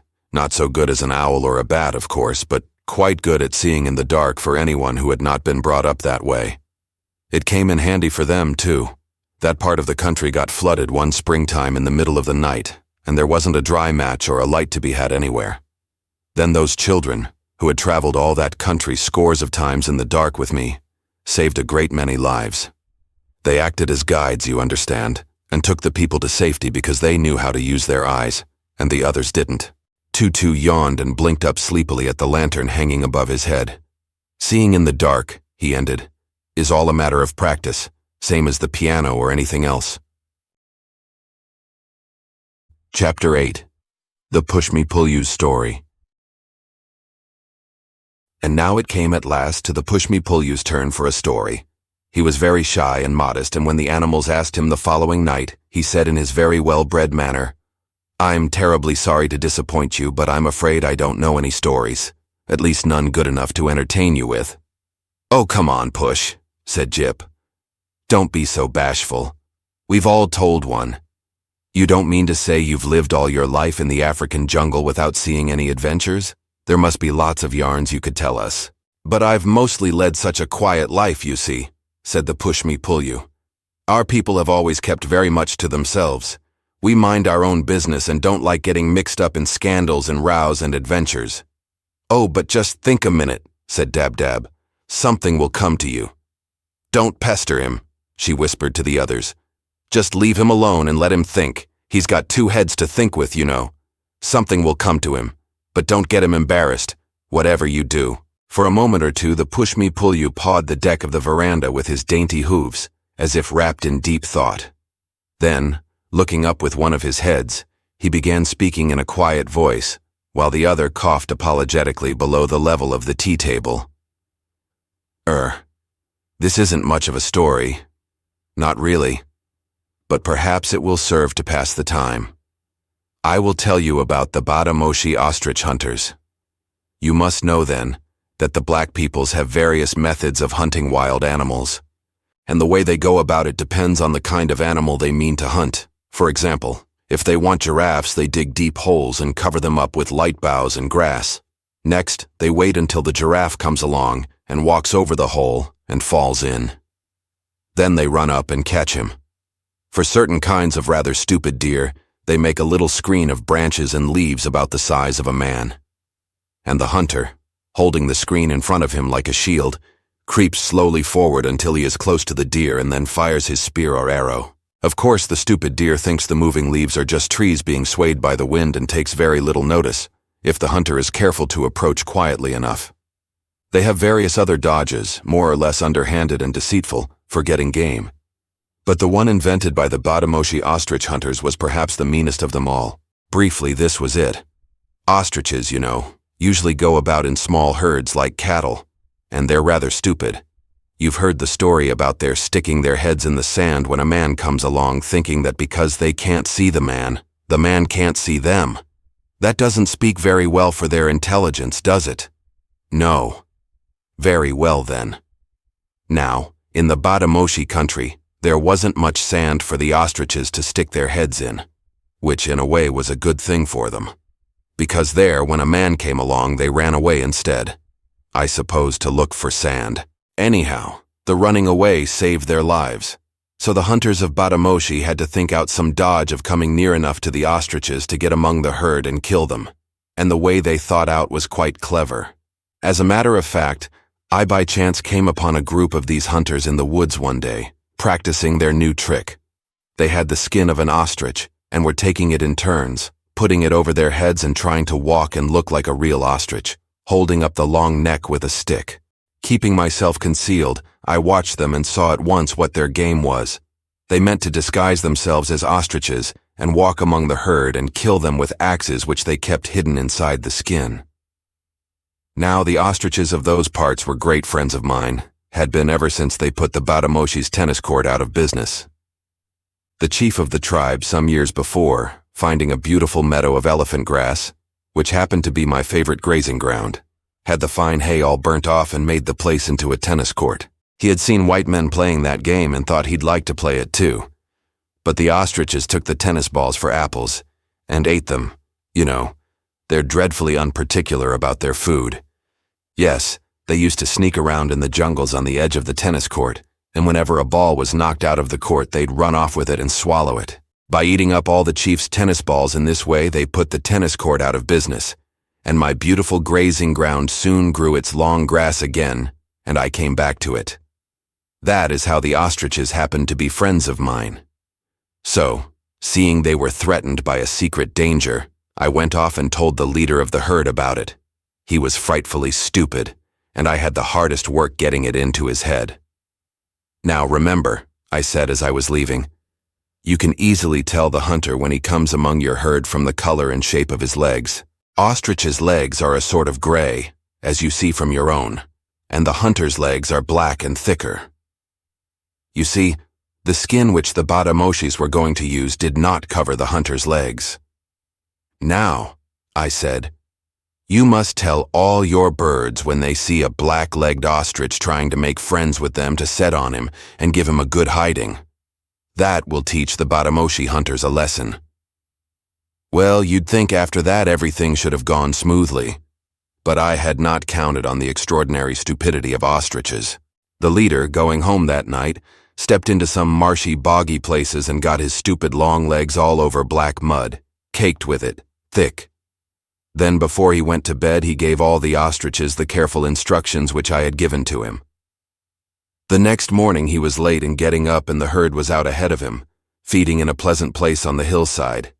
Then that numbskull of a leader, the stupidest cock ostrich of them all, without bothering to brush the black mud off his legs which he had stepped into the night before, comes stalking out into the open space like a king, expecting a grand reception. And he got a grand reception too, the ignoramus. As soon as the others saw his black legs, they passed the word around quickly, and at a given signal they set on the poor leader and nearly beat the life out of him. The Batamoshis, who had not yet appeared at all, arrived upon the scene at this moment, and the silly ostriches were so busy beating their leader, whom they took for a hunter in disguise, that the black men came right up to them and would have caught the whole lot if I hadn't shouted in time to warn them of their danger. So, after that, of course, I saw that if I wanted to save my good but foolish friends from destruction, I had better do something on my own account. And this was what I thought I'd do. When the Batamoshi hunters were asleep, I would go and take that ostrich skin, the only one they had, away from them, and that would be the end of their grand new hunting trick. So in the dead of night, I crept out of the jungle and came to the place where the hunters' huts were. I had to come up from the leeward side because I didn't want to have the dogs get my scent on the wind. I was more afraid of the hunters' dogs, you see, than I was of the hunters themselves. From the men I could escape quite easily, being much swifter than they were. But dogs, with their sense of smell, are much harder to get away from, even when you can reach the cover of the jungle. Well then, coming up from the leeward side, I started searching around the huts for the ostrich skin. At first I couldn't find it anywhere, and I began to think they must have hidden it someplace. Now the Batamoshis, like a good many black races, when they go to bed for the night, always leave one of their number outside the huts to watch and keep guard. I could see this night watchman at the end of the row of huts, and of course I was careful not to let him see me. But after spending some time hunting for this ostrich skin, I noticed that the watchman had not moved at all, but stayed in the same place, squatting on a stool. Then I guessed he had probably fallen asleep.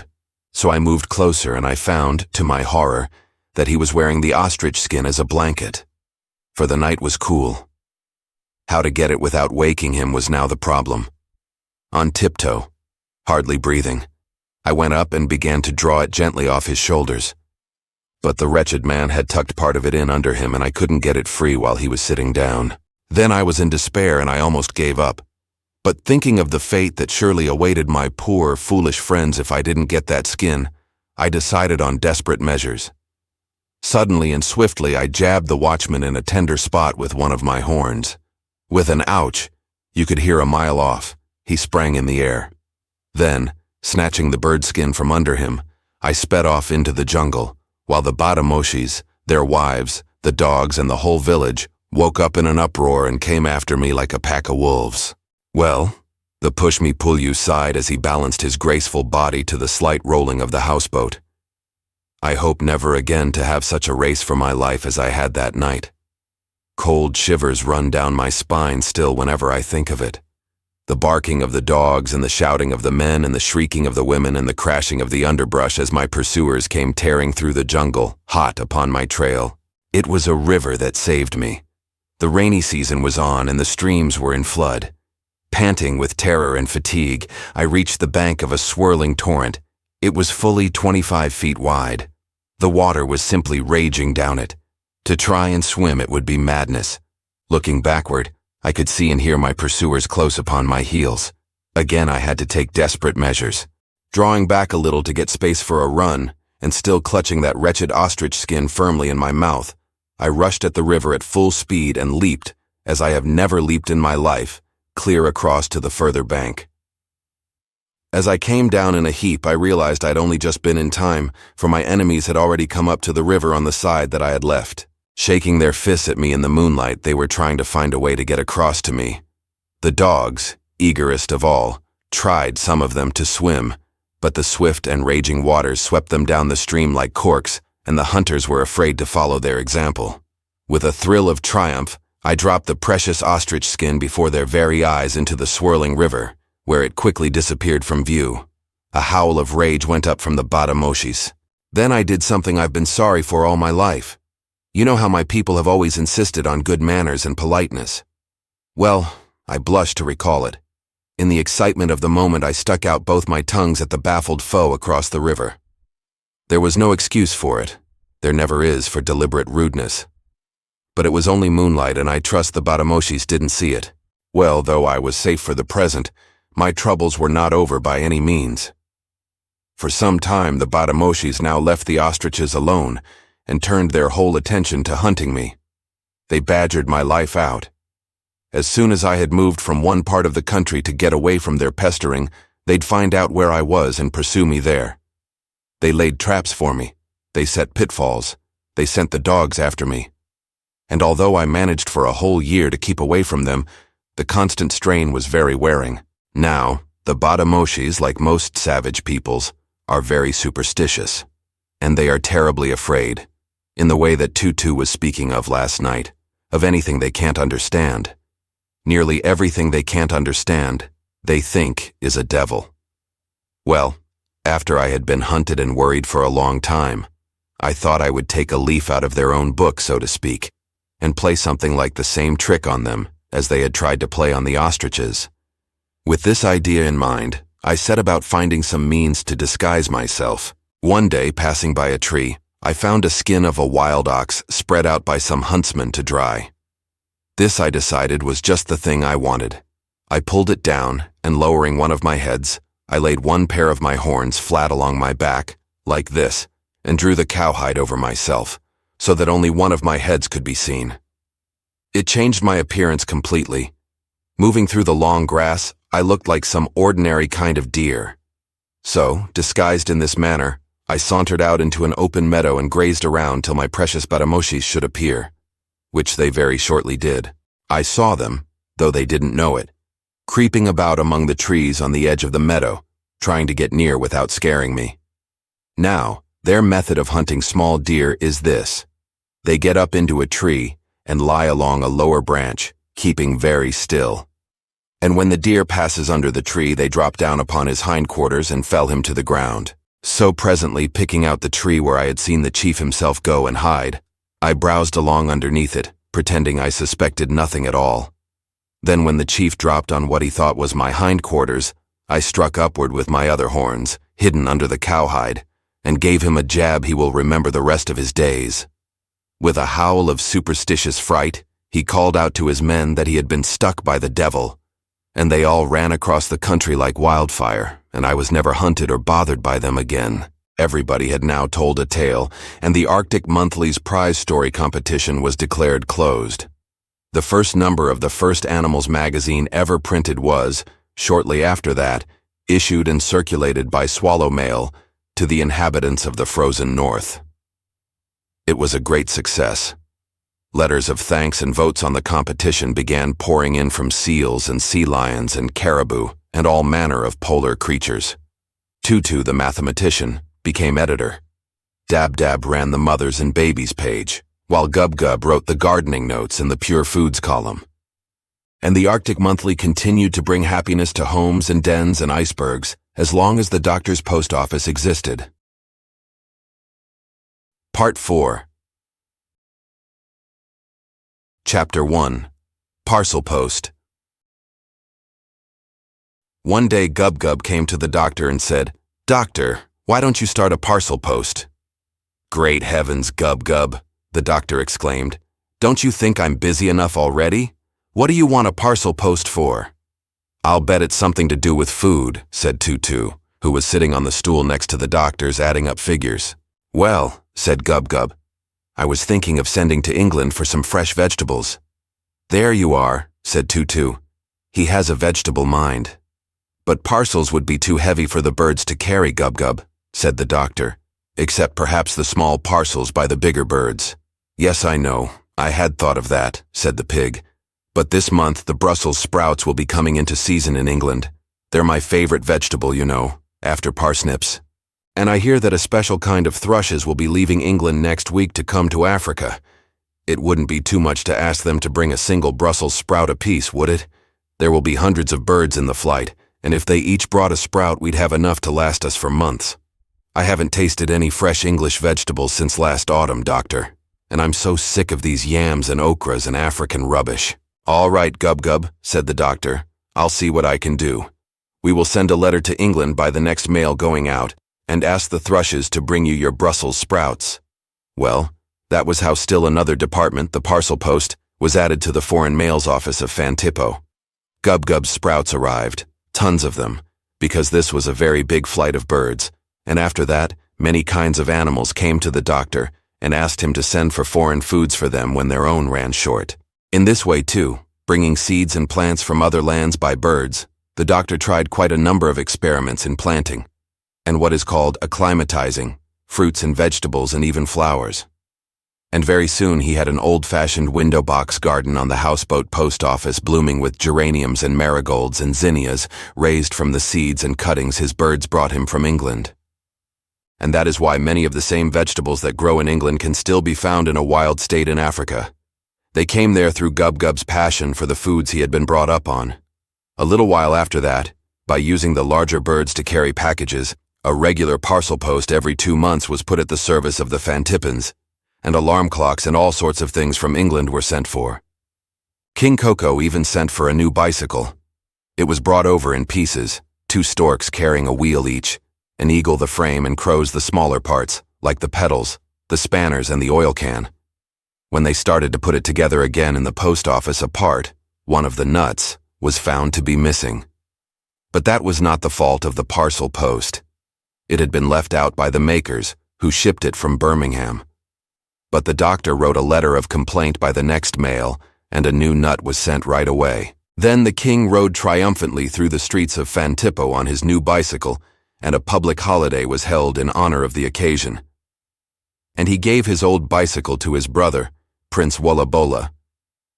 And the parcel post, which had really been started by Gub-Gub, was declared a great success.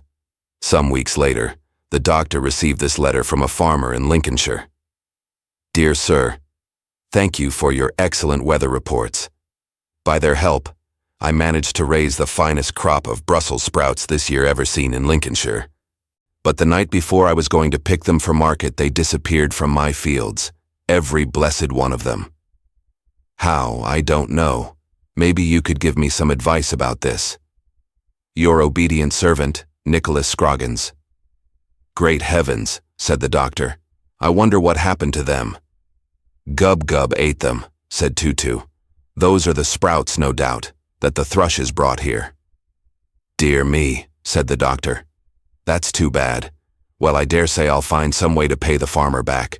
For a long time, Dab-Dab, the motherly housekeeper, had been trying to get the doctor to take a holiday from his post office business.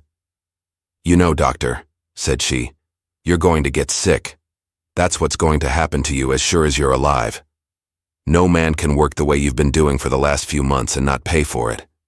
Now you've got the post office going properly. Why don't you hand it over to the king's postman to run and give yourself a rest? And anyway, aren't you ever going back to Puddleby? Oh yes, said John Dolittle. All in good time, Dab-Dab. But you must take a holiday, the duck insisted. Get away from the post office for a while. Go up the coast in a canoe for a change of air, if you won't go home. Well, the doctor kept saying that he would go, but he never did, until something happened in the natural history line of great enough importance to take him from his post office work. This is how it came about. One day the doctor was opening the mail addressed to him when he came upon a package about the size and shape of a large egg. He undid the outer wrapper, which was made of seaweed. Inside he found a letter and a pair of oyster shells tied together like a box. Somewhat puzzled, the doctor first read the letter, while Dab-Dab, who was still badgering him about taking a holiday, looked over his shoulder. The letter said, Dear Doctor, I am sending you, enclosed, some pretty pebbles which I found the other day while cracking open oysters. I never saw pebbles of this color before, though I live by the seashore and have been opening shellfish all my life. My husband says they're oyster's eggs, but I don't believe it. Would you please tell me what they are? And be careful to send them back, because my children use them as playthings, and I have promised them they shall have them to keep." Then the doctor put down the letter, and taking his penknife, he cut the seaweed strings that neatly held the oyster shells together. And when he opened the shells, he gave a gasp of astonishment. "Oh, Dab Dab," he cried. "How beautiful! Look, look!" "Pearls," whispered Dab Dab in an awed voice, gazing down into the doctor's palm. "Pink pearls." "My, aren't they handsome?" murmured the doctor. "And did you ever see such large ones? Each one of those pearls, Dab Dab, is worth a fortune. Who the dickens is this that sent them to me anyhow?" And he turned to the letter again. "It's from a spoonbill," said Dab Dab. "I know their writing. They are a sort of a cross between a curlew and a snipe. They like messing around lonely seacoast places, hunting for shellfish and sea worms and stuff like that." "Well, where is it written from?" asked the doctor.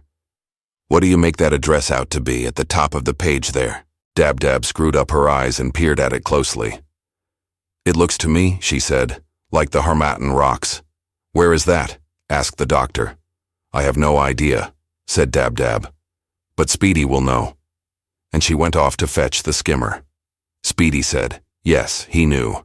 The Harmattan Rocks were a group of small islands off the coast of West Africa, about 60 miles further to the northward. "That's curious," said the doctor. "I wouldn't have been so surprised if they had come from the South Sea Islands. But it is rather unusual to find pearls of any size or beauty in these waters. Well, these must be sent back to the Spoonbill's children. By registered parcel post, of course. Though, to tell you the truth, I hate to part with them. They are so lovely. They can't go before tomorrow anyway. I wonder where I can keep them in the meantime. One has to be frightfully careful with gems as valuable as these. You had better not tell anyone about them, Dab Dab, except Jip the watchman and the Pushmi-Pullyu. They must take it in turns to mount guard at the door all night. Men will do all sorts of things for pearls. We'll keep it a secret and send them right back first thing tomorrow morning." Even while the doctor was speaking, he noticed a shadow fall across the desk at which he was standing. He looked up, and there at the information window was the ugliest man's face he had ever seen, staring in at the beautiful pearls that still lay on the palm of his hand. The doctor, annoyed and embarrassed, forgot for the first time in his post office career to be polite. "What do you want?" he asked, thrusting the pearls into his pocket. "I want a postal order for 10 shillings, said the man. "I'm going to send some money to my sick wife." The doctor made out the postal order and took the money, which the man handed through the window. "Here you are," he said. Then the man left the post office, and the doctor watched him go. "That was a queer-looking customer, wasn't he?" he said to Dab Dab. "He was indeed," said the duck. "I'm not surprised his wife is sick if she has a husband with a face like that." "I wonder who he is," said John Dolittle. "It isn't often we have white men coming in here. I don't much like the looks of him." The following day, the pearls were wrapped up again the way they had arrived, and after a letter had been written by the doctor, explaining to the spoonbill what the pebbles really were, they were sent off by registered parcel post to the Harmattan Rocks. The bird chosen to take the package happened to be one of the thrushes that had brought the Brussels sprouts from England. These birds were still staying in the neighborhood, and though a thrush was a somewhat small bird to carry parcel post, the package was a very little one and the doctor had nobody else to send. So after explaining to the thrush that registered mail should be guarded very carefully by postmen, the doctor sent the pearls off. Then he went to call on the king, as he did every so often. And in the course of conversation, John Dolittle asked His Majesty if he knew who the white stranger might be that had called at the houseboat for a postal order. After he had listened to the description of the man's cross-eyed, ugly face, the king said, yes, he knew him very well. He was a pearl fisherman who spent most of his time in the Pacific Ocean, where fishing for pearls was more common. But, the king said, he often came hanging around these parts, where he was known to be a great villain who would do anything to get pearls or money. Jack Wilkins was his name. The doctor, on hearing this, felt glad that he had already got the pink pearls safely off to their owner by registered mail. Then he told the king that he hoped shortly to take a holiday because he was overworked and needed a rest. The king asked where he was going, and the doctor said he thought of taking a week's canoe trip up the coast toward the Harmattan Rocks.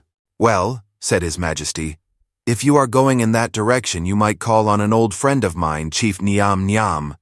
He owns the country in those parts and the Harmattan Rocks themselves. He and his people are frightfully poor, though, but he is honest, and I think you will like him."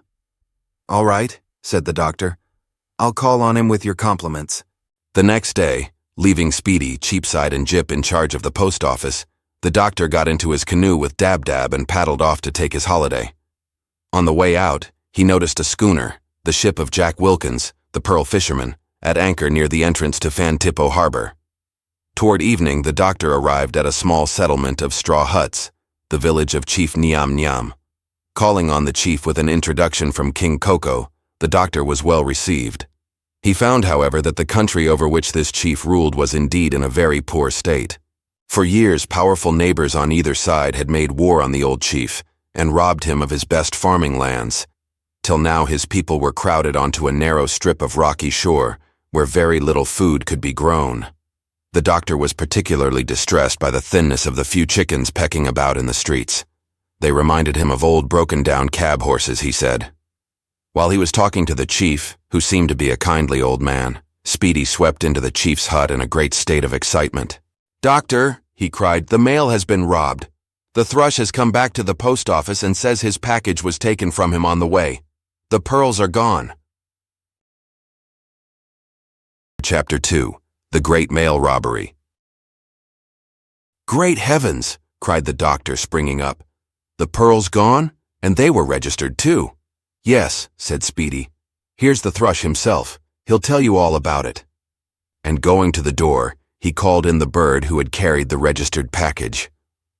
"Doctor," said the thrush, who was also very upset and breathless, "it wasn't my fault. I never let those pearls out of my sight. I flew straight off for the Harmattan Rocks, but part of the trip I had to go over land if I took the shortest cut, and on the way I saw a sister of mine whom I hadn't met in a long time, sitting in a tree in the jungle below me. And I thought it would be no harm if I went and talked to her a while. So I flew down and she was very glad to see me. I couldn't talk properly with the string of the package in my mouth, so I put the parcel down on the bough of the tree behind me, right near me, you understand, and went on talking to my sister. And when I turned around to pick it up again, it was gone." "Perhaps it slipped off the tree," said the doctor, "and fell down into the underbrush." "It couldn't have," said the thrush. "I put it into a little hollow in the bark of the bough. It just couldn't have slipped or rolled. Somebody must have taken it." "Dear me," said John Dolittle. "Robbing the mails. That's a serious thing. I wonder who could have done it." "I'll bet it's Jack Wilkins, the cross-eyed pearl fisherman," whispered Dab-Dab. "A man with a face like that would steal anything. And he was the only one, besides us and Speedy, who knew the pearls were going through the mails. It's Wilkins, sure as you're alive." "I wonder," said the doctor. "They do say he is a most unscrupulous customer.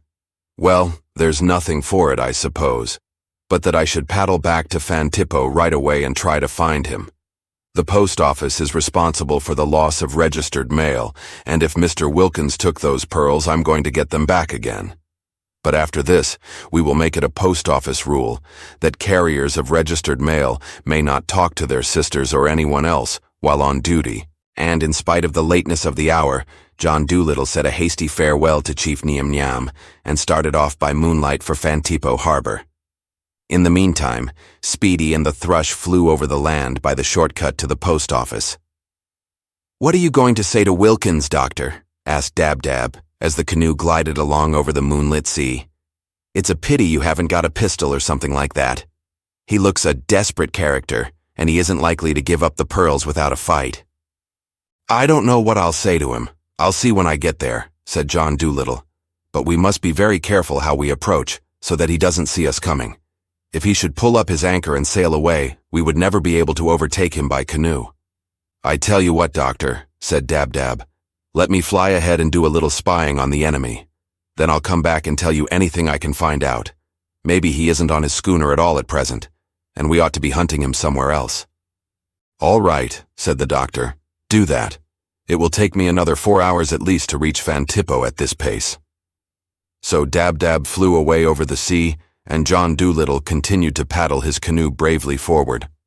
After about an hour had passed, he heard a gentle sort of whispered quacking high overhead, and he knew that his faithful housekeeper was returning. Presently, with a swish of feathers, Dab-Dab settled down at his feet, and on her face was an expression which meant great news. "He's there, Doctor, and he's got the pearls all right," said she. "I peeked through the window, and I saw him counting them out from one little box into another by the light of a candle." "The villain!" grunted the doctor, putting on all the speed he could. "Let's hope he doesn't get away before we reach Fantippo." Dawn was beginning to show before they came in sight of the ship they sought. This made approaching the schooner without being seen extremely difficult, and the doctor went all the way around the island of No Man's Land so as to come upon the ship from the other side, where he would not have to cross so large an open stretch of sea. Paddling very, very softly, he managed to get the canoe right under the bow of the ship. Then, tying his own craft so it couldn't float away, he swarmed up the schooner's anchor chain and crept onto the boat on hands and knees. Full daylight had not yet come, and the light from a lamp could be seen palely shining up the stairs which led to the cabin. The doctor slid forward like a shadow, tiptoed his way down the stairs and peered through the partly open door. The cross-eyed Wilkins was still seated at the table, as Dab-Dab had described, counting pearls. 2 other men were asleep in bunks around the room. The doctor swung open the door and jumped in. Instantly, Wilkins sprang up from the table, snatched a pistol from his belt and leveled it at the doctor's head. "Move an inch and you're a dead man," he snarled. The doctor, taken aback for a moment, gazed at the pistol muzzle, wondering what to do next. Wilkins, without moving his eyes from the doctor for a second, closed the pearl box with his left hand and put it into his pocket. While he was doing this, however, Dab-Dab sneaked in under the table, unseen by anyone. And suddenly, she bit the pearl fisherman in the leg with her powerful beak. With a howl, Wilkins bent down to knock her off. "Now's your chance, Doctor," yelled the duck, and in the second while the pistol was lowered, the doctor sprang onto the man's back, gripped him around the neck, and with a crash, the 2 of them went rolling on the floor of the cabin. Then a tremendous fight began. Over and over and over they rolled around the floor, upsetting things in all directions, Wilkins fighting to get his pistol hand free, the doctor struggling to keep it bound to his body, Dab-Dab hopping and flying and jumping and flapping to get a bite in on the enemy's nose whenever she saw a chance. At last John Dolittle, who for his size was a very powerful wrestler, got the pearl fisherman in a grip of iron where he couldn't move at all. But just as the doctor was forcing the pistol out of his enemy's hand, one of the other men, who had been aroused by the noise of the fight, woke up, and leaning out of his bunk from behind the doctor's back, he hit him a tremendous blow on the head with a bottle. Stunned and senseless, John Dolittle fell over in a heap and lay still upon the floor. Then all 3 men sprang on him with ropes, and in a minute his arms and legs were tied and the fight was over. When he woke up, the doctor found himself lying at the bottom of his own canoe, with Dab-Dab tugging at the ropes which bound his wrists to get him free. "Where is Wilkins?" he asked in a dazed, sleepy kind of way. "Gone," said Dab-Dab. "And the pearls with him. The scoundrel. As soon as they had dumped you in the canoe, they pulled up the anchor, hoisted sail, and got away. They were in an awful hurry and kept looking out to sea with telescopes and talking about the revenue cutter. I guess they are wanted by the government for a good many bad deeds. I never saw a tougher-looking crowd of men in all my life. See, I've got the rope around your hands free now. You can do the rest better yourself. Does your head hurt much?" "It's a bit dizzy still," said the doctor, working at the rope about his ankles. "But I'll be all right in a little." Presently, when he had undone the cord that tied his feet, John Dolittle stood up and gazed over the ocean. And there, on the skyline, he could just see the sails of Wilkins' schooner disappearing eastward. "Villain!" was all he said between his clenched teeth. Chapter 3. Pearls and Brussels Sprouts. Disappointed and sad, Dab-Dab and the doctor started to paddle their way back. "I think I'll stop in at the post office before I return to Chief Nyam-Nyam's country," said the doctor. "There's nothing more I can do about the pearls, I suppose. But I'd like to see if everything else is going all right." "Wilkins may get caught yet, by the government," said Dab-Dab. And if he does, we might get the pearls back after all." "Not much chance of that, I'm afraid," said John Dolittle. "He will probably sell them the first chance he gets. That's all he wants them for the money they'll bring in. Whereas the young spoonbills appreciated their beauty. It's a shame they should lose them, and when they were in my care, too. Well, it's no use crying over spilt milk. They're gone, that's all." As they were approaching the houseboat, they noticed a large number of canoes collected about it. Today was not one of the outgoing or incoming mail days, and the doctor wondered what the excitement could be. Fastening up his own canoe, he went into the post office. And inside there was quite a crowd. He made his way through it with Dab-Dab, and in the registered mail booth, he found all the animals gathered around a small black squirrel. The little creature's legs were tied with post office red tape, and he seemed very frightened and miserable. Speedy and Cheapside were mounting guard over him, one on each side. "What's all this about?" asked the doctor. "We've caught the fellow who stole the pearls, doctor," said Speedy. "And we've got the pearls too," cried Tutu. "They're in the stamp drawer and Jip is guarding them." "But I don't understand," said John Dolittle. "I thought Wilkins had made off with them." "Those must have been some other stolen pearls, doctor," said Dab-Dab. "Let's take a look at the ones Jip has." The doctor went and opened the stamp drawer, and there, inside, sure enough, were the 3 pink beauties he had sent by registered mail. "How did you find them?" he asked, turning to Speedy. "Well, after you had set off in the canoe," said the skimmer, "I and the thrush stopped on our way back here at the tree where he had lost the package. It was too dark then to hunt for it, so we roosted in the tree all night, intending to look in the morning. Just as dawn was breaking, we saw this wretched squirrel here flirting about in the branches with an enormous pink pearl in his mouth. I at once pounced on him and held him down, while the thrush took the pearl away from him. Then we made him tell us where he had hidden the other 2, and after we had got all 3 of them, we put the squirrel under arrest and brought him here." "Dear me," said the doctor, looking at the miserable culprit, who was all tied up with red tape. "What made you steal the pearls?" At first the squirrel seemed almost too frightened to speak, so the doctor took a pair of scissors and cut the bonds that held him. "Why did you do it?" he repeated. "I thought they were Brussels sprouts," said the squirrel timidly. "A few weeks ago, when I and my wife were sitting in a tree, we suddenly smelled the smell of Brussels sprouts, awful strong, all about us. I and my wife are very fond of this vegetable, and we wondered where the smell was coming from. And then looking up, we saw thousands of thrushes passing overhead, carrying Brussels sprouts in their mouths.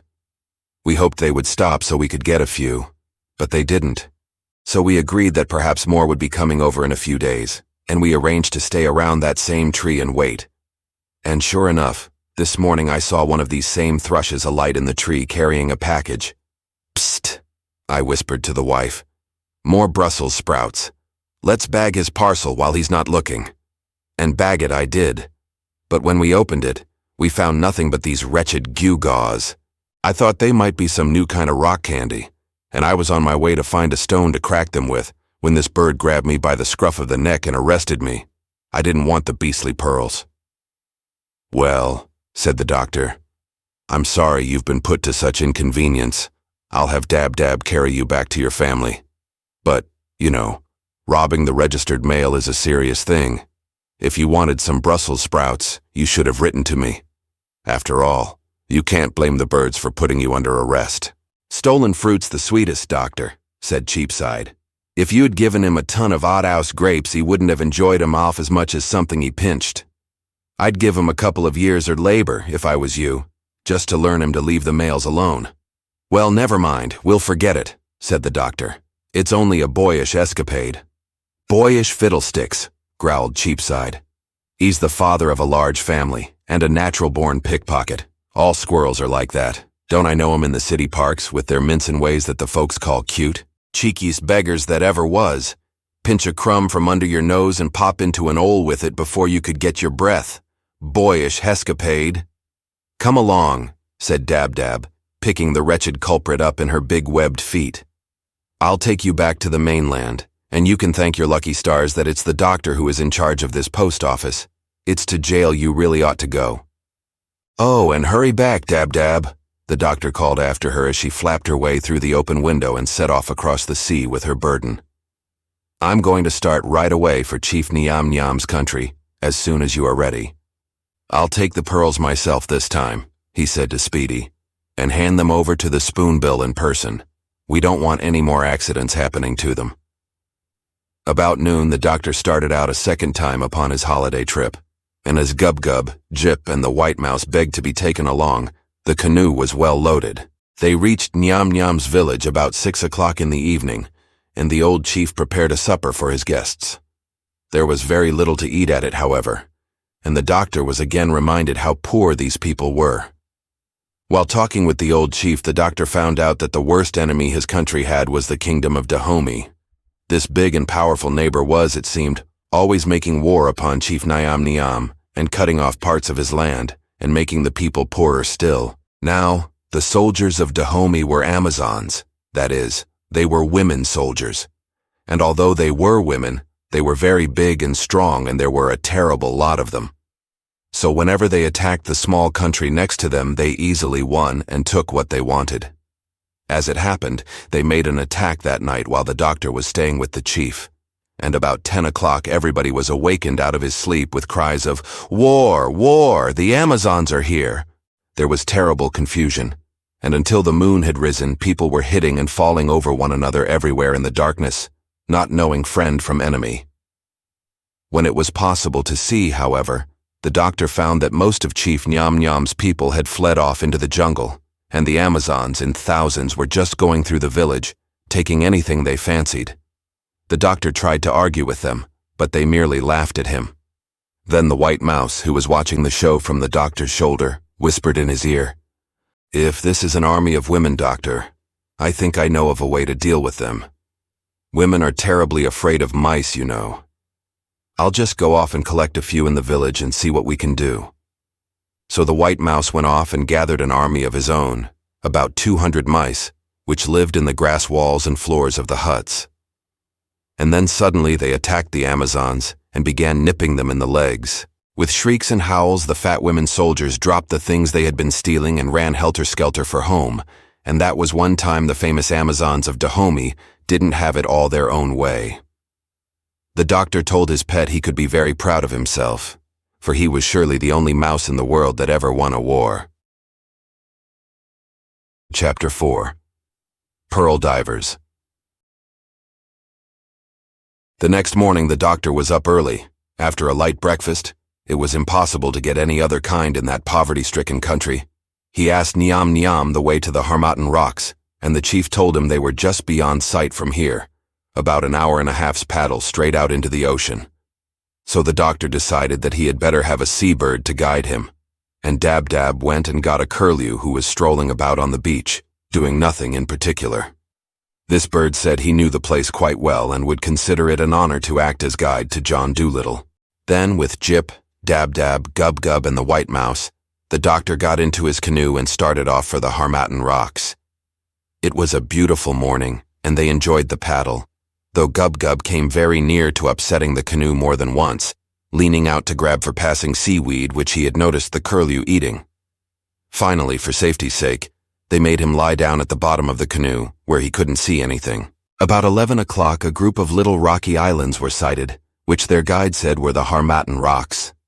At this point in their journey, the mainland of Africa was just disappearing from view on the skyline behind them. The rocks they were coming to seemed to be the home of thousands of different kinds of seabirds. As the canoe drew near, gulls, terns, gannets, albatrosses, cormorants, auklets, petrels, wild ducks, even wild geese, came out, full of curiosity to examine the stranger. When they learned from the curlew that this quiet little fat man was none other than the great Dr. Dolittle himself, they passed word back to the rocks, and soon the air about the canoe was simply thick with wings flashing in the sunlight.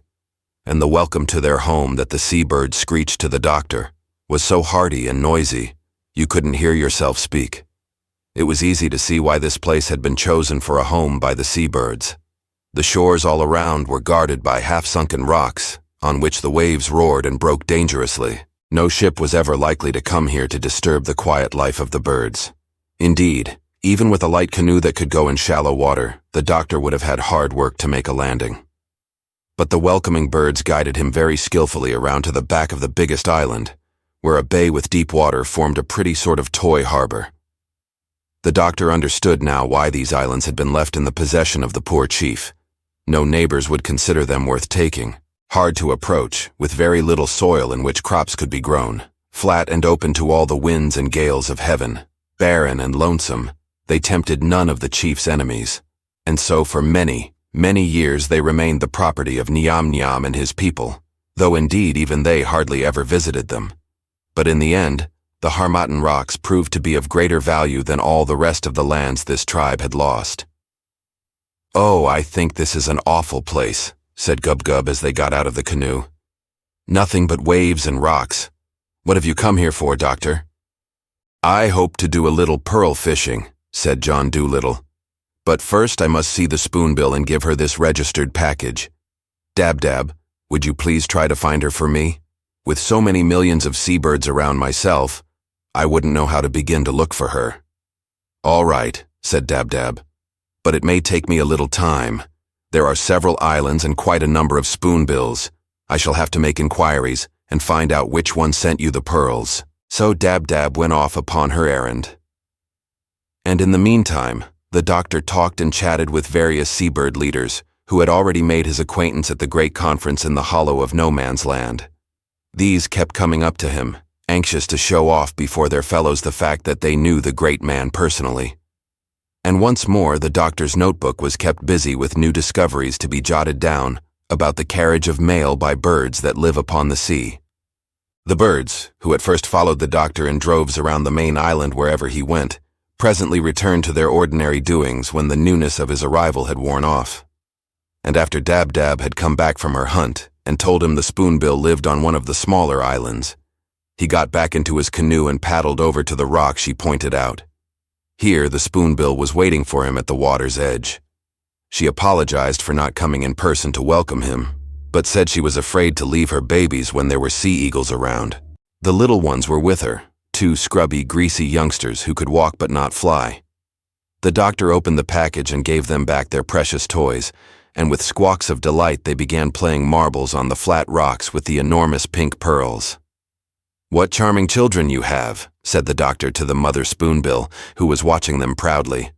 "I'm glad they've got their playthings safely back. I wouldn't have had them lose them for anything."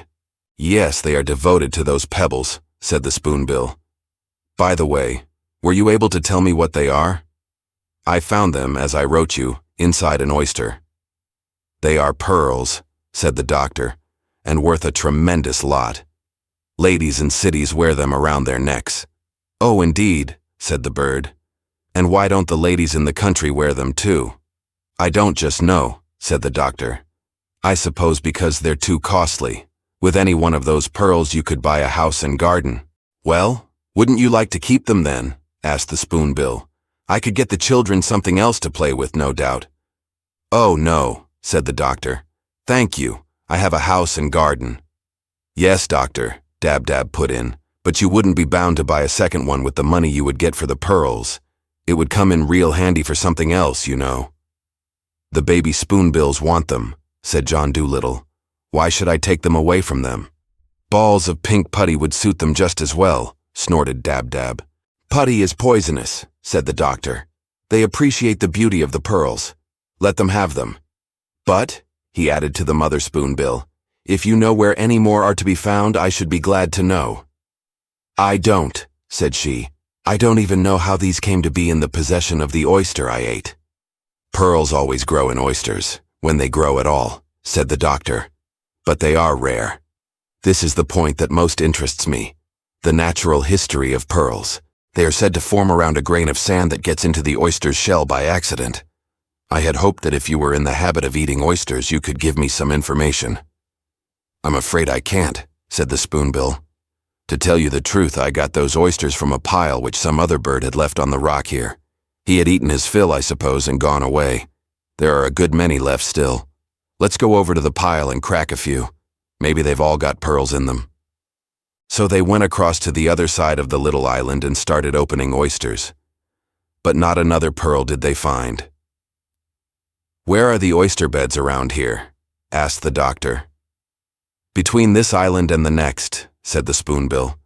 I don't fish for them myself because I'm not a deep diver, but I've seen other kinds of seabirds fishing in that place, just about halfway between this island and that little one over there. I'll go out with her, Doctor, said Dab-Dab, and do a little fishing on my own account. I can dive pretty deep, though I'm not a regular diving duck. Maybe I can get some pearls for you. So Dab-Dab went out with the spoonbill and started pearl fishing. Then for a good hour and a half the faithful housekeeper fished up oyster after oyster and brought them to the doctor on the island. He and the animals found opening them quite exciting work because you never knew what you might discover. But nothing was found in the shells but fat oysters and thin oysters. I think I'd like to try a hand at diving myself, said the doctor, if the water is not too deep. I used to be quite good at fishing up sixpences from the bottom of the swimming pool when I was a boy. And he took off his clothes, got into the canoe, and paddled out with the animals till he was over the oyster beds. Then he dove right down into the clear green water, while Jip and Gub-Gub watched him with intense interest. But when he came up, blowing like a seal, he hadn't even got an oyster. All he had was a mouthful of seaweed. Let's see what I can do, said Jip, and out of the canoe jumped another pearl fisherman. Then Gub-Gub got all worked up, and before anybody could stop him, he had taken a plunge. The pig went down so quick and so straight he got his snout stuck in the mud at the bottom, and the doctor, still out of breath, had to go down after him and get him free. The animals by this time were at such a pitch of excitement that even the white mouse would have jumped in if Gub-Gub's accident hadn't changed his mind. Jip managed to bring up a few small oysters, but there were no pearls in them. I'm afraid we're pretty poor fishers, said John Dolittle. Of course, it's possible that there may not be any more pearls there. No, I'm not satisfied yet, said Dab-Dab. I'm pretty sure that there are plenty of pearls there. The beds are enormous. I think I'll go around among the seabirds and try to find out who it was. Got those oysters our spoonbill found the pearls in. The bird that fished up that pile was an expert oyster diver. So while the doctor put his clothes on and Gub-Gub washed the mud out of his ears, Dab-Dab went off on a tour of inquiry around the islands. After about 20 minutes, she brought back a black duck-like bird with a tuft on his head. This cormorant, Doctor, said she, fished up that pile of oysters. Ah, said John Dolittle, perhaps we shall find out something now. Can you tell me, he asked the cormorant, how to get pearls? Pearls? What do you mean? Said the bird. Then Dab-Dab went and borrowed the playthings from the spoonbill's children to show him. Oh, those things, said the cormorant. Those come in bad oysters. When I go oyster fishing, I never pick up that kind except once in a while by accident, and then I never bother to open them. But how do you tell oysters of that kind from the others? Asked the doctor. By sniffing them, said the cormorant. The ones that have those things in them don't smell fresh. I'm frightfully particular about my oysters. Do you mean to say that even when you are right down under the water, you could tell an oyster that had pearls in it from one that hadn't, just by sniffing it? Certainly. So could any cormorant. There you are, Doctor, said Dab-Dab. The trick's done. Now you can get all the pearls you want. But these oyster beds don't belong to me, said John Dolittle. Oh dear, sighed the duck. Did anyone ever see a man who could find so many objections to getting rich? Who do they belong to then? To Chief Niam Niam and his people, of course. He owns the Harmattan Rocks. Would you mind, the doctor asked, turning to the cormorant, getting me a few oysters of this kind to look at?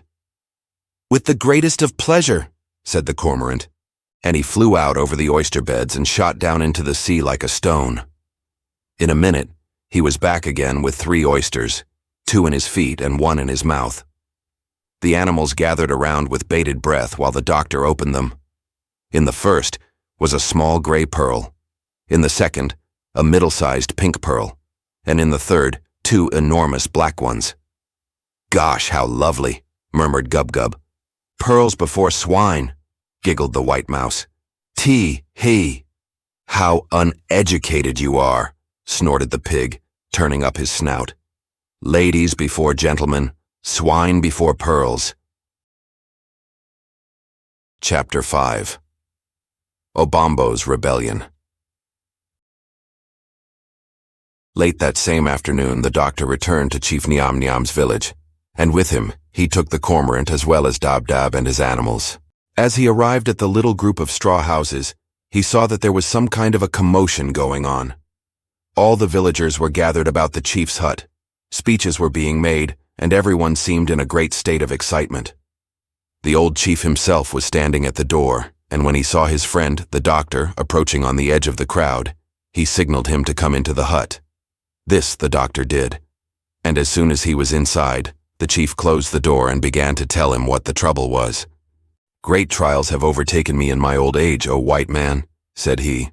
"For 50 years I have been head of this tribe, respected, honored, and obeyed. Now my young son-in-law, Obombo, clamors to be made chief, and many of the people support him. Bread we have none. Food of any kind is scanty. And Obombo tells the tribesmen that the fault is mine, that he, if he is made chief, will bring them luxury and prosperity.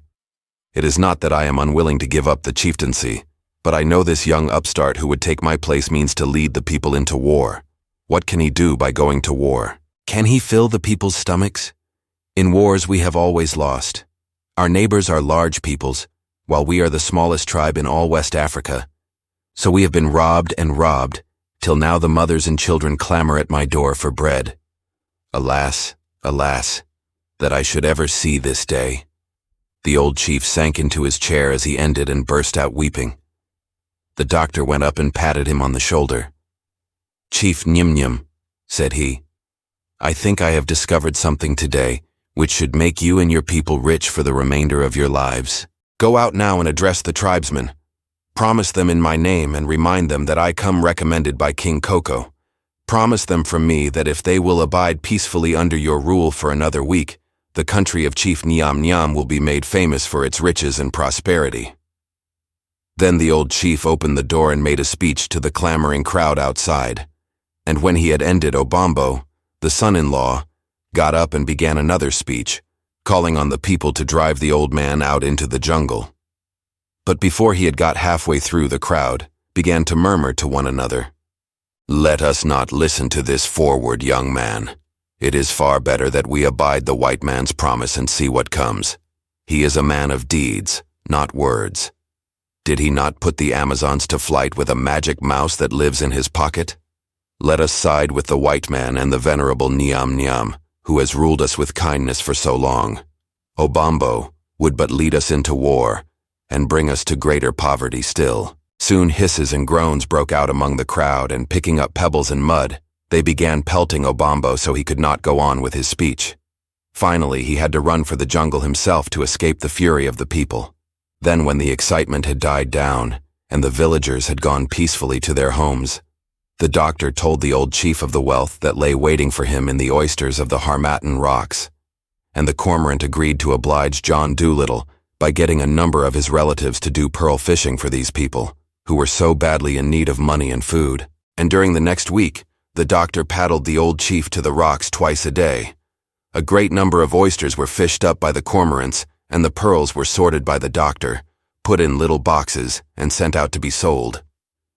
John Dolittle told the old chief to keep the matter a secret and only to entrust the carrying to reliable men. And soon money began to pour into the country from the pearl fishing business which the doctor had established, and the people were prosperous and had all the food they wanted. By the end of that week, the doctor had indeed made good his promise. The country of Chief Nyam-Nyam became famous all along the coast of West Africa as a wealthy state.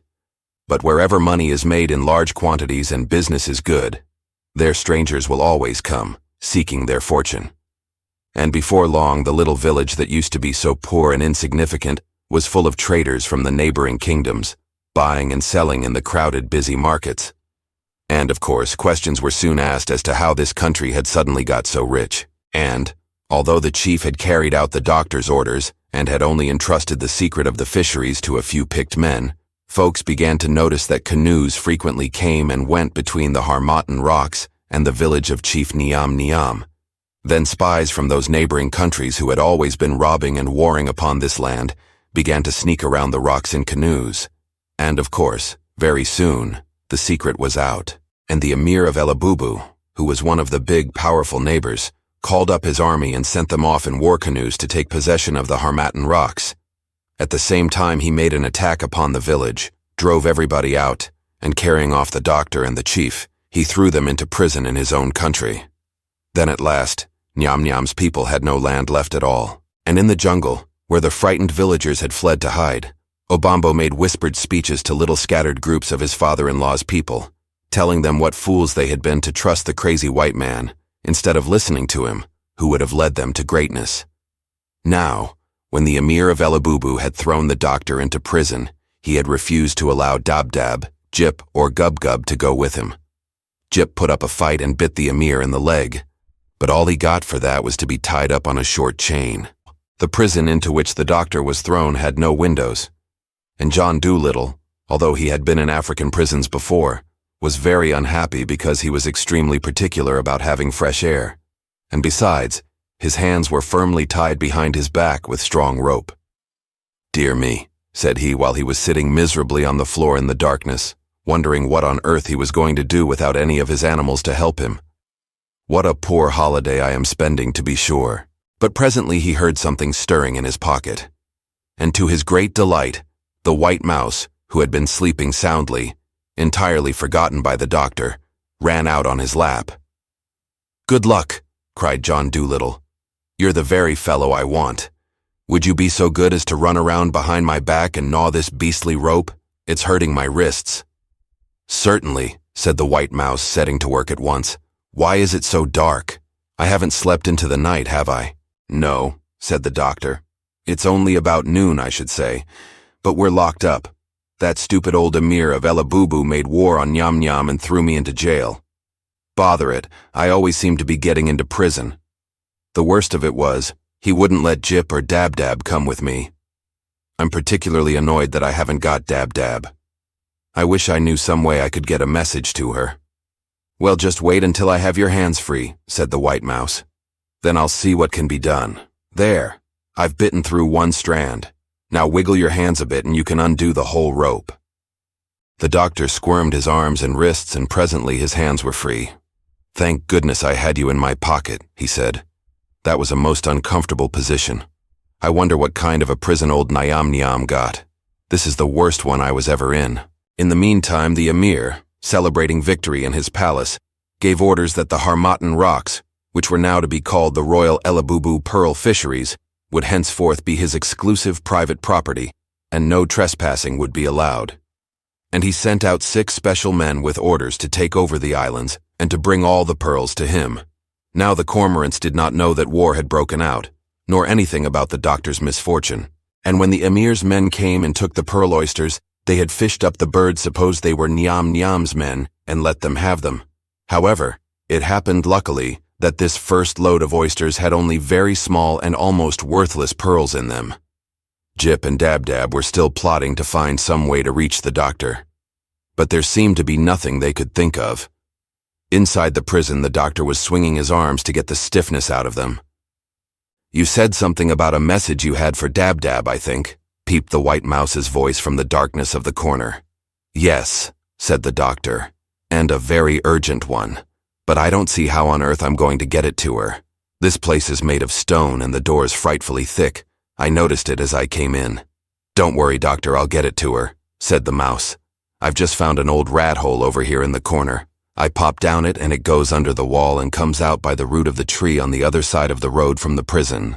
"Oh, how splendid!" cried the doctor. "Give me the message," said the white mouse, "and I'll hand it to Dab-Dab before you can say Jack Robinson. She's sitting in the tree where the hole comes out." "Tell her," said the doctor, "to fly over to the Harmattan Rocks right away and give the cormorant strict orders to stop all pearl fishing at once." "All right," said the mouse, and he slipped down the rat hole. Dab-Dab, as soon as she got the message, went straight off to the pearl fisheries and gave the doctor's instructions to the cormorants. She was only just in time, for the Emir's 6 special men were about to land on the islands to get a second load of pearls. Dab-Dab and the cormorants swiftly threw back into the sea the oysters that had been fished up, and when the Emir's men arrived, they found nothing. After hanging around a while, they paddled back and told the Emir that they could find no more pearl oysters on the rocks. He sent them out to look again, but they returned with the same report. Then the Emir was puzzled and angry. If Nyam Nyam could get pearls on the Harmattan Rocks, why couldn't he? And one of his generals said that probably the white man had something to do with it, since it was he who had discovered and started the fisheries. So the emir ordered his hammock men and had himself carried to the doctor's prison. The door was unlocked, and the emir, going inside, said to the doctor, "What monkey business have you done to my pearl fisheries, you white-faced villain?"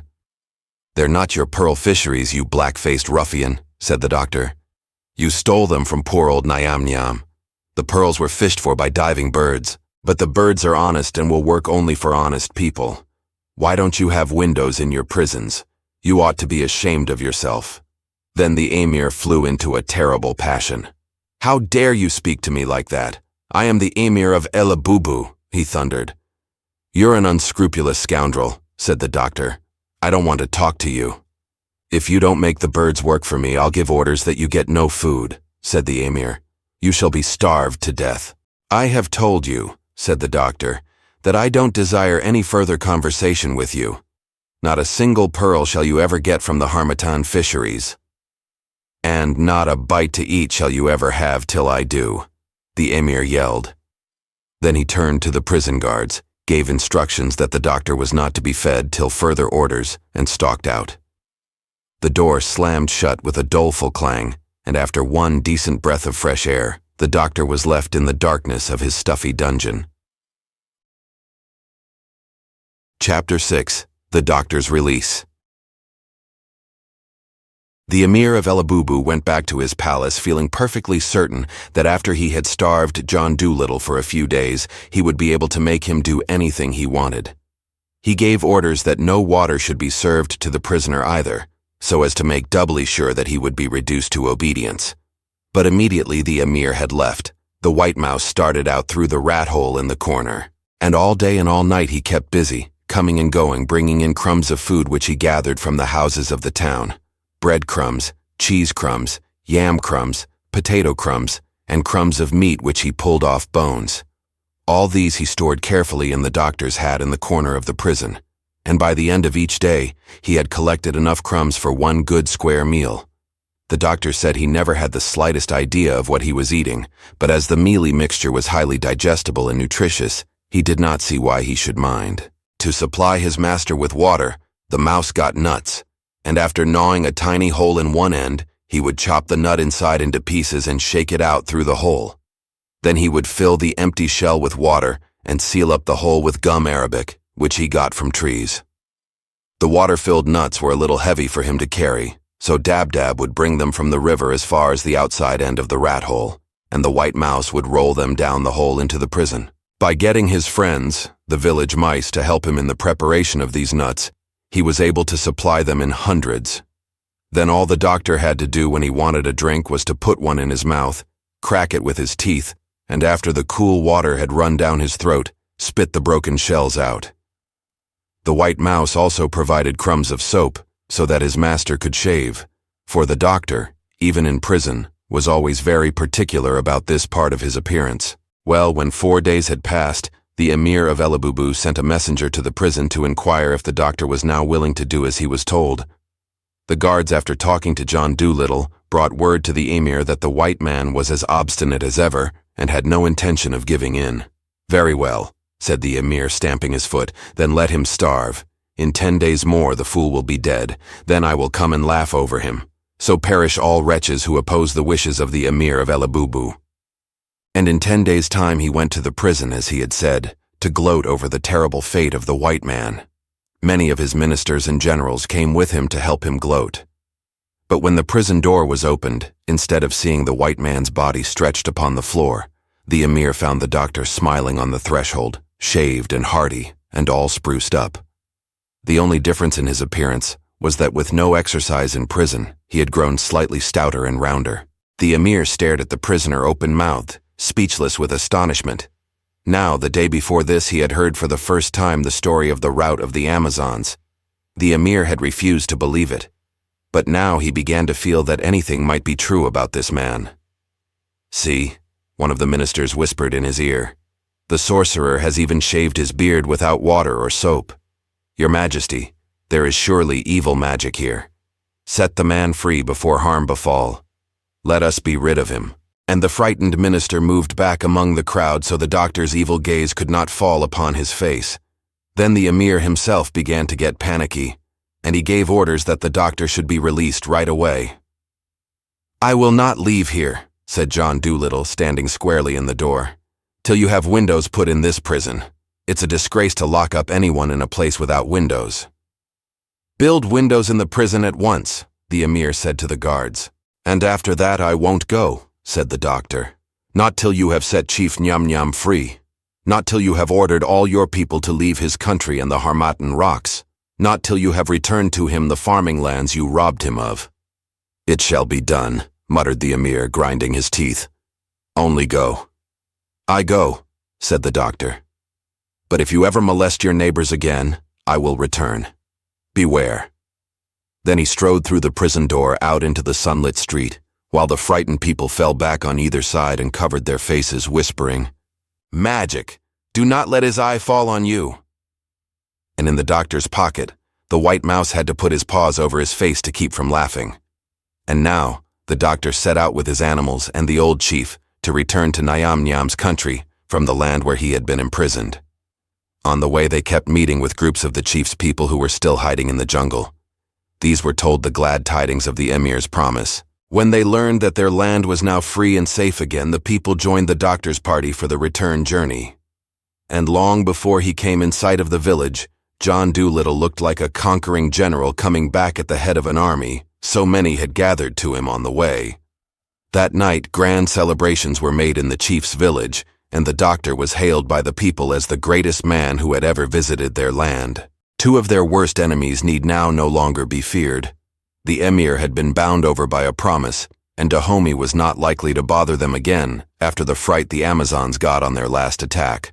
The pearl fisheries were restored to their possession, and the country should now proceed prosperously and happily. The next day, the doctor went out to the Harmattan rocks to visit the cormorants and to thank them for the help they had given. The old chief came along on this trip, and with him 4 trustworthy men of his, in order that there should be no mistake in future. These men were shown to the cormorants, and the birds were told to supply them, and no others, with pearl oysters. While the doctor and his party were out at the rocks, an oyster was fished up that contained an enormous and very beautiful pearl, by far the biggest and handsomest yet found. It was perfect in shape, flawless, and a most unusual shade in color. After making a little speech, the chief presented this pearl to the doctor as a small return for the services he had done him and his people. "Thank goodness for that," Dab-Dab whispered to Jip. "Do you realize what that pearl means to us? The doctor was down to his last shilling, as poor as a church mouse. We would have had to go circus traveling with the Pushmi-Pullyu again if it hadn't been for this. I'm so glad.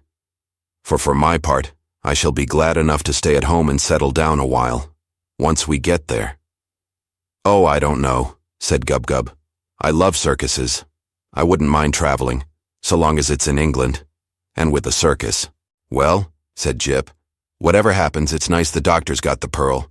He always seems to be in need of money. And as you say, Dab-Dab, that should make anybody rich for life."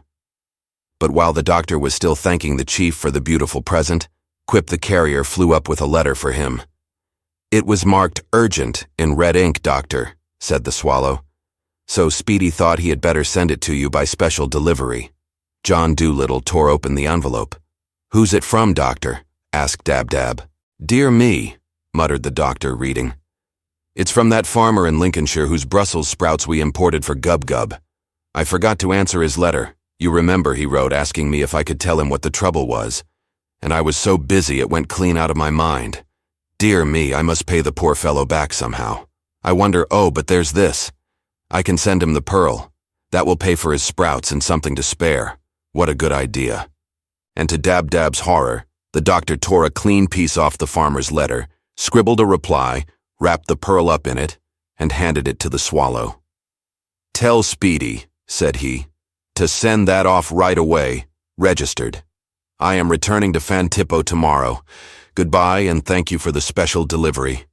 As Quip the carrier disappeared into the distance with the doctor's priceless pearl, Dab-Dab turned to Jip and murmured, "There goes the Dolittle fortune. My, but it is marvelous how money doesn't stick to that man's fingers. Hi-ho, sighed Jip. It's a circus for us, all right. Easy comes, easy goes, murmured Gub-Gub. Never mind. I don't suppose it's really such fun being rich. Wealthy people have to behave so unnaturally. Mysterious letter. We are now come to an unusual event in the history of the doctor's post office, to the one which was, perhaps, the greatest of all the curious things that came about through the institution of the swallow mail. On arriving back at the houseboat from his short and very busy holiday, the doctor was greeted joyfully by the Pushmi-Pullyu, Tutu, Cheapside, and Speedy the skimmer. King Koko also came out to greet his friend when he saw the arrival of the doctor's canoe through a pair of opera glasses, price 10 shillings and sixpence, which he had recently got from London by parcel post. And the prominent Fantippos, who had missed their afternoon tea and social gossip terribly during the postmaster's absence, got into their canoes and followed the king out to the foreign mails office. So for 3 hours after his arrival, in fact until it was dark, the doctor did not get a chance to do a thing besides shake hands and answer questions about how he had enjoyed his holiday, where he had been, and what he had done. The welcome he received on his return and the sight of the comfortable houseboat, gay with flowering window boxes, made the doctor, as he afterwards said to Dab-Dab, feel as though he were really coming home. "Yes," said the housekeeper, "but don't forget that you have another home, a real one, in Puddleby." "That's true," said the doctor. "I suppose I must be getting on to England soon. But the Fantippos were honestly pleased to see us, weren't they? And after all, Africa is a nice country now, isn't it?" "Yes," said Dab-Dab, "a nice enough country for short holidays and long drinks." After supper had been served and eaten, and the doctor had been made to tell the story of the pearl fisheries all over again for the benefit of his own family circle, he at last turned to the enormous pile of letters which were waiting for him. They came, as usual, from all parts of the world, from every conceivable kind of animal and bird. For hours he waited patiently through them, answering them as they came. Speedy acted as his secretary and took down in bird and animal scribble the answers that the doctor reeled off by the dozen. Often, John Dolittle dictated so fast that the poor skimmer had to get Tutu, who had a wonderful memory, to come and help listen, so nothing should be missed through not writing it down quick enough. Toward the end of the pile, the doctor came across a very peculiar thick envelope, all over mud. For a long time, none of them could make out a single word of the letter inside, nor even who it was from. The doctor got all his notebooks out of the safe, compared and peered and pored over the writing for hours. Mud had been used for ink. The signs were made so clumsily, they might almost be anything. But at last, after a tremendous lot of work, copying out afresh, guessing and discussing, the meaning of the extraordinary letter was pieced together, and this is what it said.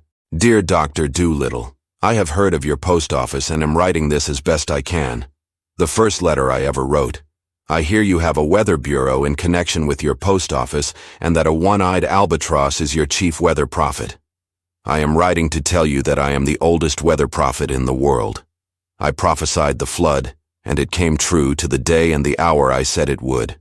I am a very slow walker, or I would come and see you and perhaps you could do something for my gout, which in the last few hundred years has bothered me a good deal. But if you will come to see me, I will teach you a lot about weather, and I will tell you the story of the flood, which I saw with my own eyes from the deck of Noah's Ark. Yours very truly, Mudface. P.S. I am a turtle." At last, on reading the muddy message through, the doctor's excitement and enthusiasm knew no bounds. He began at once to make arrangements to leave the following day for a visit to the turtle. But alas, when he turned again to the letter to see where the turtle lived, he could find nothing to give a clue to his whereabouts. The mysterious writer who had seen the flood, Noah and the Ark, had forgotten to give his address. "Look here, Speedy," said John Dolittle. "We must try and trace this. Let us leave no stone unturned to find where this valuable document came from. First, we will question everyone in the post office to find out who it was delivered it." Well, everyone in turn, the Pushmi-Pullyu, Cheapside, Tutu, Quip the carrier, all the swallows, any stray birds who were living in the neighborhood, even a pair of rats who had taken up their residence in the houseboat, were cross-examined by the doctor or Speedy. But no one had seen the letter arrive. No one could tell what day or hour it had come. No one could guess how it got into the pile of the doctor's mails. No one knew anything about it. It was one of those little post office mysteries that are always cropping up even in the best-run mail systems. The doctor was positively heartbroken. Often in his natural history meditations he had wondered about all sorts of different matters connected with the Ark, and he had decided that Noah, after his memorable voyage was over, must have been a great naturalist. Now had come most unexpectedly a chance to hear the great story from an eyewitness, from someone who had actually known and sailed with Noah. And just because of a silly little slip like leaving out an address, the great chance was to be lost. All attempts to trace the writer having failed, the doctor, after 2 days, gave it up and went back to his regular work. This kept him so busy for the next week that he finally forgot all about the turtle and his mysterious letter. But one night, when he was working late to catch up with the business which had multiplied during his absence, he heard a gentle tapping on the houseboat window. He left his desk and went and opened it. Instantly in popped the head of an enormous snake with a letter in its mouth, a thick, muddy letter. "Great heavens," cried the doctor. "What a start you gave me. Come in, and make yourself at home." Slowly and smoothly the snake slid in over the windowsill and down onto the floor of the houseboat. Yards and more yards long he came, coiling himself up neatly at John Dolittle's feet like a mooring rope on a ship's deck. "Pardon me, but is there much more of you outside still?" asked the doctor. "Yes," said the snake. "Only half of me is in yet." "Then I'll open the door," said the doctor, "so you can coil part of yourself in the passage. This room is a bit small." When at last the great serpent was all in, his thick coils entirely covered the floor of the doctor's office, and a good part of him overflowed into the passage outside. "Now," said the doctor, closing the window, "what can I do for you?" "I've brought you this letter," said the snake. "It's from the turtle. He is wondering why he got no answer to his first." "But he gave me no address," said John Dolittle, taking the muddy envelope from the serpent. "I've been trying my hardest ever since to find out where he lived." "Oh, was that it?" said the snake. "Well, old Mudface isn't much of a letter writer. I suppose he didn't know he had to give his address." "I'm awfully glad to hear from him again," said the doctor.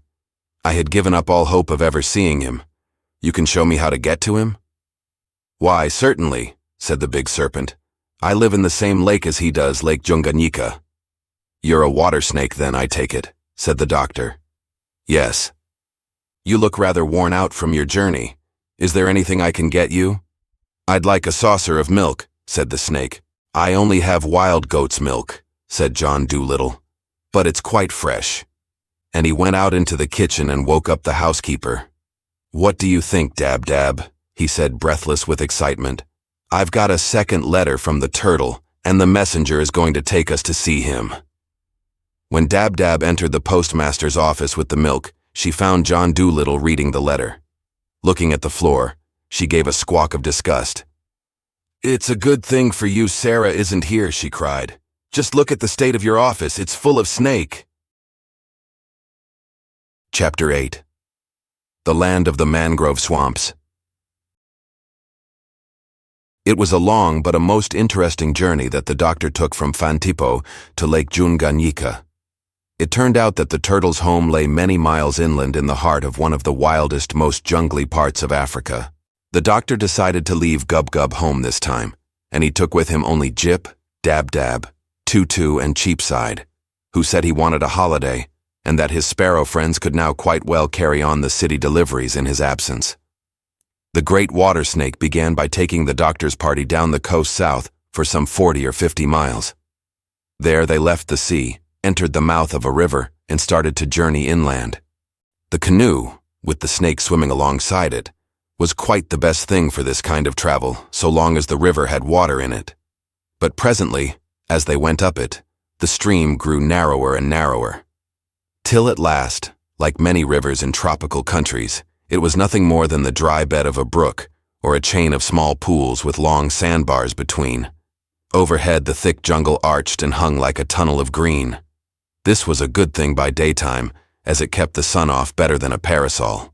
And in the dry stretches of riverbed, where the doctor had to carry or drag the canoe on homemade runners, the work was hard and shade something to be grateful for.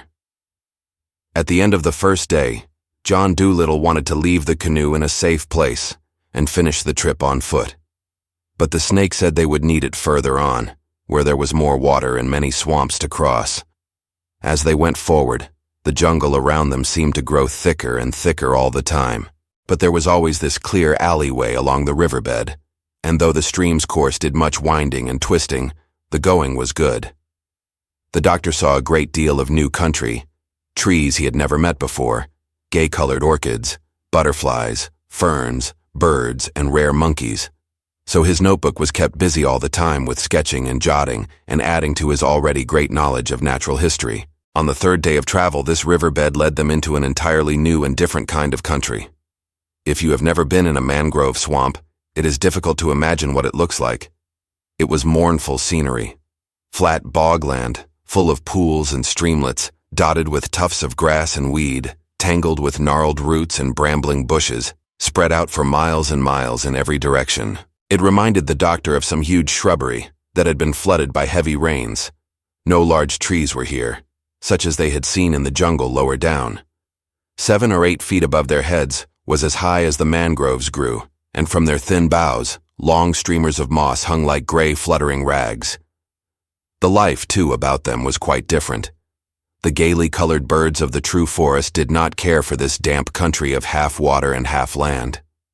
Instead, all manner of swamp birds, big-billed and long-necked for the most part, peered at them from the sprawling saplings. Many kinds of herons, egrets, ibises, grebes, bitterns, even stately anhingas who can fly beneath the water, were wading in the swamps or nesting on the little tufty islands. In and out of the holes about the gnarled roots, strange and wondrous water creatures, things half fish and half lizard, scuttled and quarreled with brightly colored crabs. For many folks it would have seemed a creepy, nightmare sort of country, this land of the mangrove swamps. But to the doctor, for whom any kind of animal life was always companionable and good-intentioned, it was a most delightful new field of exploration. They were glad now that the snake had not allowed them to leave the canoe behind, for here, where every step you took you were liable to sink down in the mud up to your waist, Jip and the doctor would have had hard work to get along at all without it. And even with it, the going was slow and hard enough. The mangroves spread out long, twisting, crossing arms in every direction to bar your passage, as though they were determined to guard the secrets of this silent, gloomy land where men could not make a home and seldom ever came. Indeed, if it had not been for the giant water snake, to whom mangrove swamps were the easiest kind of traveling, they would never have been able to make their way forward. But their guide went on ahead of them for hundreds of yards to lead the way through the best openings and to find the passages where the water was deep enough to float a canoe. And although his head was out of sight most of the time in the tangled distance, he kept in the worst stretches a firm hold on the canoe by taking a turn about the bow post with his tail. And whenever they were stuck in the mud, he would contract that long, muscular body of his with a jerk and yank the canoe forward as though it had been no more than a can tied on the end of a string. Dab-Dab, Tutu, and Cheapside did not, of course, bother to sit in the canoe. They found flying from tree to tree a much easier way to travel. But in one of these jerky pulls which the snake gave on his living towline, the doctor and Jip were left sitting in the mud as the canoe was actually yanked from under them. This so much amused the vulgar Cheapside, who was perched in a mangrove tree above their heads, that he suddenly broke the solemn silence of the swamp by bursting into noisy laughter. "Lord bless us, doctor, but you do get yourself into some comical situations. Who would think to see John Dolittle, M.D., eminent physician of Puddleby-on-the-Marsh, being pulled through a mud swamp in darkest Africa by a couple of 100 yards of fatworm? You've no idea how funny you look." "Oh, close your silly face," growled Jip, black mud from head to foot, scrambling back into the canoe.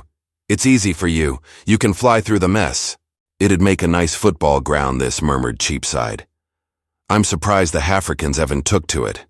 I didn't know there was this much mud anywhere, outside of Amstead Heath after a wet bank holiday. I wonder when we're going to get there.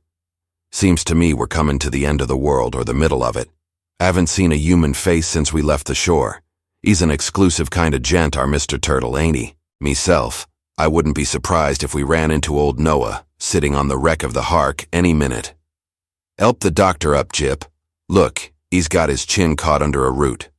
The snake, hearing Cheapside's chatter, thought something must be wrong. He turned his head end around and came back to see what the matter was. Then a short halt was made in the journey while the doctor and Jip cleaned themselves up, and the precious notebooks, which had also been jerked out into the mud, were rescued and stowed in a safe place. "Do no people at all live in these parts?" the doctor asked the snake. "None whatever," said the guide. "We left the lands where men dwell behind us long ago. Nobody can live in these bogs but swamp birds, marsh creatures, and water snakes." "How much further have we got to go?" asked the doctor, rinsing the mud off his hat in a pool. "About one more day's journey," said the snake. "A wide belt of these swamps surrounds the secret lake of Yunganyika on all sides. The going will become freer as we approach the open water of the lake." "We are really on the shores of it already, then?" "Yes," said the serpent, "but properly speaking, the secret lake cannot be said to have shores at all, or certainly, as you see, no shore where a man can stand." "Why do you call it the secret lake?" asked the doctor. "Because it has never been visited by man since the flood," said the giant reptile. "You will be the first to see it. We who live in it boast that we bathe daily in the original water of the flood, for before the 40 days' rain came it was not there, they say. But when the flood passed away, this part of the world never dried up, and so it has remained, guarded by these wide mangrove swamps, ever since." "What was here before the flood then?" asked the doctor. "They say rolling, fertile country, waving corn and sunny hilltops," the snake replied. "That is what I have heard. I was not there to see. Mudface, the turtle, will tell you all about it." "How wonderful!" exclaimed the doctor. "Let us push on. I am most anxious to see him, and the secret lake." Chapter 9. The Secret Lake. During the course of the next day's travel, the country became, as the snake had foretold, freer and more open. Little by little the islands grew fewer, and the mangroves not so tangly. In the dreary views there was less land and more water. The going was much easier now. For miles at a stretch, the doctor could paddle without the help of his guide, in water that seemed to be quite deep. It was indeed a change to be able to look up and see a clear sky overhead once in a while, instead of that everlasting network of swamp trees. Across the heavens, the travelers now occasionally saw flights of wild ducks and geese, winging their way eastward. "That's a sign we're near open water," said Dab-Dab. "Yes," the snake agreed.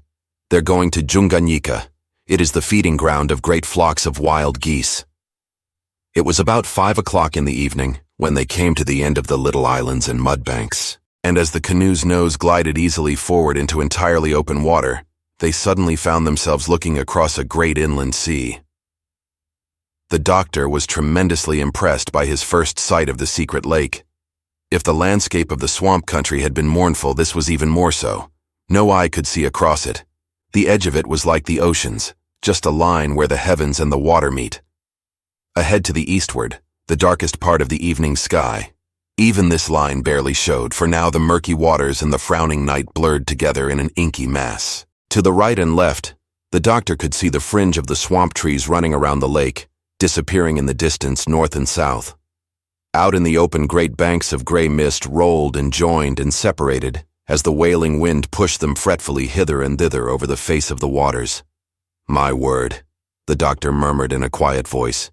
"Here one could almost believe that the flood was not over yet." "Jolly place, ain't it?" came Cheapside's cheeky voice from the stern of the canoe. "Give me London any day, in the worst fog ever. This is a bloomin' eel's country. Look at them mist shadows skating round the lake. Might be old Noah and his family playing ring-a-ring-a-rosy in their nightshirts. They're that lifelike." "The mists are always there," said the snake. "Always have been. In them the first rainbow shone." "Well," said the sparrow, "I'd sell the whole place cheap if it was mine, mists and all. How many 100 miles of this bonny blue ocean have we got to cross before we reach our Mr. Mudface?" "Not very many," said the snake. "He lives on the edge of the lake a few miles to the north. Let us hurry and try to reach his home before darkness falls." Once more, with the guide in front, but this time at a much better pace, the party set off. As the light grew dimmer, the calls of several nightbirds sounded from the mangroves on the left. Tutu told the doctor that many of these were owls, but of kinds that he had never seen or met with before. "Yes," said the doctor. "I imagine there are lots of different kinds of birds and beasts in these parts that can be found nowhere else in the world." At last, while it was still just light enough to see, the snake swung into the left and once more entered the outskirts of the mangrove swamps. Following him with difficulty in the fading light, the doctor was led into a deep, gladdy cove. At the end of this, the nose of the canoe suddenly bumped into something hard. The doctor was about to lean out to see what it was when a deep, deep bass voice spoke out of the gloom quite close to him. "Welcome, John Dolittle. Welcome to Lake Tanganyika." Then looking up, the doctor saw on a mound-like island the shape of an enormous turtle, fully 12 feet across the shell, standing outlined against the blue-black sky. The long journey was over at last. Dr. Dolittle did not at any time believe in traveling with very much baggage, and all that he had brought with him on this journey was a few things rolled up in a blanket, and of course the little black medicine bag. Among those things, luckily, however, were a couple of candles. And if it had not been for them, he would have had hard work to land safely from the canoe. Getting them lighted in the wind that swept across the lake was no easy matter. But to protect their flame, Tutu wove a couple of little lanterns out of thin leaves, through which the light shone dimly green but bright enough to see your way by. To his surprise, the doctor found that the mound, or island, on which the turtle lived was not made of mud, though muddy footprints could be seen all over it. It was made of stones cut square with a chisel. While the doctor was examining them with great curiosity, the turtle said, "They are the ruins of a city. I used to be content to live and sleep in the mud, but since my gout has been so bad, I thought I ought to make myself something solid and dry to rest on. Those stones are pieces of a king's house." "Pieces of a house, of a city," the doctor exclaimed, peering into the wet and desolate darkness that surrounded the little island. "But where did they come from?" "From the bottom of the lake," said the turtle. "Out there," Mudface nodded toward the gloomy, wide-stretching waters, "there stood thousands of years ago the beautiful city of Shalba. Don't I know, when for long enough I lived in it? Once it was the greatest and fairest city ever raised by men, and King Mashtu of Shalba the proudest monarch in the world. Now I, Mudface the turtle, make a nest in the swamp out of the ruins of his palace. Ha ha, ha ah ah." "You sound bitter," said the doctor. "Did King Mashtu do you any harm?" "I should say he did," growled Mudface. "But that belongs to the story of the flood. You have come far. You must be weary and in need of food." "Well," said the doctor, "I am most anxious to hear the story. Does it take long to tell?" "About 3 weeks would be my guess," whispered Cheapside. "Turtles do everything slow. Something tells me that story is the longest story in the world, Doctor.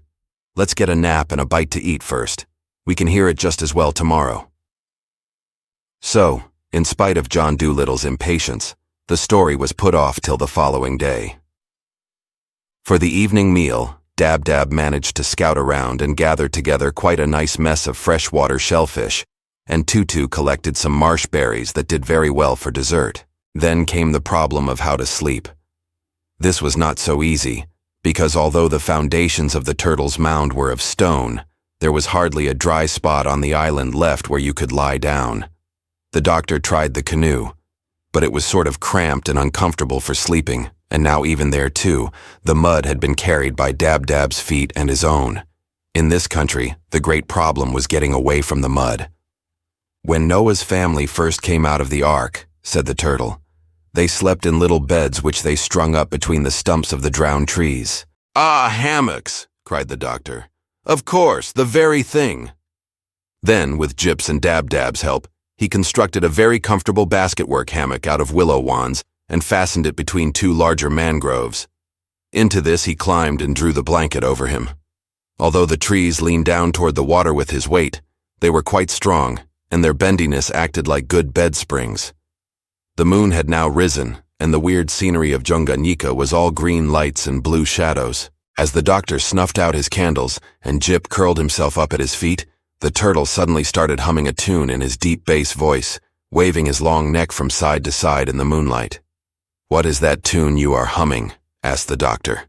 "That's the Elephant's March," said the turtle. "They always played it at the Royal Circus of Shalba for the elephants' procession." "Let's hope it hasn't many verses," grumbled Cheapside, sleepily putting his head under his wing. The sun had not yet risen on the gloomy waters of Lake Junganika before Jip felt the doctor stirring in his hammock, preparing to get up. Presently, Dab-Dab could be heard messing about in the mud below, bravely trying to get breakfast ready under difficult conditions. Next Cheapside, grumbling in a sleepy chirp, brought his head out from under his wing, gave the muddy scenery one look and popped it back again, but it was of little use to try to get more sleep now. The camp was astir. John Dolittle, bent on the one idea of hearing that story, had already swung himself out of his hammock and was now washing his face noisily in the lake. Cheapside shook his feathers, swore a few words in Cockney, and flew off his tree down to the doctor's side. "Look here, doctor," he whispered. "This ain't an wholesome place to stay at all. I'm all full of cramp from the damp night air. You'd get web-footed if you loitered in this country long. Listen, you want to be careful about getting old Mudface started on his yarn spinning. Do you know what he reminds me of? Them old Crimea War veterans. Once they begin telling their reminiscences, there's no stopping 'em. He looks like one too, with that long, scrawny neck of his. Tell him to make it short and sweet, just to give us the outline of his troubles, like, see?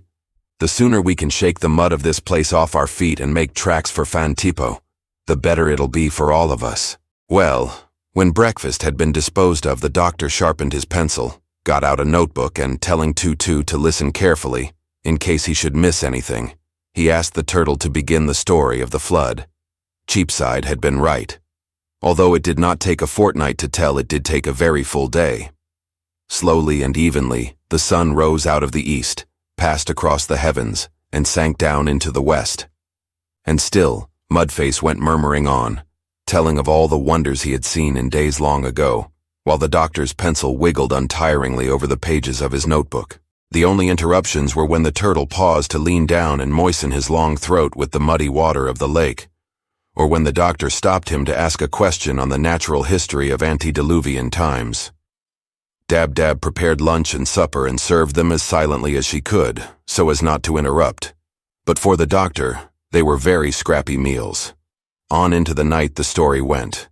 And now John Dolittle wrote by candlelight, while all his pets, with the exception of Tutu, were already nodding or dozing. At last, about 10:30, to Cheapside's great relief, the turtle pronounced the final words. "And that, John Dolittle, is the end of the story of the flood, by one who saw it with his own eyes." For some time after the turtle finished, no one spoke. Even the irreverent Cheapside was silent.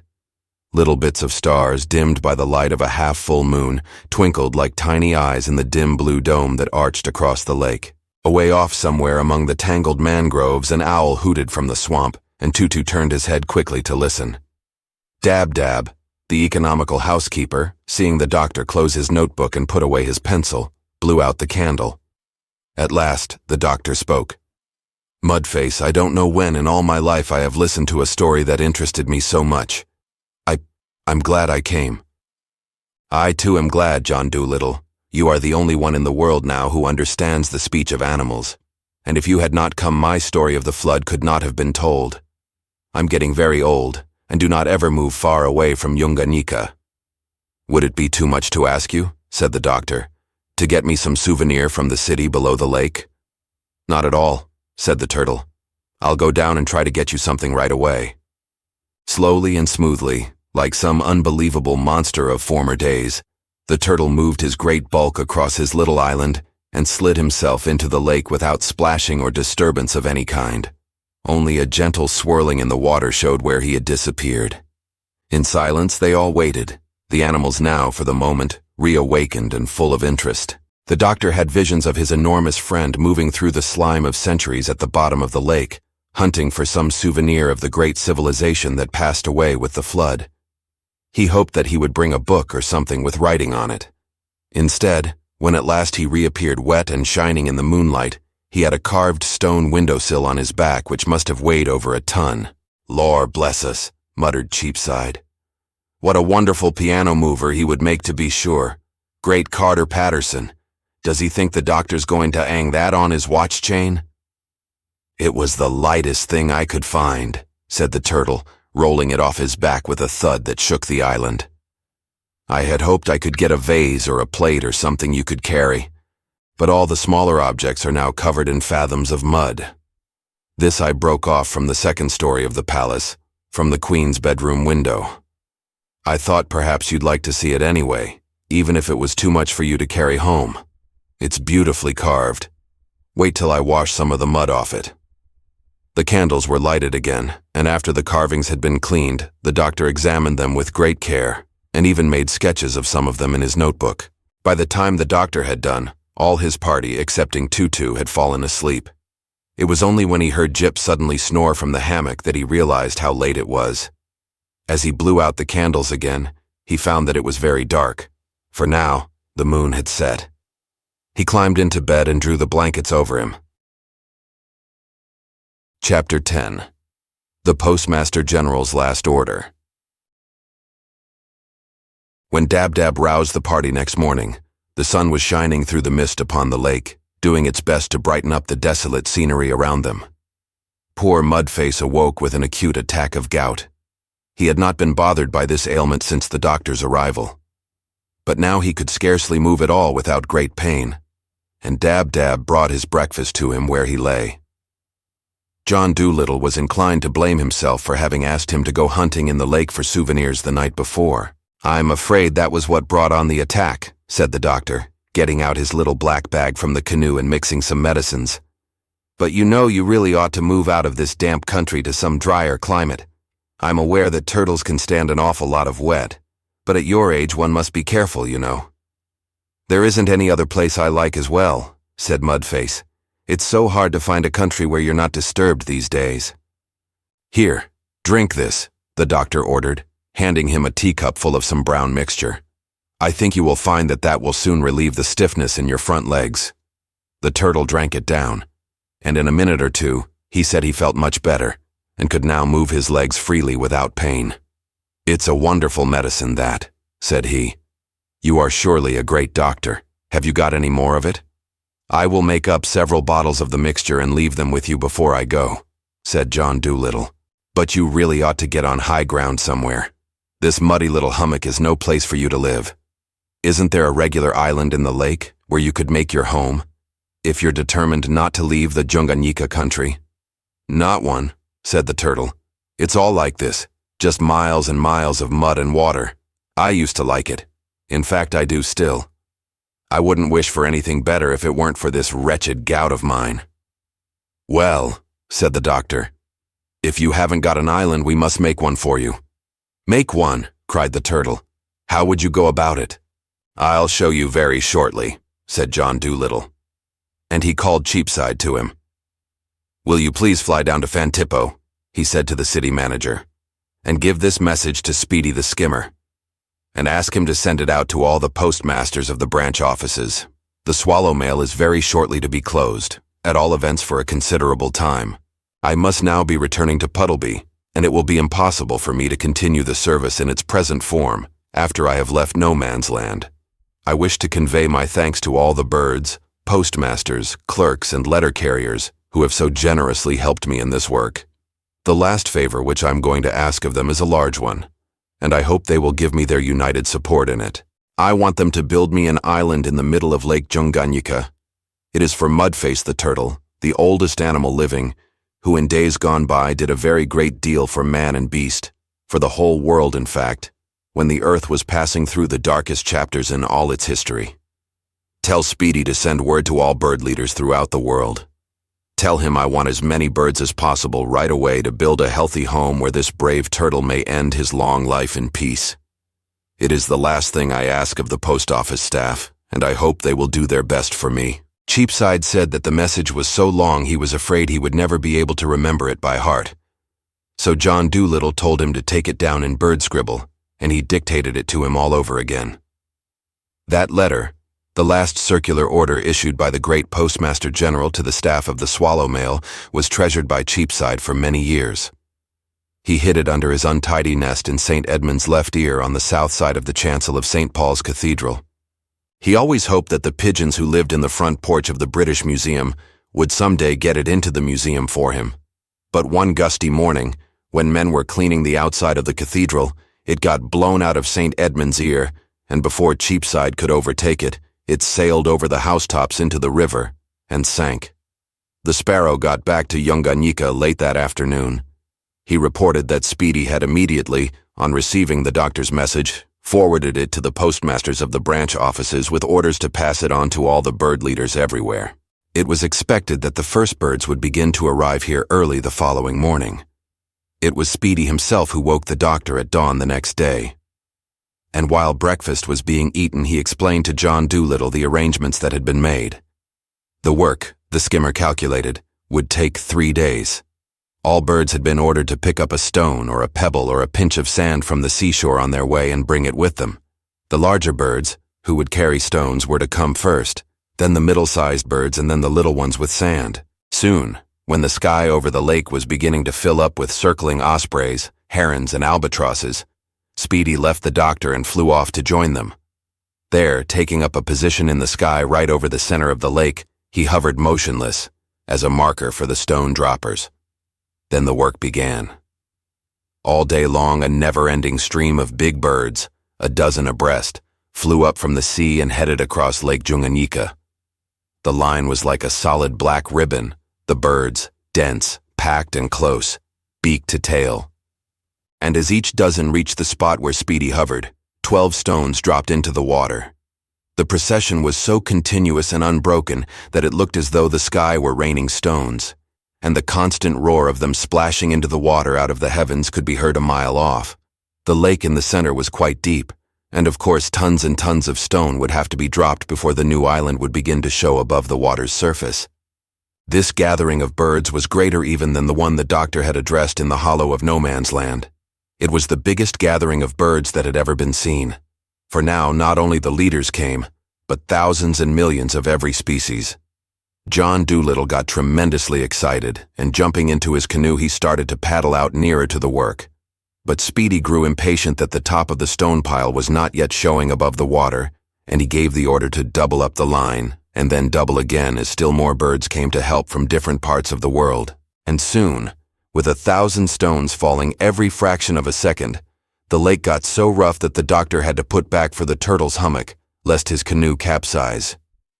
All that day, all that night, and half the next day, this continued. At last, about noon on the morrow, the sound of the falling stones began to change. The great mound of seething white water, like a fountain in the middle of the lake, disappeared, and in its place a black spot showed. The noise of splashing changed to the noise of stone rattling on stone. The top of the island had begun to show. "It's like the mountains peeping out after the flood," Mudface muttered to the doctor. Then Speedy gave the order for the middle-sized birds to join in, and soon the note of the noise changed again, shriller, as tons and tons of pebbles and gravel began to join the downpour. Another night and another day went by, and at dawn the gallant skimmer came down to rest his weary wings. For the workers did not need a marker any longer, now that a good-sized island stood out on the bosom of the lake for the birds to drop their burdens on. Bigger and bigger grew the homemade land, and soon Mudface's new estate was acres wide. Still another order from Speedy, and presently the rattling noise changed to a gentle hiss. The sky now was simply black with birds.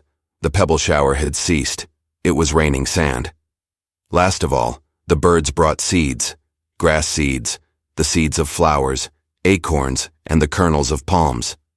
The turtle's new home was to be provided with turf, with wild gardens, with shady avenues to keep off the African sun. When Speedy came to the hummock and said, "Doctor, it is finished," Mudface gazed thoughtfully out into the lake and murmured, "Now proud Shalba is buried indeed.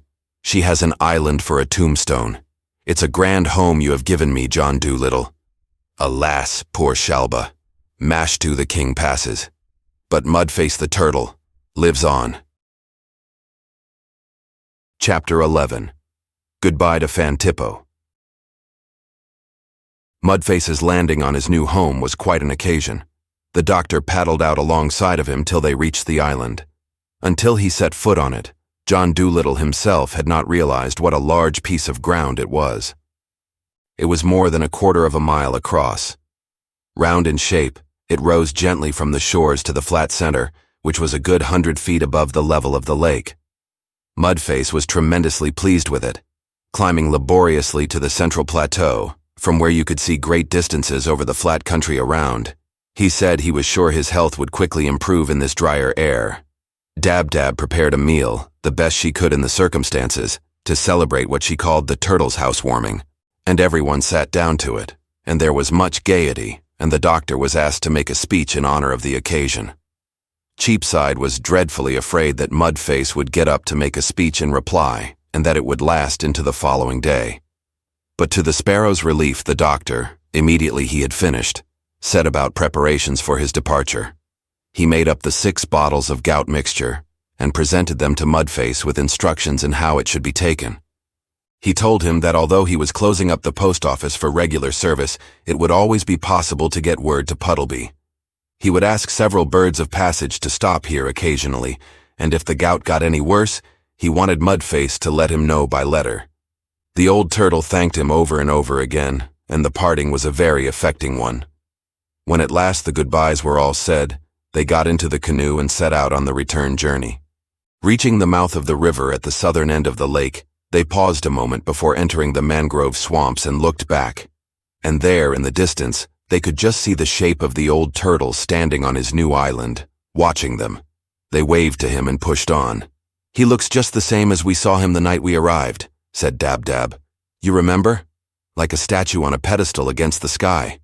"Poor old fellow," murmured the doctor. "I do hope he will be all right now. What a wonderful life. What a wonderful history." "Didn't I tell you, doctor," said Cheapside, "that it was going to be the longest story in the world? Took a day and half a night to tell." "Ah, but it's a story that nobody else could tell," said John Dolittle. "Good thing, too," muttered the sparrow. "It would never do if there was many of his kind spread around this busy world. Of course, meself, I don't believe a word of the yarn. I think he made it all up. He had nothing else to do, sitting there in the mud century after century cogitating." The journey down through the jungle was completed without anything special happening. But when they reached the sea and turned the bow of the canoe westward, they came upon a very remarkable thing. It was an enormous hole in the beach, or rather a place where the beach had been taken away bodily. Speedy told the doctor that it was here that the birds had picked up the stones and sand on their way to Tanganyika. They had literally carried acres of the seashore nearly 1,000 miles inland. Of course, in a few months the action of the surf filled in the hole, so that the place looked like the rest of the beach. But that is why, when many years later some learned geologists visited Lake Tanganyika, they said that the seashore gravel on an island there was a clear proof that the sea had once flowed through that neighborhood, which was true, in the days of the flood. But the doctor was the only scientist who knew that Mudface's island, and the stones that made it, had quite a different history. On his arrival at the post office, the doctor was given his usual warm reception by the king and dignitaries of Fantippo, who paddled out from the town to welcome him back.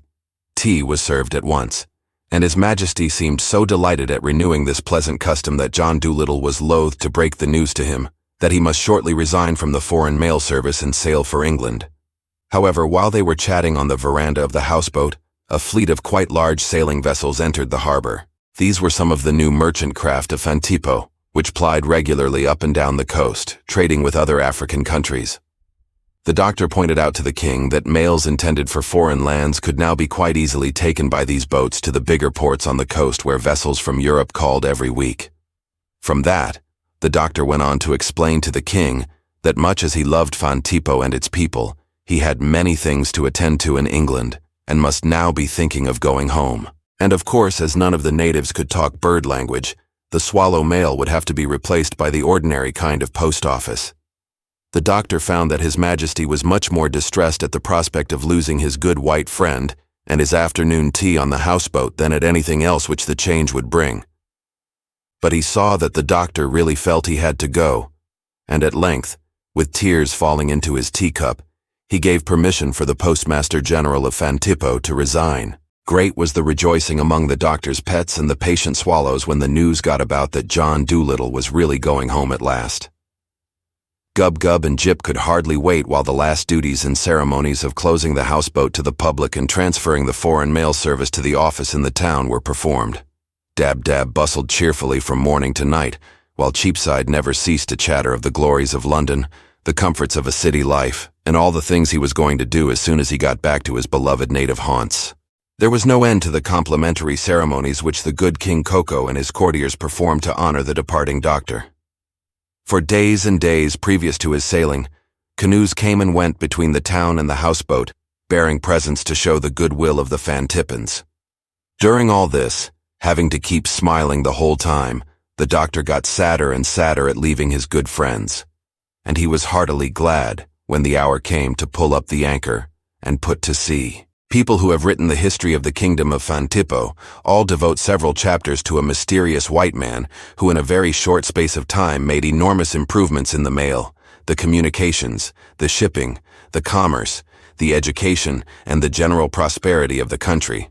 Indeed, it was through John Dolittle's quiet influence that King Koko's reign came to be looked upon as the golden age in Fantippan history.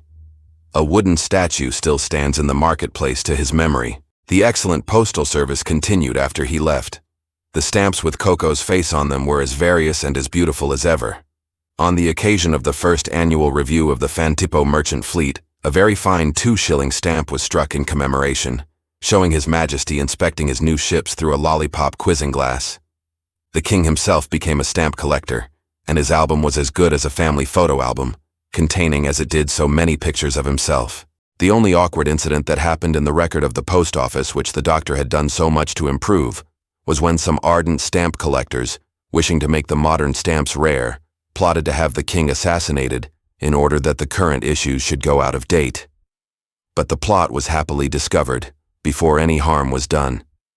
Years afterwards, the birds visiting Puddleby told the doctor that the king still had the flowers in the window boxes of his old houseboat carefully tended and watered in his memory. His Majesty, they said, never gave up the fond hope that someday his good white friend would come back to Fantippo with his kindly smile, his instructive conversation, and his jolly tea parties on the post office veranda.